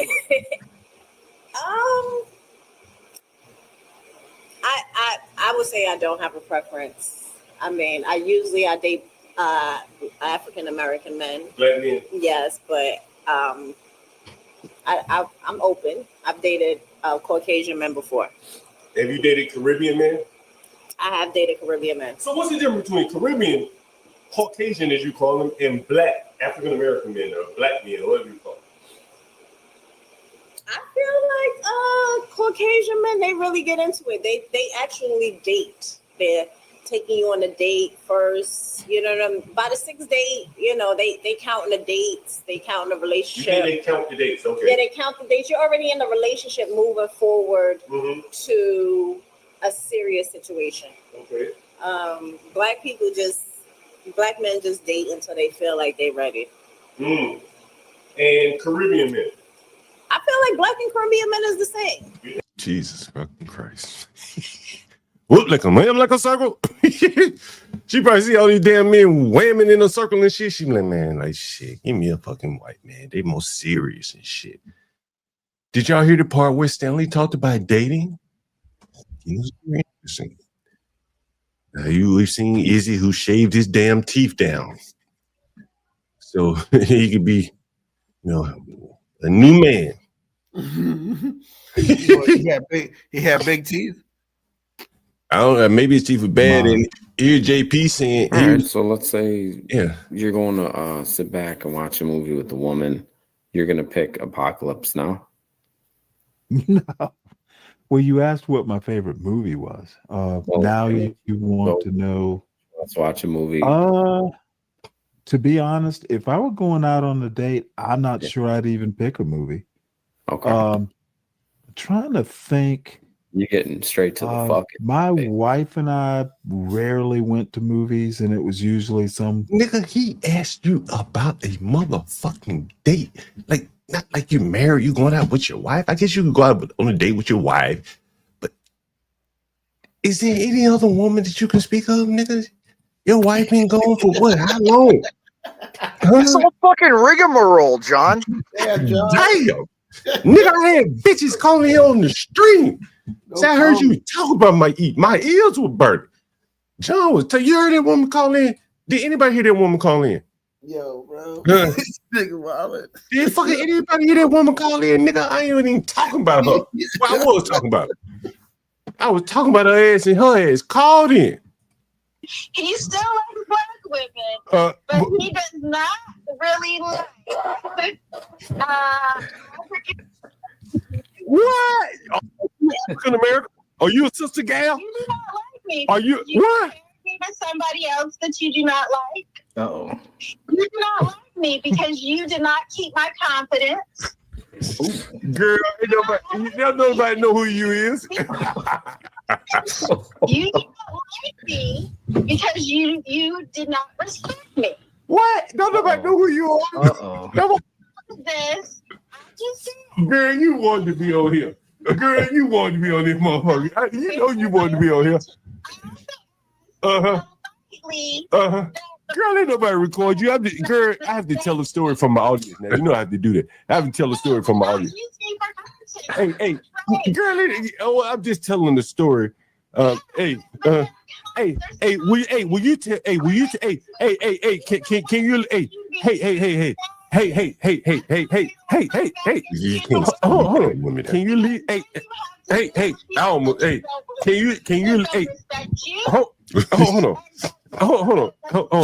Hey. Can you at least tell my audience? Are you dark skin or light skin? Nobody cares. Oh, are you? But I do. Are you dark skin or light skin? Can you tell them for me? Can you tell them for me? The type of person that Tell how you look. Describe yourself. I'm sweet. I'm very sweet. But unfortunately, what happens is in a lot of cases, we meet people like this person. What did she say? She said in a lot of cases, we end up meeting nigga like a John. Down on the other side, they fuck with a nigga like JP. That's what you're hearing here. Nigga, I'm showing it to you. Nigga, she always knew I had other women, nigga. She called, that's what she telling me. You didn't respect me because you had other women. What the fuck you got to share a nigga like me? It fucking works. And that's what she's saying. Listen. I hope everybody has a nice day. Bye, lovely. These videos about me. Look, and then she called right back, bro. Damn, John. Listen, she hung up and then called right fucking back. They really need to back up. You know what I'm saying? Like, you know, I ain't come here to fight, and I damn sure didn't come here to make friends with you niggers. It's true too. But he does not really like. What? African American? Are you a sister gal? You do not like me. Are you what? To somebody else that you do not like. Uh-oh. You do not like me because you did not keep my confidence. Girl, nobody know who you is. You do not like me because you did not respect me. What? Nobody know who you are. Uh-oh. This, I just said. Girl, you want to tell them one thing for me. Can you at least do one thing for me? What kind No, of? I cannot because I told you I was telling you this. Can you at least do me this favor? Hey, can you at least do me this favor? What kind of women do I like? What kind of women does John call like? Tell my audience for me. He likes Ghanaian women. The blacker the beauty, the berry, the sweeter the juice, John. Hey, you got that bitch like MoLove getting up on Stanley's panel. He like white women. They good enough for him now because he ain't got that many options and shit. He don't really like their ass. He's happy that his son ain't with their ass. Oh, ghetto ass Mo. What do you think Stanley would say if his son brought home ghetto ass MoLove who hang out on the internet all night? What do you think he'd say? He'd say, "Don't bring that negress home to me." Quite on the frankly, internet, why but on would the you internet, bring but on the internet, you know what he have to say about that nigga? You're my crush. You're beautiful. Why don't you come on my panel? My little crush. Nigga, you wouldn't want your daughter nowhere near that piece of trash ass black bitch hanging out on the internet reviewing some welfare nigga that you look down upon. Let your son. John, they're called she-boos. They're called she-boos. Hey, somebody don't ask that nigga that. One of you niggas that go up on that low IQ niggas panel said, since you love MoLove so much, she love JP. You think your son could compete with JP for MoLove? Who do you think she choose? Your goofy ass son? Or JP? Your son She ain't choose got JP. She's gonna choose me, John, because I am JP for the president. woman, the little girl you got a crush on. She in love with JP. She choose JP over your smarty ass, stupid ass son. She choose the EBTs and welfare. Because John, at least JP's masculine in a type of way. You know, he's confident. You know, the other guy's like a smart, like. Could you imagine Stanley being your dad, dude? Like, you'd be like, oh, excuse me, don't speak to me like that. I don't appreciate your condescending tone. You know what? Somebody said SB Listen, motherfucker. SB said John was complimenting Stanley was complimenting your content like that. Well, I ain't got nothing to compliment him about. So fuck him. Right? What he did up here for a year. When I gave him the opportunity, I ain't charged him, asked him a damn for 1 penny on the StreamYard fees, nothing. He still even streamed my damn email domain on the banner, ain't asked me anything about that. And here he is. Yeah, he finally coming to grips and giving me compliment. Well, how did he act when he was up here on the panel? Well, was he too late to see it? Did he just not catch it? Right? Did he just not catch it? Well, maybe John has a little talent. This is why I try to explain these niggas. Like, nigga, like shit. Like, you know, I do have a little talent. I can kind of realize I got some shit, some content. I ain't got to get up here and share nobody else's shit. Right? I got a strong mind, got a lot of experience. Shit, I can just make up some shit off the fly, call people, you know, show where I live. Yeah, I got a little bit of content without ever showing anybody else's video. And I think you know, every day I look back on the streams, I look at it. Straight needle dope, John. Say what? That's straight needle. You got dope. Yeah, bro, I'm gonna tell you, every day I look back at my streams that I've done, not every day, but you know, I'm just being, you know, and I look and see how much content did I use with other people's versus my own. Did I use anyone else's content? What percentage of that person's content did I use? Why did I use it? Was I using it to make a greater point, or was that just filler time? You know, sometimes you do that shit. You know how it goes. You just, you know, talk about some shit. You've got buildings of people full of content. You've literally got buildings of people full of content. You know what I mean? So that is very true. And, you know, that is what, you know, I think I've clearly demonstrated the Stanleys of the world do not have. JP demonstrated with that the Izzies of the world do not have it. We've all seen Nightish snowing on stream. He definitely does not have it. I don't know what happened in periods, but he definitely does not have it. You know what I mean? And but more to the point, these people are empty behind what you see on the screen. And they're putting on a veneer. And I hope you guys can all see it there here today, huh? Just like Izzy's mouth. That's why I chose those words. I had to, bro. I'm sorry, that's why man. I chose those words. I had to. I mean, you gave me that joke. I was saving it, man. I had to, bro. That's why I chose those words, man. I was, you know, I ain't gonna say I was surprised he had veneers. I don't know how much veneers cost. I guess it varies depending on the condition of your insurance, teeth. it ain't really. Are veneers covered by insurance? I mean, some dental work would take it, but not everything. Really? Yeah. Sure, cultural veneer. I didn't know veneers were covered by. But again, someone keeps saying to me that Izzy was homeless at one point. Man, I don't know anything about that. I don't know anything about him either. I don't know if that's true or false. But I know that is the word on the street is that someone said they are somewhat covered, some are covered. But the word on the street is that he was at one point homeless, and if he was at one point homeless, and now he's got veneers in his mouth in a short period of time, I think he jumped a couple. Probably, that would seem to me, unless he's made leaps and bounds in his life, which most people don't. Somebody said you can get a cosmetic loan to get them. Damn shit. Hell, shit.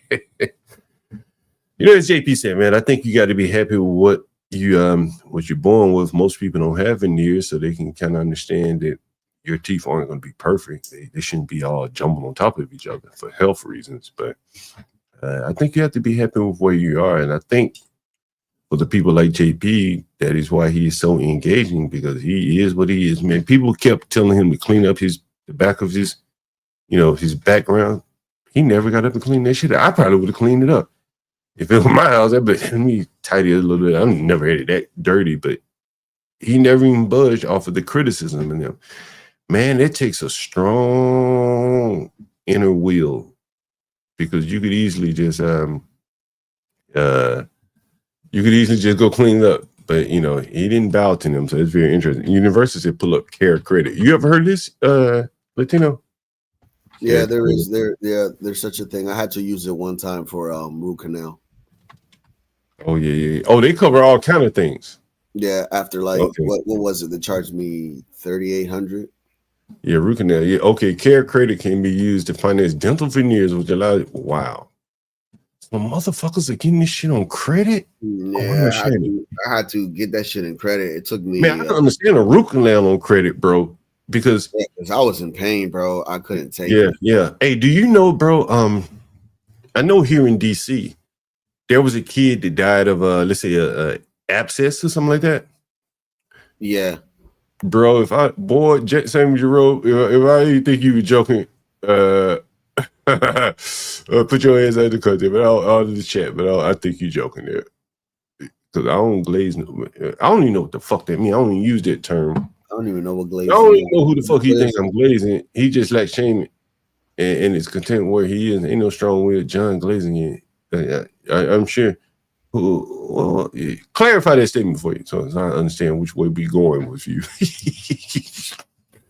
Clarify that statement, because I don't know who is he. Anyway, who is the he? Don't use pronouns. Use names. Don't use pronouns. John Glazing. Who's the he? The he in that you're speaking of there. Jay Prince. Jay Prince. Jay Prince just like Shane. Now, man, I ain't glazing. Like, bro, understand. I'm trying to break this shit down into a little bit of pieces, bro. The night that I was on Izzy Band's channel, I'm gonna say this shit again for you slow wits. Izzy Band was gonna end the show at 9:30, 9 hours and 30 minutes. I called JP. And JP came up. That's my contribution to Izzy's show. You don't even know it, and I ain't asked for no favors. I told JP, do not tell them I told you to come up. And guess what happened? All the cash apps and super chats started flowing into Izzy. JP got a bit of it too. Somebody sent him $75.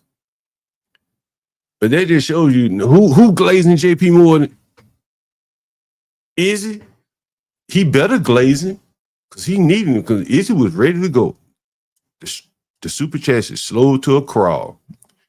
And then JP came up there and gave him 2 hours of energy boost.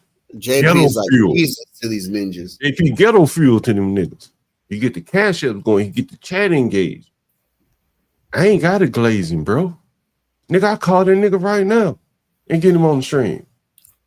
Fuck a super chat, nigga. Like, you must not have been listening. This is what I'm saying. You motherfuckers come in halfway and so it's talking this shit, nigga.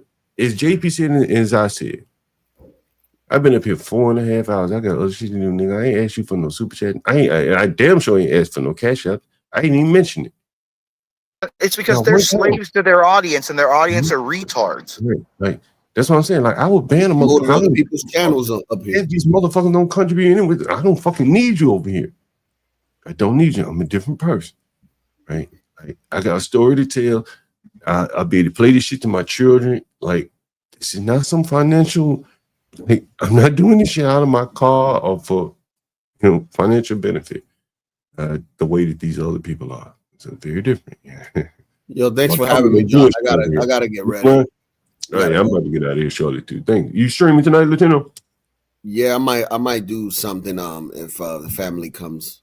Yeah, Latino, I was missing the karaoke. I was hoping last night after the Dodger game, I was so drunk I was gonna listen into that, dude. I was hoping LG was gonna sing again. She got the thing about the karaoke is that, like I was explaining, we have to use certain channels that have music that basically changes the tune and man, I would just stay away from that shit, man. I ain't gonna lie to you, man. I don't mean to interrupt you, man. Man, fuck that shit, man. Stay away from that shit, bro. Well, hey, John, it's a good way to get the girls up there to interact, John. You know, like all the ladies, they like to interact that way, John. So it gets good views for him. You know what I mean? Because all the guys and all the simps in the audience, including me. Look, like I have no problem with San Jose and LG going up there singing a duet together if they're in like a bikini, together and stuff. See, that's the kind of content you need, dude.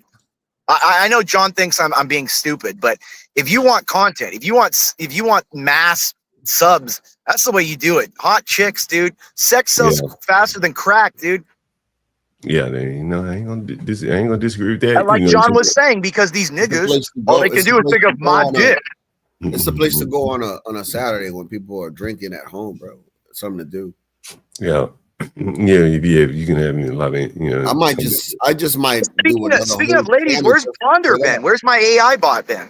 Oh, we gotta. Maybe I should call her. Everything okay with her or no? She may be busy today. She may be busy. Yeah, but actually, I said, hey man. Actually, I texted him. I said, you may want to steer clear today because I'm going to be throwing bombs at people, and you don't want to be associated with what I'm going to say today. So that's maybe why she's not up here. Same for Universal and a couple other people. Say, hey, I'm throwing bombs today. John, you were firing shots at everyone today. So Ponder's a very high class lady. She doesn't like to be. She's like a lovely lady, Lisa. She doesn't like to be associated with this lowbrow stuff. You know what I mean? Which brings me to a point, and I want to show you guys this. I was talking to my lovely lady Lisa last night because again I was listening to Stanley. You know what I'm saying? So. What was I playing? Well, okay, so history here.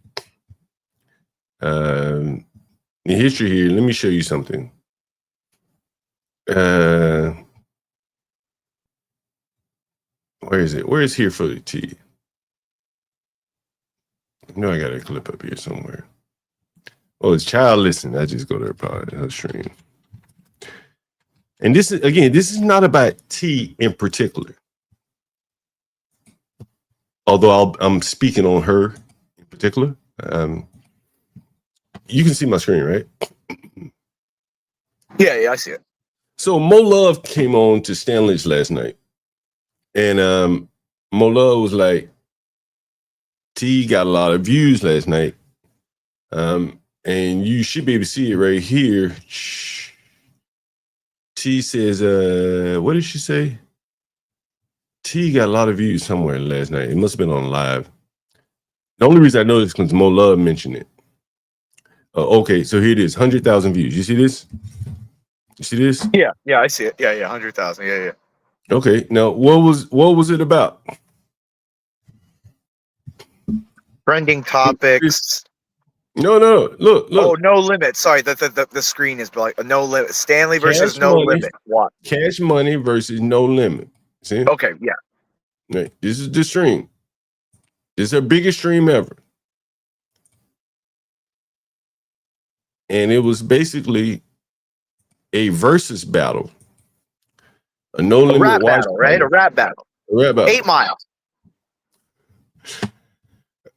And MoLove came over to Stanley like, whoo, we had big numbers tonight.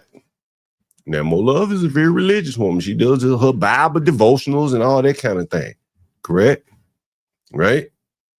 I think so. Yeah, I've only heard her a couple times, but yeah. Well, that's what she was talking about last night. So I said, well, I ain't heard about this shit. And MoLove and T for sure is about the same age as my lovely lady Lisa. I said, do you know what was going on last night? She said, what? I said, in the music world. She said, what? I said, the versus battle. She said, oh, they still doing that? I said, yeah, you hear about what happened last night? She said, no, who? Who went to battle? You notice how blacks, everything is a battle. I said, it was cash.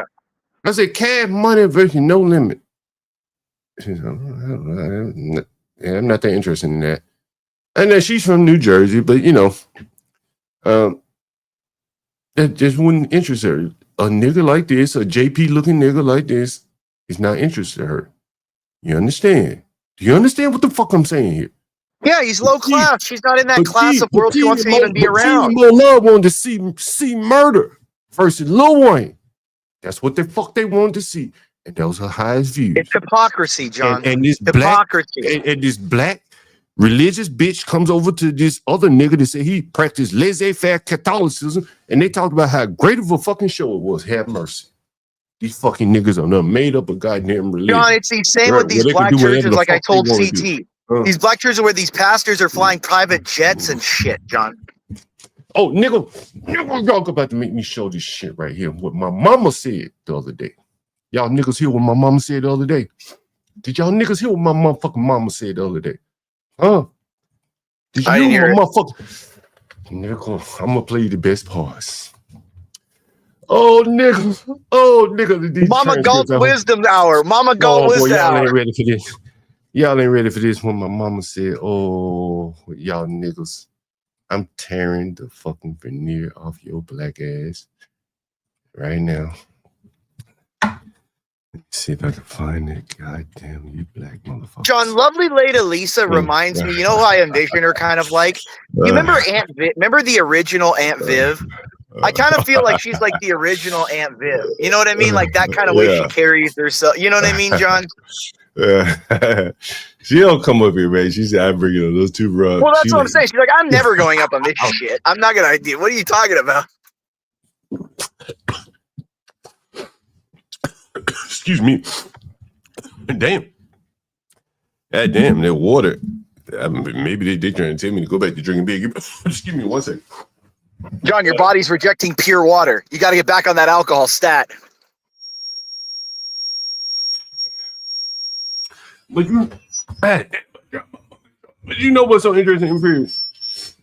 These some bitches, you know, when I think Catholicism, any kind of religion, specifically the more extreme it gets, I think of discipline. Yeah, obedience. You know obedience. It's literally like that's the major is obedience. And I'm showing these motherfuckers something here that they probably ain't noticed for the niggas that dealing with it, some bitches in the chat. Nigga, I ain't had a drink on panel since I read some bitch trying to discredit me for drinking. I said, I'll curb this. Nigga, I ain't hooked on nothing. Right? Shit, I ain't got to drink or smoke. Enjoy it. I said, my message is getting lost in the motherfucking sauce because some bitch want to discredit me because I'm drinking. I stopped drinking. I ain't had a drink since. Not off camera or on. Trust me, I'm a very disciplined nigga. I came here to goddamn show you fucking niggas rub your fucking face in this shit. So what was I about to show? John, all that is obfuscation because there were saints like Saint Augustine. Augustine was literally a whoremonger before he became a saint, and like he, you know what I mean? Like, and that's like half of the saints are people that were like horrible people and realized their ways and completely changed. It's not, you know what I mean? Like that's the whole point, John. I got it, Imperius. I want you to listen to this. I'm bringing it all home here for you niggas. Here it is here. No, you can't vacuum all this stuff up. People walking in with their shoes on, dirt, grime, be up on their shoes. You never get that up out of the carpet. So, how much the rent gonna be over there? $1,300. Ooh, that is expensive. How much is the rent? What are you saying now? Almost 12, 1180 something.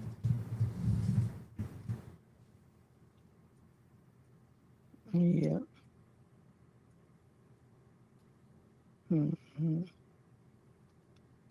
Well,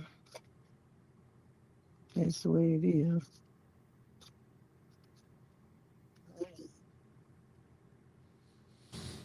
I hate they let the building go down like that. Yeah, I've seen they what have happened. And this, I don't know anything about buildings and investors, but I will never, ever in my life, if I happen to have to live that long, rent from a church-owned, supposedly building. Now she's talking about a black-owned church. She lives in a building that's caught up in some kind of real estate scheme. I've discussed this here. And so basically these buildings have a life cycle to them, these finance schemes. I've discussed it here on the channel. When I first moved to DC, that was one of the first jobs I got. It was at Mission First Capital Advisors. I think they were eventually bought by someone. Let's see if I can pull it up here.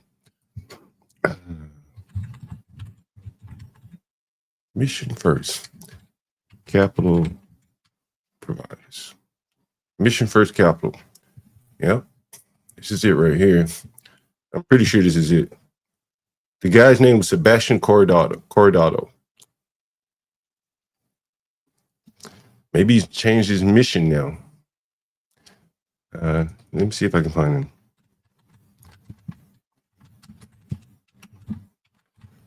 Sebastian Corradado. Oh, shit. A lot of images came up. Damn. What's it? Damn, I wanted to pull him up. Mission First. It's probably him. This is him right here.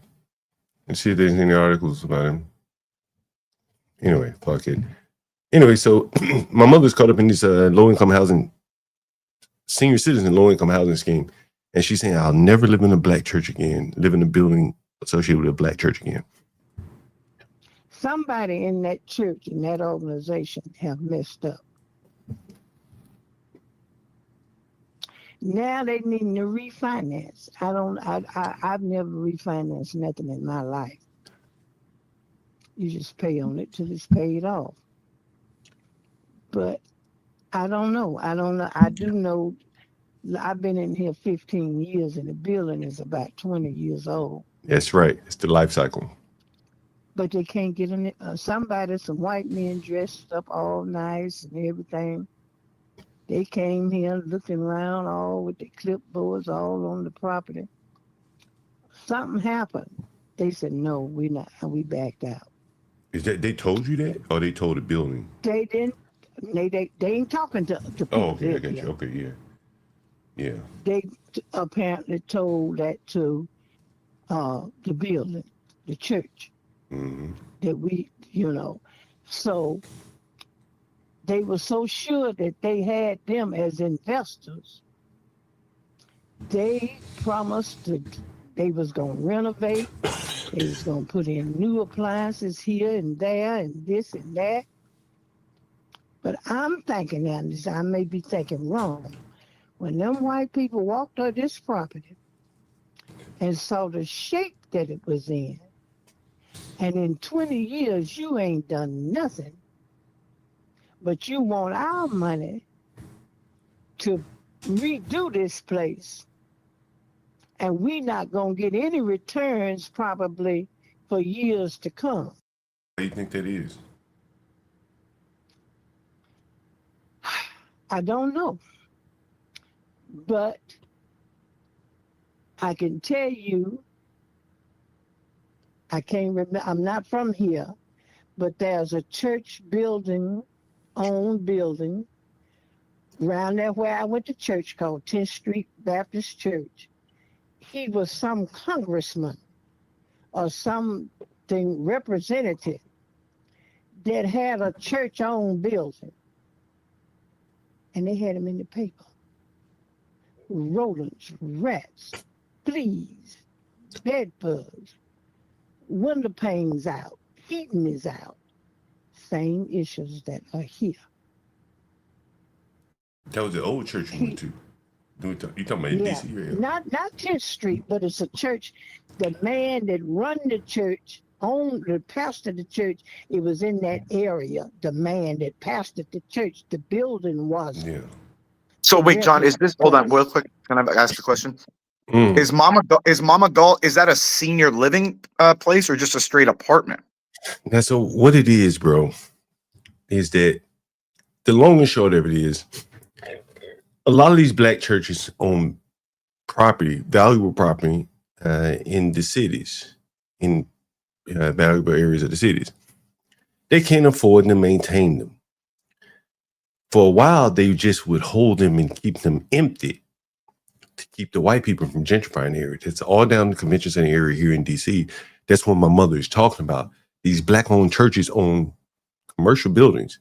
They couldn't do anything with them. So big banks and big business said, we'll come up with this scheme with a 25-year life cycle, and then we're going to assume that they're not going to maintain the building, so they'll be worth nothing. They'll run them down to nothing in value.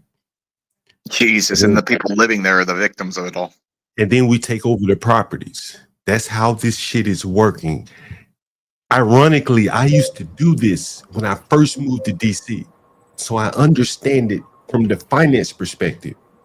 This is what you would call kind of the death spiral. She's explaining it, that all the people that can move out, like my mother, they're out.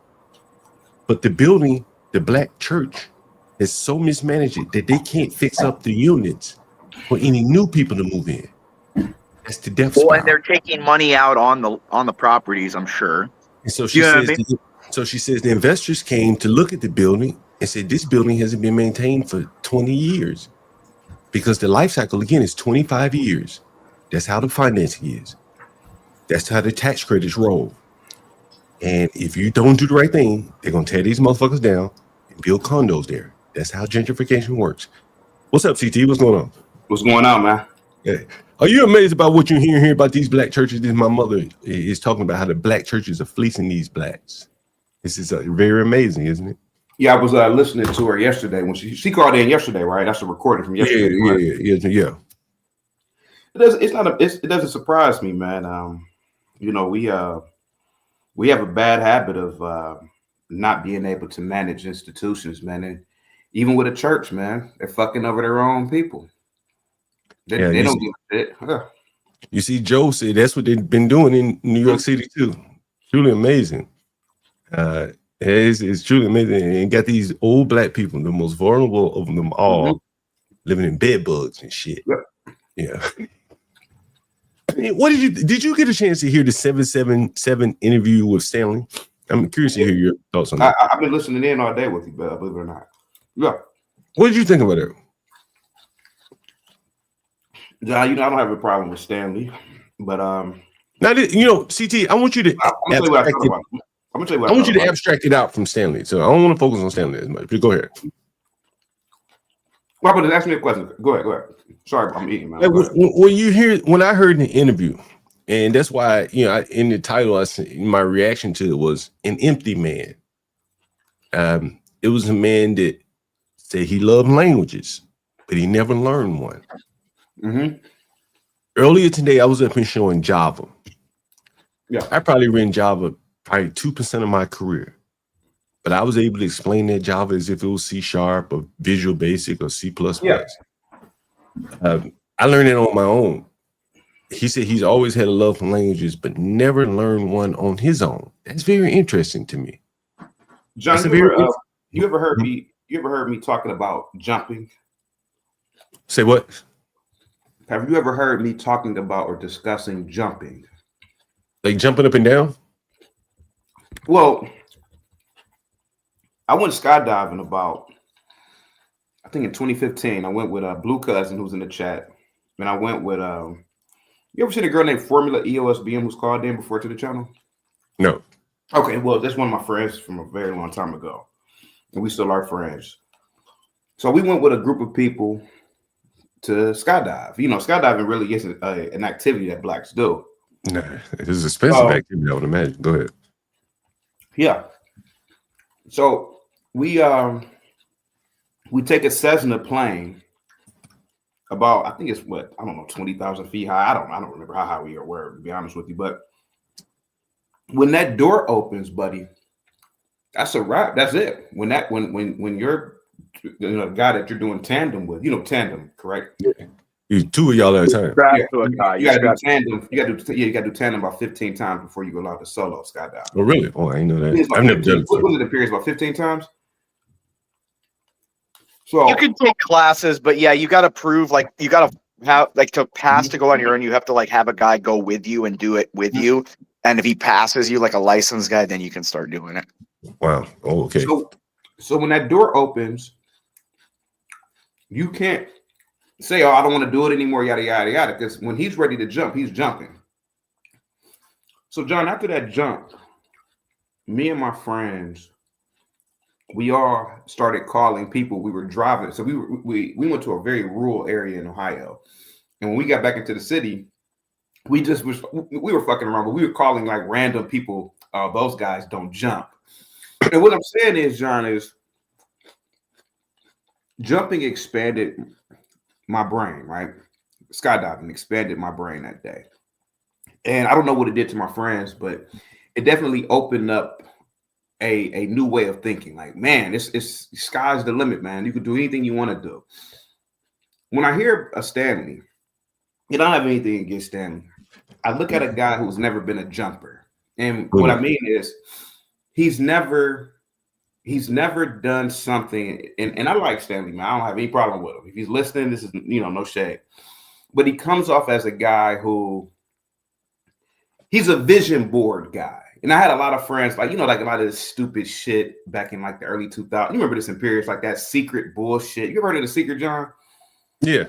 You heard of this? Yeah, the secret. You get these niggas writing on, they buy a whiteboard and they write all these goals they want to do. Yeah. And they never fulfilled, like they barely fulfill any of these. They'll wake up at 9 o'clock, like they say. But if the vision board said, my vision is to go to Bangkok, whatever, they never do it. And I think Stanley, he's to me, he's like a vision board type guy. Like he's stuck at the vision board. He's never gonna jump. It could be out of fear. It could be an insecurity. It could be a multiplicity of things. But I feel like because he said that he's gonna learn a language, he's put it in his mind that he's learned many languages when in fact he hasn't. Because he's not willing to do what an ex-girlfriend of mine did. She moved to Mexico, John, to learn Spanish when she was in her 20s. It was people do it. She moved to Mexico. She said, "Fuck schools and shit. I'm gonna go where people speak the language." She lived in Mexico for like 2 years, bro. Yeah, they call it immersion. Many people do. Yeah, immersive. Many learning. people do. Immersive learning. Yep. Yeah, many people do it. So when I hear Stanley, unfortunately, I see a guy who, like you said earlier, the only reason why he's traveled the world is because somebody told him to. I don't think he would have traveled internationally on his own, John. CT, I want to get right to that point. I got it queued up for you. Mm-hmm. You just happened to take me go where I figured you might go, and I got it queued up for you, and I want you to respond to this, CT. And before you play it, John. Yeah. John, you've traveled overseas, correct? Yeah, you said you've been to Africa. Yeah, I've been. My first time traveling overseas, I was fucking terrified of flying over the Atlantic Ocean, man. I mean, it was like the idea of flying over the ocean, man. It's just so vast, bro. Like the fact that this fucking plane is going 600 miles an hour and it's still going to take you 7 or 8 hours. That was mind-boggling to me. Yeah, no, it is. Go ahead. And so when you are actually in the plane and you actually are flying over the ocean, you're saying to yourself, this is it. This is it. This is the dream. This is the reality that I've just created. And I feel like a lot of people, even with a Stanley, they have lofty dreams, but a lot of it is deferred because they are actually afraid to step out and jump. That's what I meant by the whole jumping concept. Yeah, I can totally get it, man. John, there's an old Latin saying that the Romans had. It's called "Fortis fortuna adebat." Fortune favors the bold. And That's pretty much what you can't accomplish anything if you're not anything worth doing has to be a risk, or it's not there. Someone would have done it already. Yeah, before I play this video, CT, you remember it was a couple of days ago. I went up on a channel like ED. Give me the definition of per capita. Yeah, Eric. Yeah. He was so wrong. It fucked Gimpy up. Remember that Gimpy was like, man, I can't listen to this no more. Like, you're so wrong. You got it upside down. I can't take it anymore. You remember that? Mm-hmm. Now, he should know per capita. Someone said that was painful. It was, that was painful. Equally painful, I would say, is someone like Izzy Bands that has. I asked him, I said, man, how many hats do you have? He said, I have 30. 30 hats, bro. Yeah. 30 hats, man. That's probably how much a hat costs. How much them big old hats, them big oversized hats. I haven't purchased Him and Mr. Fantastic. Bucks for a baseball cap. How much them big old oversized hats did him and Mr. Fantastic be wearing? How much them shits cost? They like sneakers, right? So you don't wear those hats with ragged ass sneakers, correct? You can't do that. But you got to buy matching ones, John. Matching ones. CT, I'm asking out of curiosity. I did a credit check here online one time. I asked a white boy. He was sitting in my house. Did you hear the one of the white boy fucking moved in without even telling him? Well, I think he told me, but I didn't even see the cash app come through or the text message. And I played it early because I went to the house like 4 a.m. Who the hell's in this room? It was a white boy in there, but the white boy skilled. He could paint. He could do HVAC. He got tools and shit. Yeah. I said, boy, that's a white boy I can work with. They so rare, my nigga. And then they float around. I had one. People have seen him on the street. Man, they like gold when you find them. I ain't lying. Yeah. Because they're so skilled and they have a creative mind. If you get a good one. And the one I had was zapped out on drugs, but damn, he had a mind on him that was creative. Don, those are what we call the gypsy whites. They kind of flounce place to place. They don't really have they just kind of live on their skill, making enough for a few years here, move to the next town. You know what I mean? They're gypsy whites.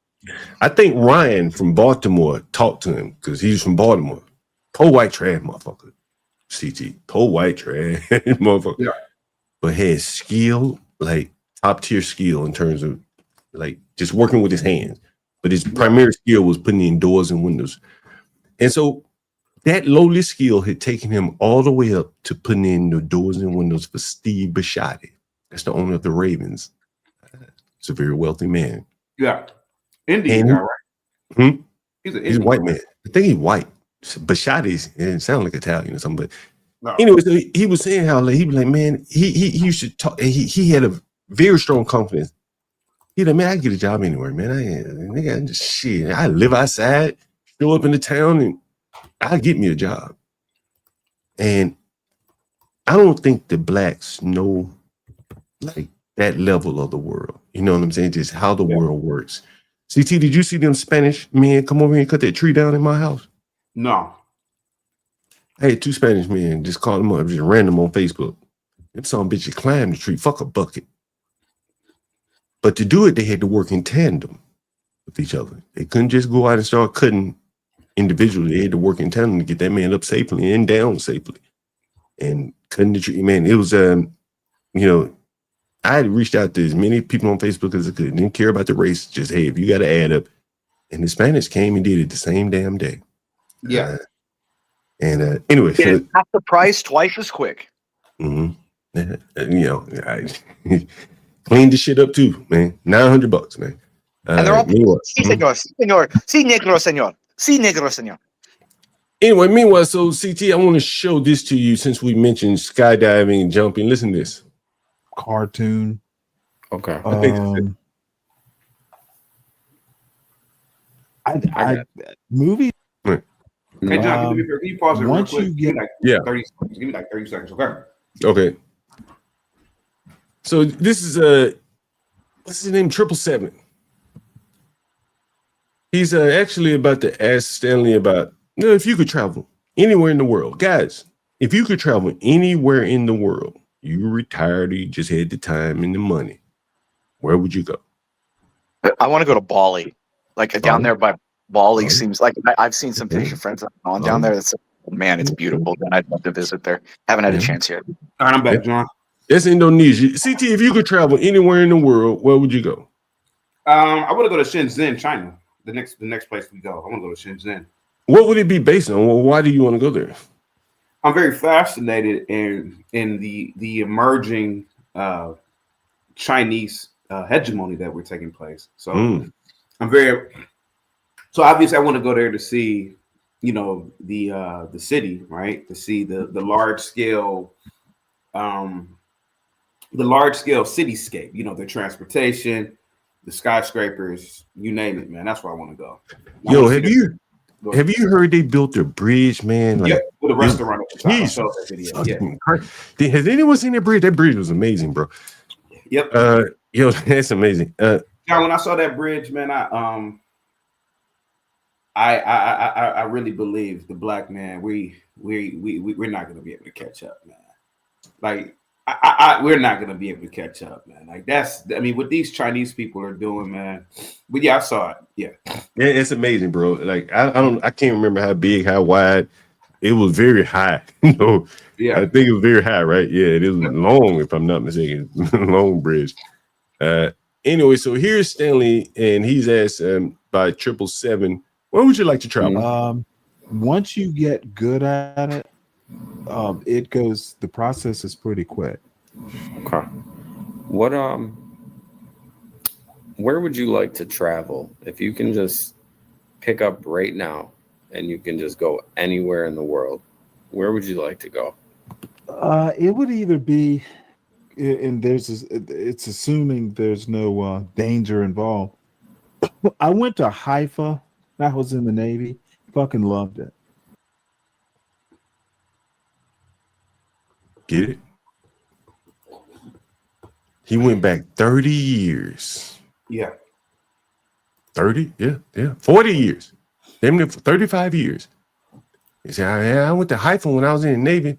He never got his passport stamped on his own dime. Yeah, I know a lot of people like this, John. They need somebody to tell them what to do. And they need that structure, you know. BT, you're me. Yeah, I've said this forever. We need monarchy. We need a strong ruler. I think there's no interest there.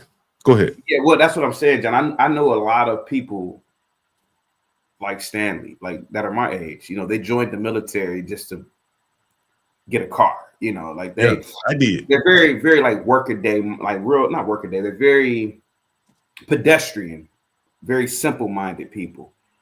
And not to say that Stanley is simple-minded, but I feel as though Stanley isn't. He represents, and I see this with a lot of older black men. Like they're not creative, you know, outside of, you know, maybe playing the guitar or singing or something. We're not really creative, bro. And I really feel as though if you were to say, hey man, let's go to I don't know, Cambodia, right? I think without the safety of the military, he wouldn't go because he would be too worried about the what ifs, right, of travel, because he needs that safety blanket around him. I really believe that. And I know a lot of guys like that. They need that blanket around them. Whereas I would go to Cambodia right now. I would go to Angkor Wat right now. I would go like on an excursion right now because it's the adventure. It's not about the what ifs. It's what if I don't go. So I really look at Stanley as just a vision board guy. He doesn't get past the vision board, and I would doubt that he's ever traveled overseas alone. I don't think he has. Wait a minute, what is it? Somebody saying something in the chat, Tyrone. I don't want to miss something important. University said they need an overseer. That's what I was going to tell you. We need an overseer. I said it though. I said, John, people, if you gave them the choice, if they could just be ruled and by a king or a monarch that just cared about them like children, people would be fine with it. Let me tell you a story. I went to London the first time. I think it was the first time. It was, and we went on a tour of those castles. Anybody on the panel ever been to London? I've never been to London. I never been to London. And I've been to King's Road. I've been all through. Yeah, oh yeah, John. Yeah. So I've been twice, and probably 10 years in between.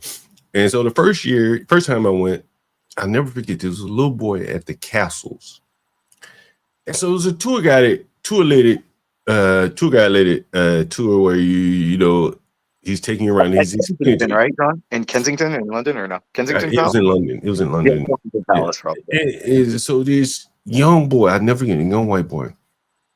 I bet you that young boy learned more there than he probably learned in all of his history class.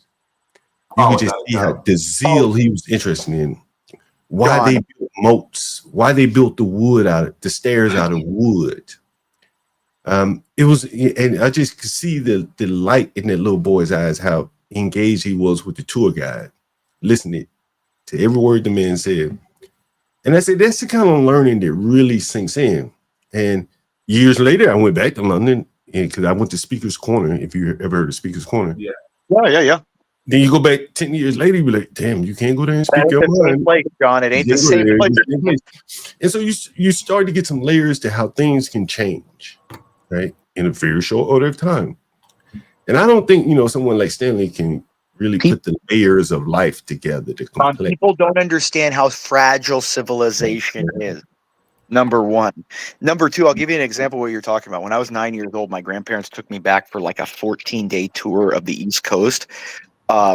Through the civil history of like the Revolution and the Civil War, all through the East Coast, went to like up from Boston down to DC, or all through Virginia, Gettysburg, Atlanta, all up and down, right? And literally the entire time I was just like hanging on to like the tour guy. He was telling stories about we got to go to those reenactment places, John. And literally I was like walking near George Washington character and the Lincoln or all those characters that pretend to be them, and I was like and that's what got me into like history and politics. Yeah, that's what organically gets you into those things. I'm glad you hit on that point.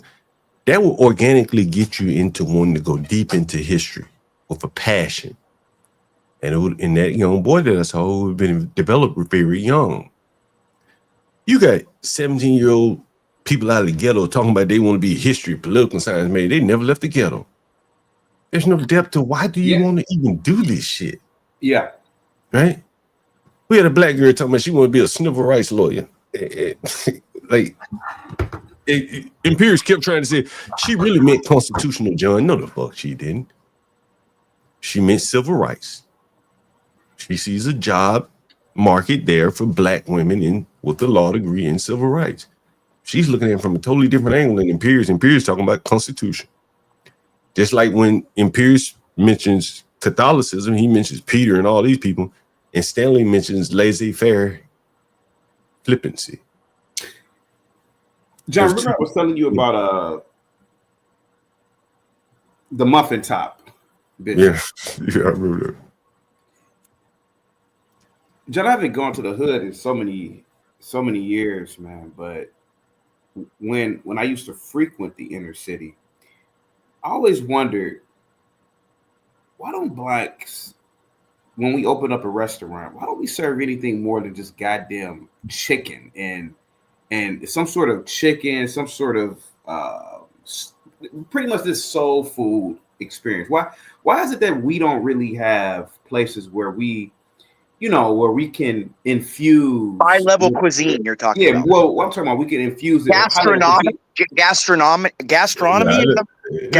Let him finish, Imperius. Go ahead.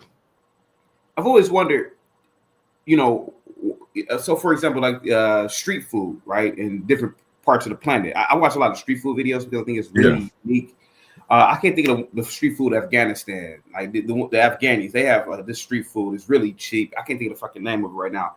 And I'm thinking, why doesn't a black say, you know what, we're gonna infuse different cultures or cuisines into this restaurant? And what it is that, John, it goes back to what Imperius says about the abstraction, man. Exactly. It's not being able to cultivate a multiplicity of different options, right? And so relating this back to Stanley, unfortunately, he may want to have, I heard him when he said Latin. I was like, Latin? Well, okay. Yeah. I was like, all right. But I think it's the whole idea of this soul food mindset. Like you're still stuck in this collard greens pork chop or collard greens chicken mindset. You're not really willing to go the extra mile, to immerse yourself. And I really believe that's the kind of person Stanley is, and other people, man, to be honest. I'm not trying to pick on Stanley. It's just, bro, this is what I'm saying. We're abstracting out. We're using Stanley as like a concrete example. Yeah. He's a microcosm. He's he's just an example of what the greater trying to make. Use the word microcosm, I use a concrete example of this software, but it's the same thing. I was sitting in a restaurant, a bar. Yeah. I don't know if you guys know, I ain't been drinking last 3-4 days. Yeah, you said, yeah. I was going sober. Anyway, so I'm sitting in a bar and it's during COVID and, people were taking up bacon, CT. And you don't know why there are no muffin tops. And the black guy, he says, these two, black guy and white guy, liberal New York City. Yeah. Franklin Avenue, the bar was called, I can't remember. But anyway, right there, Franklin and Putnam. Yeah. Yeah. And so anyway, the Franklin and Fulton. Anyway, so black guy, white guy, they said, yeah, I'm taking up baking. Both of them are taking up baking. Yeah. The black guy learned, I'm baking bread. The white boy said, I'm making croissants. Croissants is on another level than just baking a loaf of bread. Yeah. I don't know the ins and outs of either one, but to get them layers and that flake and all that kind of shit. Intricacy you're talking about. It's more intricate. Right. The complexity, the intricacy of baking bread. And so with that, I'll show you this. It's actually easy. You got once you get the hang of it. Yeast, right? You get the yeast. My dining room table. Car real quick, maybe. Dude, I haven't smoked a J in probably 40 years. I feel like maybe you need a nice joint, maybe just to maybe hit once or twice before you go to bed. I've survived this long. Okay, all right. It's not for everybody. What is your favorite place to eat? Like home. Okay. There's nothing wrong with that. My dining room table. Okay. No, I mean my grandmother. If I could think of any. All right, hold on, Chris. Hold on. I could see you with the cup of coffee there. A nice piece of toast. No, I'm ever since I was maybe 25, I'm actually a fairly decent home cook. I mean, I bake my own bread. You make your own bread. I think I heard you say that you make your own bread, right? Hot dog buns, tortillas. Awesome. Yeah, I pretty much make it all. You mean put it in a bread maker? You don't make no fucking croissants. John, he just puts it in a bread maker. You don't make muffin tops. You're not gonna get a muffin top out of Stanley or a croissant. That's your answer, CT, right there. But John, he's making it seem like he makes, even with that, he's making his bread by hand. He's putting that shit in a bread maker. And you know what else, man? Like, nigga, show me some bread. John, do you know in Europe, intricate you do all this goddamn cooking, all this cooking, all this fishing. I ain't seen a damn fish or fishing reel or a damn baked bread. He ain't shown nothing. Pop the balloon and whatever the fuck the APY rolls out. No bread, no croissants there, CT. It started out as a project that me and my son could do. Okay, and, I think I remember you saying I've been this. doing it for 10 years now. Okay, you're a big fan. See, I've never attempted to make bread. That's something I just don't touch that. But see, John, he's trying to present it so he takes the mold and he uses the wheat and the dough and he actually heats it up and John, it's not like he's making they do in Europe every morning. Like, this is what I'm fucking saying, John. He's he's going on a further level of bullshit. He's not even admitting that he just puts that shit in a bread maker. But again, it's not just him. again, it's like I know, John. I know. It's a lot. It's all of them. Superficiality. You got Nidish making AI video. Nigga can't string a drum or guitar, nothing. And he used the white man technologies to come up and make this shit easy, but he never adds any complexity of it from his own mind. He only uses a bread maker and passes himself off as a baker. Thank you. There you go. It's all about pride and ego. And this is what I told CT a long time ago. I said, CT, the reason they're so sensitive is because their pride is in their skin color. So if you attack anything with a skin color that's theirs, they think it's an individual insult on them. Just like Stanley saying he's this Catholic because he wants to side with the biggest, winningest side, the one that's most famous. He wouldn't go, oh, I'm a Lutheran, or no, because nobody knows who the fuck they are. Yeah, like, no one. Hey, you know what's interesting about that is that his father converted to Christianity. Right? You heard him say that. You also heard Izzy's father. I think Izzy said his father converted from Muslim or something like that. It probably would have been his father converted from Muslim because he said he grew up Muslim. You got these people not rooting in anything, attaching themselves to all these higher causes. And then when they bounce into an imperious, they can't fucking talk Catholicism. Hey, John, you ever been to Japan? No, I've never been there. My brother went there. Beautiful. You got to go. I've been twice. I'll tell you this, but go ahead. I'll tell you something. Go ahead. So where I live at, there was a Japanese restaurant that it's still there, but it was one of my first. I don't know if it was my first time, but it was one of my, as an adult, right? You know, being able to eat at certain places. So I was like in my mid-20s at the time. This I can tell you the name of it. It's called Pacific East. It's in Cleveland. And it opened up when I was about in my mid-20s. I want to say 24, 25. And I walked in there, John, and this is the first time this ever happened to me, man. The waitress bowed to me. And I was like, what? And my dad had never really been around Japanese people. I'd never really been around them. When I was at school, I don't even think we had any Japanese. We had, Chinese, Vietnamese, yada, yada, yada. But she bowed to me. And they still bow to this day. You go in there, Now, obviously, they probably don't bow as much because it's not customary in America to do it. But so I really got into watching videos about, different cuisine. And you are familiar with udon noodles, right? Udon noodles. Yeah, vaguely familiar. Yeah. Oh, so good. I was watching this, many different videos of like really elderly Japanese people who have their own little udon noodle shops in Japan. And they make their noodles by scratch every morning. You've seen these videos, right? They make I know what you mean. Like their sushi every day. They get the fish from their market, the local morning. Yeah. It's John, it's a different world. And so I'm looking at this and I'm looking at this old person here who's been doing this for 70 years, right? And these people are pretty much grand masters at making udon noodles. Like they are really, they show you like the process of it. Yeah. And they have an apprentice, right? To carry that tradition on, right? Obviously when they die. And so I was thinking, John, I was like, when you bring up this story about Stanley, I think about a lot of older black men, dude. Like I don't know if you know Ben, right? Fucking Ben. What is Ben? Yeah. And it's like, what have they mastered? What have they mastered?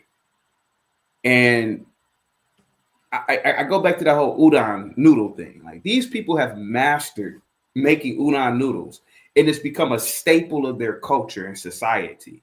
And it really shows you the level of discipline it takes a lot of skill to make that shit in the morning, man. A lot of footwork, a lot of leg work. Yeah. But then when I look at a person like a Ben, right, and he's a lot older than Stanley, it goes back to what you're saying, John, about the language thing. Ben has probably hundreds of books in his home. I'm pretty sure it's one or two of the same subjects. Mm-hmm. Yeah. But I'm telling you, man, you go into, of course, I around whites, I've been in many whites' homes, and if they have books, it really covers the whole spectrum of life. You know, like they have different subjects. You know, and I really look at that whole, well, why doesn't he know how to speak a language? And it's really just the whole idea that, and I hate to say this about Stanley because he's said nothing about me. He, like a lot of older black men, are bullshitters, man. And and I think what probably angers him is you exposing it, right? Here you are. They call you the Uncle Tom, or they call you the sellout, but you actually live around blacks, John, and you actually like black women. That's what it you know. And then when you look at a Stanley, he doesn't live around blacks, and he doesn't. I mean, it's none of my business. It seems like he doesn't like black women, right? And if he does like a black woman, it's probably some chick who's a mixed breed. You know, I see a lot of that with a lot of black guys too. You know, and it, you know, like I said before, man, like Stanley's a very interesting guy, man, to study. Yeah, all of these men are, Knightish, Stanley. You know, I ain't dragging you into this, but again, I'm trying to abstract it out so it's not to focus on one in particular person. But we rarely get to go inside the mind of someone like a Stanley. The mind of a nigger. Right. Oftentimes we get to hear him controlling the panel, telling you how smart he is. You don't get to question his depth. He'll just put you down from the panel. But that interview really exposed him for people that were paying attention, because you realize there's really no there. He's telling you about his strengths, and I'm a problem solver. What problems have you solved? Oh, I had a baby. I took care of my child when my wife died. That was the problems I solved. But you were more or less looking for an answer that, like something like a Navy story, right? Something that involves something like who you are as a human being. John, right. CT, there's again, I'll bring it back to Shakespeare again, because he's one of the most brilliant people ever. Hamlet, to thine own self be true. What did that mean, John? I get you. He's not being real with himself, but he's putting forth an image up here that it's John, it's that he's terrified to be alone with himself because he recognizes his own failures, but he has an insecurity complex about it, so he has an inferiority complex to everybody else. And I think he takes that and he comes up here and he, as you say, he professes himself as being smart. He won't even fucking cam up. Someone said, wasn't his late wife white? Yeah, that is true. And the only reason that's relevant is because he talks so much about race. No one would care if he didn't talk that much about race and try to uphold black people. No one would care. John, how many black panels would exist if you couldn't talk about male and female relations? Very not many. But, again, the point I'm making is that, like, no one would care about the race of his wife if he didn't bring it up so much about defending blacks. I don't think I would care. But that just strikes me as rather odd. I just can't get over that. And that he, professes his love for blacks, but don't live around them. He clearly didn't marry one and never seemingly have dated one before or after his wife. His wife. And again, I just think it's a veneer. John, it's the same thing with all of them.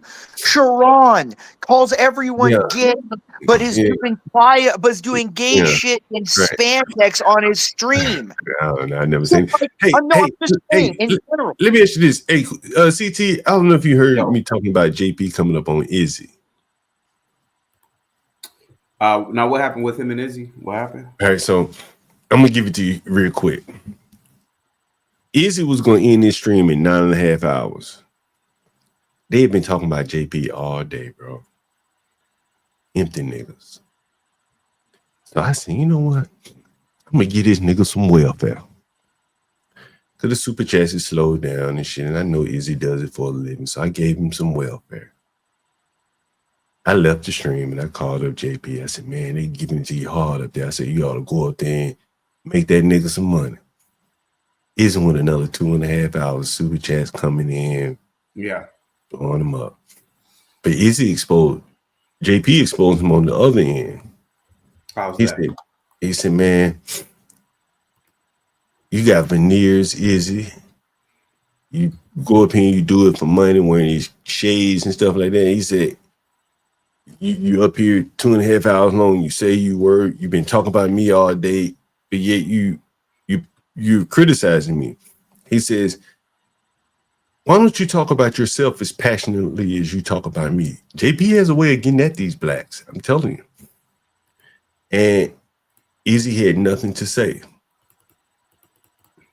He was full of passion when it came to tearing down JP, but he had nothing to say in regards to building himself up. He was just like Stanley. He kept going back to his childhood, and he was in school. He was a Muslim. He converted from Muslim to Christianity. His mama got married, but he had nothing really of substance. You know, like his elevator pitch when JP put him on the spot. I put him on the spot up here. I said, nigga, I paid $250 to respond to a video. And if you respond better than JP to a video, a random blind video, and the audience say you responded better than this high school dropout, I'll pay you $250. He wouldn't take the challenge. He's empty. You know JP, a dangerous nigga off the cuff, he'll say anything, right? He can be honest. He doesn't have to worry about his audience. And, it was very interesting to see Izzy JP make both of those blacks back down who were supposedly so much educated and supposedly, so much better off than JP. And they're dependent on his welfare. And I think they are in denial that they are dependent on his welfare. I guarantee you, JP probably brought in $200 for Izzy in 2.5 hours. And made $75 for himself. So that's basically $300. Why do you think they're in such denial about like Izzy? You said why do you think Izzy is in denial? Not just, it ain't just talking about Izzy, but a lot of these blacks that criticize JP. And here's the other thing I want to say. There are black children all over America that are abused, abandoned, neglected. I covered a big story here across the street from one of my apartment buildings, Bonita Jax. He killed all 4 of her children. The bodies was what was her name? Bonita Jax. I'll never forget it because I owned an apartment building directly across the street from her. And she killed all 4 of her children. I think it was all girls. DC. Oh wow. Damn. Oh shit. Let me see. That's really white woman, John. No, this was Sister Gal shit. But some of the things they're you're gonna hear in this truly shows you how black people don't give a fuck about each other. She had the bodies in the home for listen, bro. Now in DC they're row houses. These ain't like you living out on a farm. Them bodies stinking, man. But it was worse than that, CT. She didn't have water, gas, no utilities. So she was asking people for water. Hey, can I get some water? And never did any of her neighbors say, damn, like you got 4 children with no water. Like maybe we need to call CPS. Maybe they called them and they ain't show up or whatever the hell the case was. Failure by DC government, clearly. And so this woman killed all 4 of her children. And let's see if I can find, I got it up somewhere. Let me see what.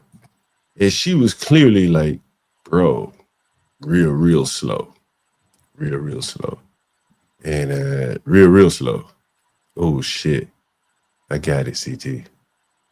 Oh shit. A blast from the past. Look at this shit, CT. Bonita Jax. Bonita's capital is a great place to visit. Can y'all see this?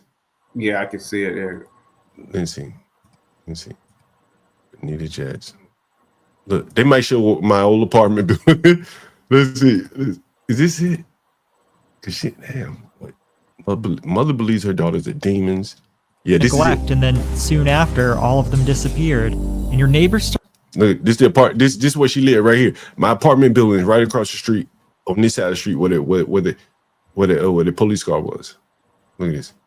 None of these people did any. Listen, aside from a lone social worker. Listen, none of services for a wellness check, wouldn't you? In today's story, none of these people did any of these things. Yep. Aside from a lone social worker whose cries went. That Benita Jack's right there. I told you. Benita Jack. They all look like Fannie Willis. They all look like Fannie Willis. They all look the same, John. Give me 1 second, guy. Dude, they all have that real bloated fat. Like Don, it's the same. They all look the same. All those ones, dude. I'm telling you, dude. I don't. Wow, like some sort of hippo or something. It literally doesn't she look like kind of a hippo, CT? Like the facial structure, the big, big cheeks, big eyes, big round eyes, like a hippo. Little ears, big nose. Yeah. He could probably eat a boat. It's possible. I'm thinking if you took her to a zoo, a male hippo might take her in. Uh-huh.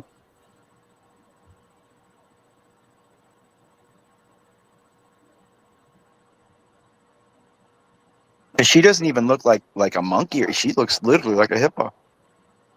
Like that's the thing. People do something like white women sometimes look like birds. Like I've seen that. Mike Shanahan looked like a rat. You remember Mike Shanahan, CT?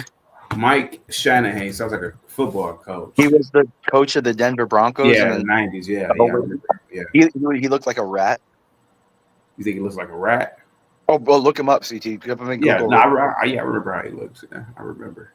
But sometimes people look like she looks like a hippo. Mm.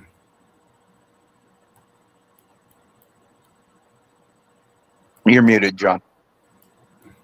You hear a lot of these blacks. I asked them, I said, look, why do you even give a fuck about JP? We hit jury. I care about them little girls. You ever heard that before, CT? Yeah, and I talked about that extensively on the show, how they use that as to be an arbiter of morality, even though they don't really care about them girls, man. They don't care about them girls. They're like fucking the Palestinian. They're like the what is that? The Palestinians. They use the kids as the human shields. But I think the blacks are using the children as human shields to enjoy the entertainment of JP. Well, I just want to help his children. That's the only reason I'm watching, to help his children. Well, it's a scapegoat. They can say they're doing it for a different reason, and no one can say, "Oh, I can prove you're not." And but there are plenty children in their own neighborhoods they can clearly help, right? Where they have a much more direct impact. They don't do help. It's probably children in their own damn families. When you say so, probably children in their own damn families. And yet they want to help JP's children. You know that's bullshit. That means actually doing something like off their phone. You can't do that, John. Somebody say that's too much to ask. Somebody say hippos kill. No, I called her a hippo, John. That's what I was saying. She, some people look like. I was saying, John. Remember Mike Shanahan? He looked like a rat. Yeah, she looks like a hippo. No, if you look at her facial structure, she has the real round eyes, little ears, big cheeks, kind of the gap between the teeth, two big. But somebody got her pregnant too, and there is the next problem in the black community. Somebody got her pregnant 4 times. John, do you notice that a lot? I guarantee it was a real skinny black guy. Like it's something with these real skinny black guys. It's like the praying mantis phenomenon. These giant women that these skinny little males climb on top of and mate, and then the women eat them. It's like an odd thing. CT, you know what's interesting about in this instance, it kind of canceled out because there are so many black women that think they're so educated that they don't have children. I have a clip of that. I ain't gonna play it, but yeah, I see a lot. I see a lot of that happening too, man. A lot of girls that went to college with me, man. You're running to them and they don't have any kids, man. They're never married, and it's not even as if they even have like high profile careers, right? A lot of these girls are working at nonprofits, working for the government, or they started some little business or something. So it's like it always amazes me as like how the movies and particularly the movies have brainwashed not even just black chicks, man, but brainwashed these women into this career woman bullshit. you know. And after a certain age, man, it's really unattractive, man, when you hear women speak and they lead with their degrees or jobs and their little silly little titles that produce nothing. And you mentioned the jumping off out of the plane. Do you think that they're suffering from somewhat of that, like jumping off of the paradigm? Someone that heavy can't get in the plane. Stop. You know what I mean. You know the paradigm that you mentioned, jumping off the plane, right? Oh, yeah. Right. Do you think that they're on a paradigm of career women? It's not working for me. I would say the overwhelming majority of most women, but definitely the black women. Yeah, definitely black. But they can't accept that and say jump out the plane and go to another paradigm or jump to another paradigm, you know? And so when the door opens, they just stand there, you know, and you know, it's maybe not the equivalent, but they need to adopt something else. I told you, I think I've told you the story about the. I was selling some items on what's that shit called? I think it's Craigslist or whatever. I mean, yeah, no, it was Craigslist. It was Craigslist. Oh, back in the day, yeah, Craigslist. Because all the hookers were on too. And this white chick comes to the house, and she's a nurse. I had I don't know if it was necessarily an antique couch, but it was over. I think an antique is technically 100 years and over. Technically, I can't remember exactly how they.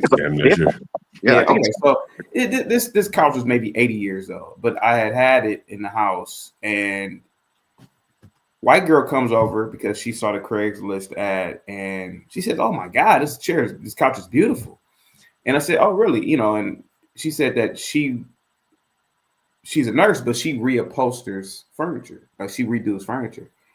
And so she asked me to drop it off at her house. It was something else that she had got from me, but she couldn't take the couch that day. So I agreed to take the couch to her house, man, to drop off the the couch or whatever. She lived in a nice fucking house too, by the way. But I think she lived by herself. I didn't really give a shit to ask her, but she opened up her garage, which was huge, and it was a whole bunch of tools and woodworking machines in there, yada yada yada. She had a hobby, John. Her hobby was reupholstering old furniture. And I say this, John, about these black women and the inability to jump. John, I have never in my life met a black chick with a hobby, bro. I've never. I'm trying my best to remember it. I don't think I've ever met a black chick who has a hobby, something that involves skill, talent, critical thinking, something that involves something that it's not even necessarily a me thing, right? There's an output to it, right? Because even with her with these interest, just an interest. It's an interest, right? But even with her doing the furniture, she can sell that shit. Yeah. And so I've never really met a black chick with a hobby. And I think that's another reason why, we probably have an inability in black culture, man, to just jump off the plane. Yeah, it's a white girl thing though, because I know a lot of white girls who they go to yard sales and estate sales and buy like old furniture, refinish it, paint it different colors, or they just white girls like little nick shit. I think Bomb Cherry. I was just about to say Bomb Cherry. I was just about to say I was just about to say that. I was going to ask you, what's her? Yeah, Bomb Cherry has a hobby. She's my girl. You know what I'm saying? Interesting, CT. I'm gonna get back to the muffin tops for a second here before we get out of here, guys. My grandmother could bake very well. She baked biscuits and a lot of little things, but she baked them for white people. No shit. Yeah, she would be probably over 100 now. But that's how she learned to bake, and she got very good at it because she worked for very affluent white people, and so she had to learn how to cook and make rolls and biscuits and all this little fancy shit. I'm not sure. I doubt she made croissants. It's deep south. But I say that to say the skills that she learned was learned from white people.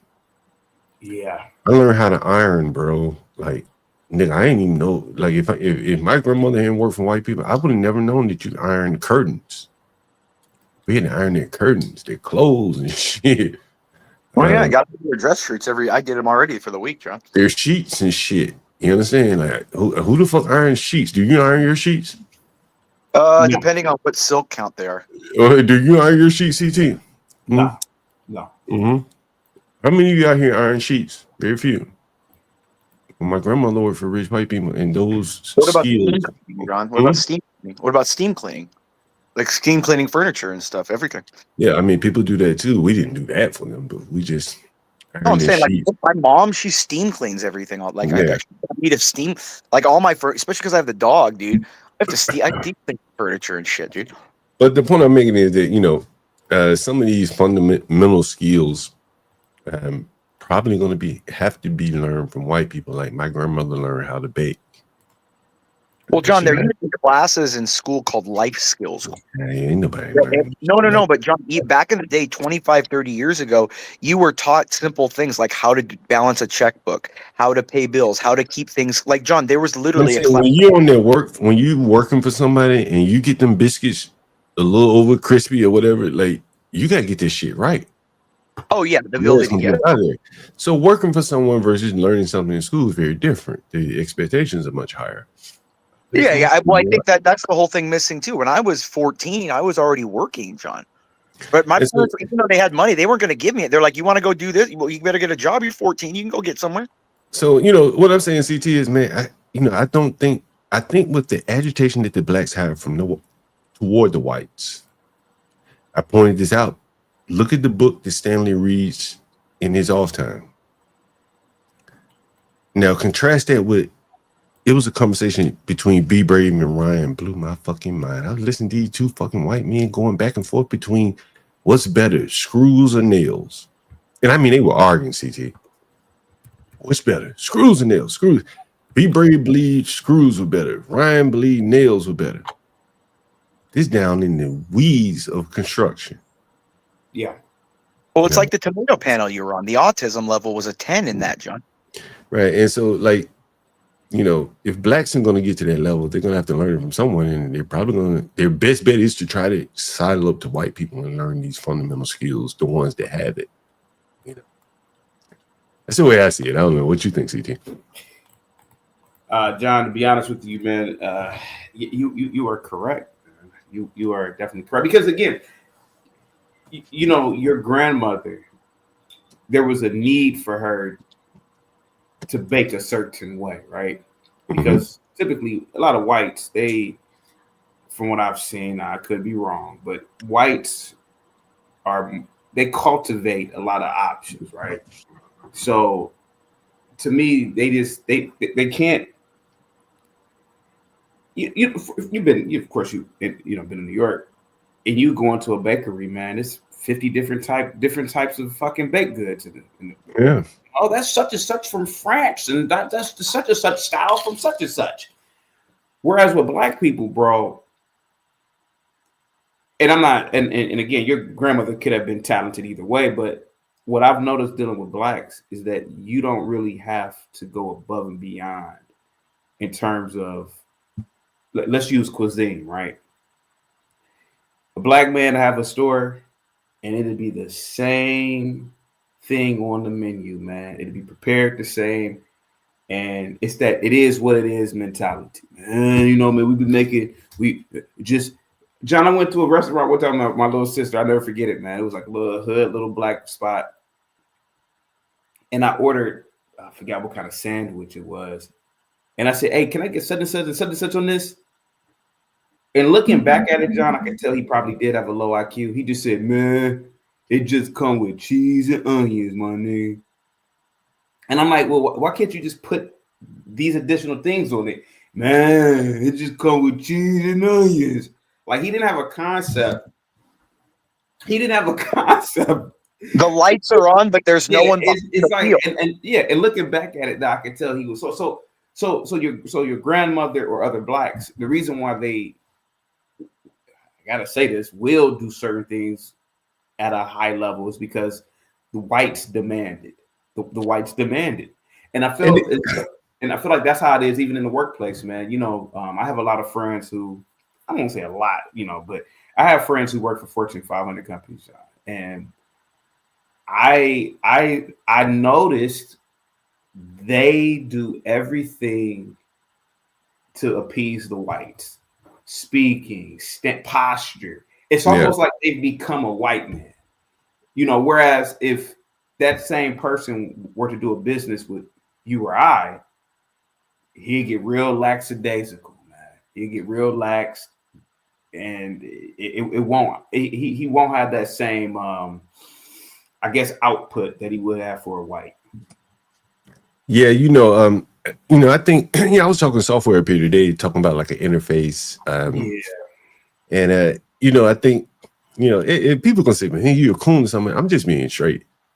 My grandmother had the ability to learn, kind of implement the pattern that the white people laid out to her. She didn't come up with the recipes for the biscuits. The white people say, "Hey, you cook these." She used to make these little things called cheese straws. It's like cheese with flour, and then you bake it. Yeah. And fancy little shit like that, and biscuits and white people like little food that looks pretty. Yeah, and she didn't come up with the recipe, but she was able to implement the pattern, the software pattern, or the baking pattern in this sense, and she did it very well. Followed their precise recipes. That's kind of foundational things. Okay, it's how you make biscuits, and one of the best French restaurants I've been to in New York is African. They took the white man's concept of how to make croissants, perfected it, do it very well. And it's a very popular African, there's several of them actually. I guess, the African countries that speak French. They adopted the white man's pattern of croissants, probably learned from them in Paris or wherever the hell they encountered French people. There's black guys from like French colonies that went to Paris and became like world-renowned chefs. Yeah, I think that's kind of the thing there. It's kind of hard for blacks because blacks want to kind of blaze their own path there. But John, what does it go back to? Like I said, pride. White people have learned from other people, and we just take what we learn and then we go and elevate it. Yeah, the ability to analyze, consume that information, and adapt it and apply it. Okay, white people know what gunpowder. White people didn't invent gunpowder, but they invented firearms. Yeah, SB says, do they make better croissants though? I think they make croissants above average. I would say the Spanish croissants, like you go up to the Bronx, get a croissant, don't even look the same. John, put like the Jewish district in the morning and smell all the a lot of in the morning. A lot of those things again. What's it? The arugula or whatever it is? No, the chocolate thing, rugulash or whatever it's called. I can't pronounce it. What about the ciabatta bread? You ever go to the Italian district, John, and smell all the ciabatta bread? I never go there much, but the Jewish and they'll be like, "What's the mignon doing down here?" Only in a little Italy, but that's not really much anymore. Man, guys, we need to wrap this thing up here. All right, John. All right, yep. Have a good one, CT. Happy birthday, by the way, again. Thank you so much. Oh yeah, happy birthday, CT. Thank you so much, guys. Make sure you check out CT during the morning. You'll be back on Monday morning, right, CT? Yeah, you better have one tomorrow. Yeah, 10:30. You got my work lined up already. Or you sifting through it. Just sifting through some things right now. Man, I got something I think you could do real good, man, one of these days before it gets out in the news. And you probably heard me talk about these basketball players. Oh, the gambling? Yeah. Well, I'm saying it from between their social capital and the money that they made, these guys had $1 billion. They each of them probably made 160 million.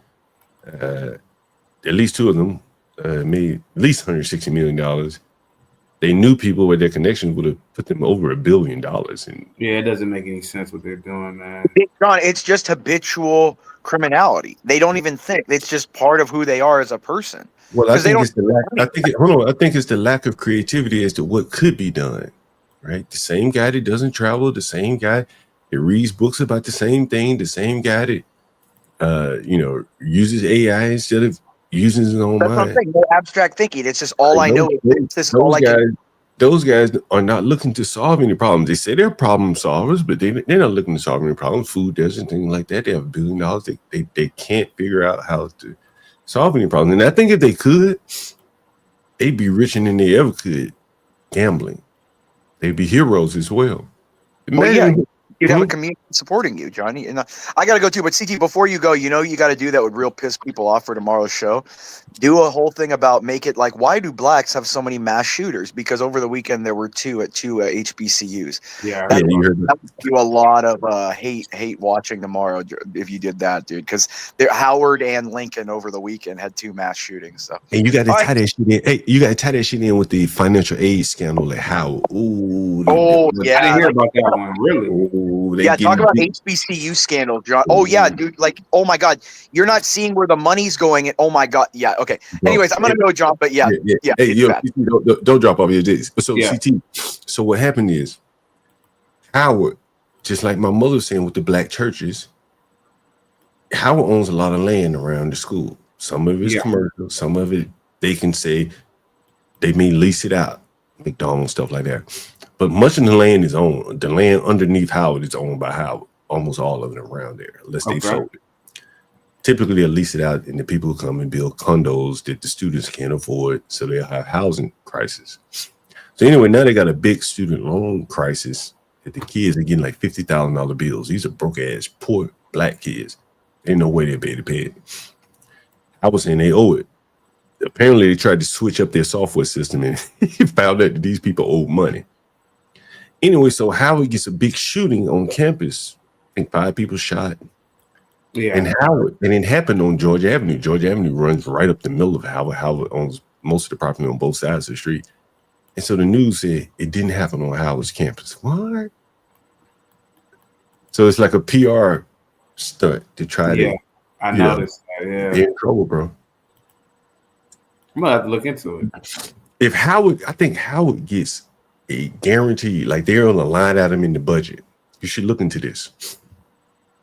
That's probably one of the only reasons they're able to survive. It's the only HBCU like this. I think they get a line item in the budget, like $250 million every year, no matter what, no matter who's in the office. It's like part of the budget, and it's very interesting. You should take a look at that. Yeah, I can't remember the exact amount, but yeah, I'm gonna take a look at it. Thanks, man. All right, any last words, CT, before you get out of here? Nah, man, have a good one, man. Hey, same here, CT. I gotta go do some cleaning up and shit like that. Sounds good, buddy. Peace. All right, take it easy, CT. Hey, that was CT, guys, and make sure you check him out on Monday morning. You gotta check out who else? You gotta check out H0ES. When does he go live? H0ES, you gotta tell us when you go live, bro. Let me see if I can pull your chat up here one more time. Let's see if I can find. Guys, if you know H0ES channel, put it in the chat and I'll put it up on the stream. What else? H0ES, Latino for Trump. Mike from Boston, he has a channel. Make sure you check out all those guys. Is that EAE right there? Did I miss you, EAE? Is that EAE? As a kid, my mom used to take us to the party together. All them leads to make arts girls, and later on, all the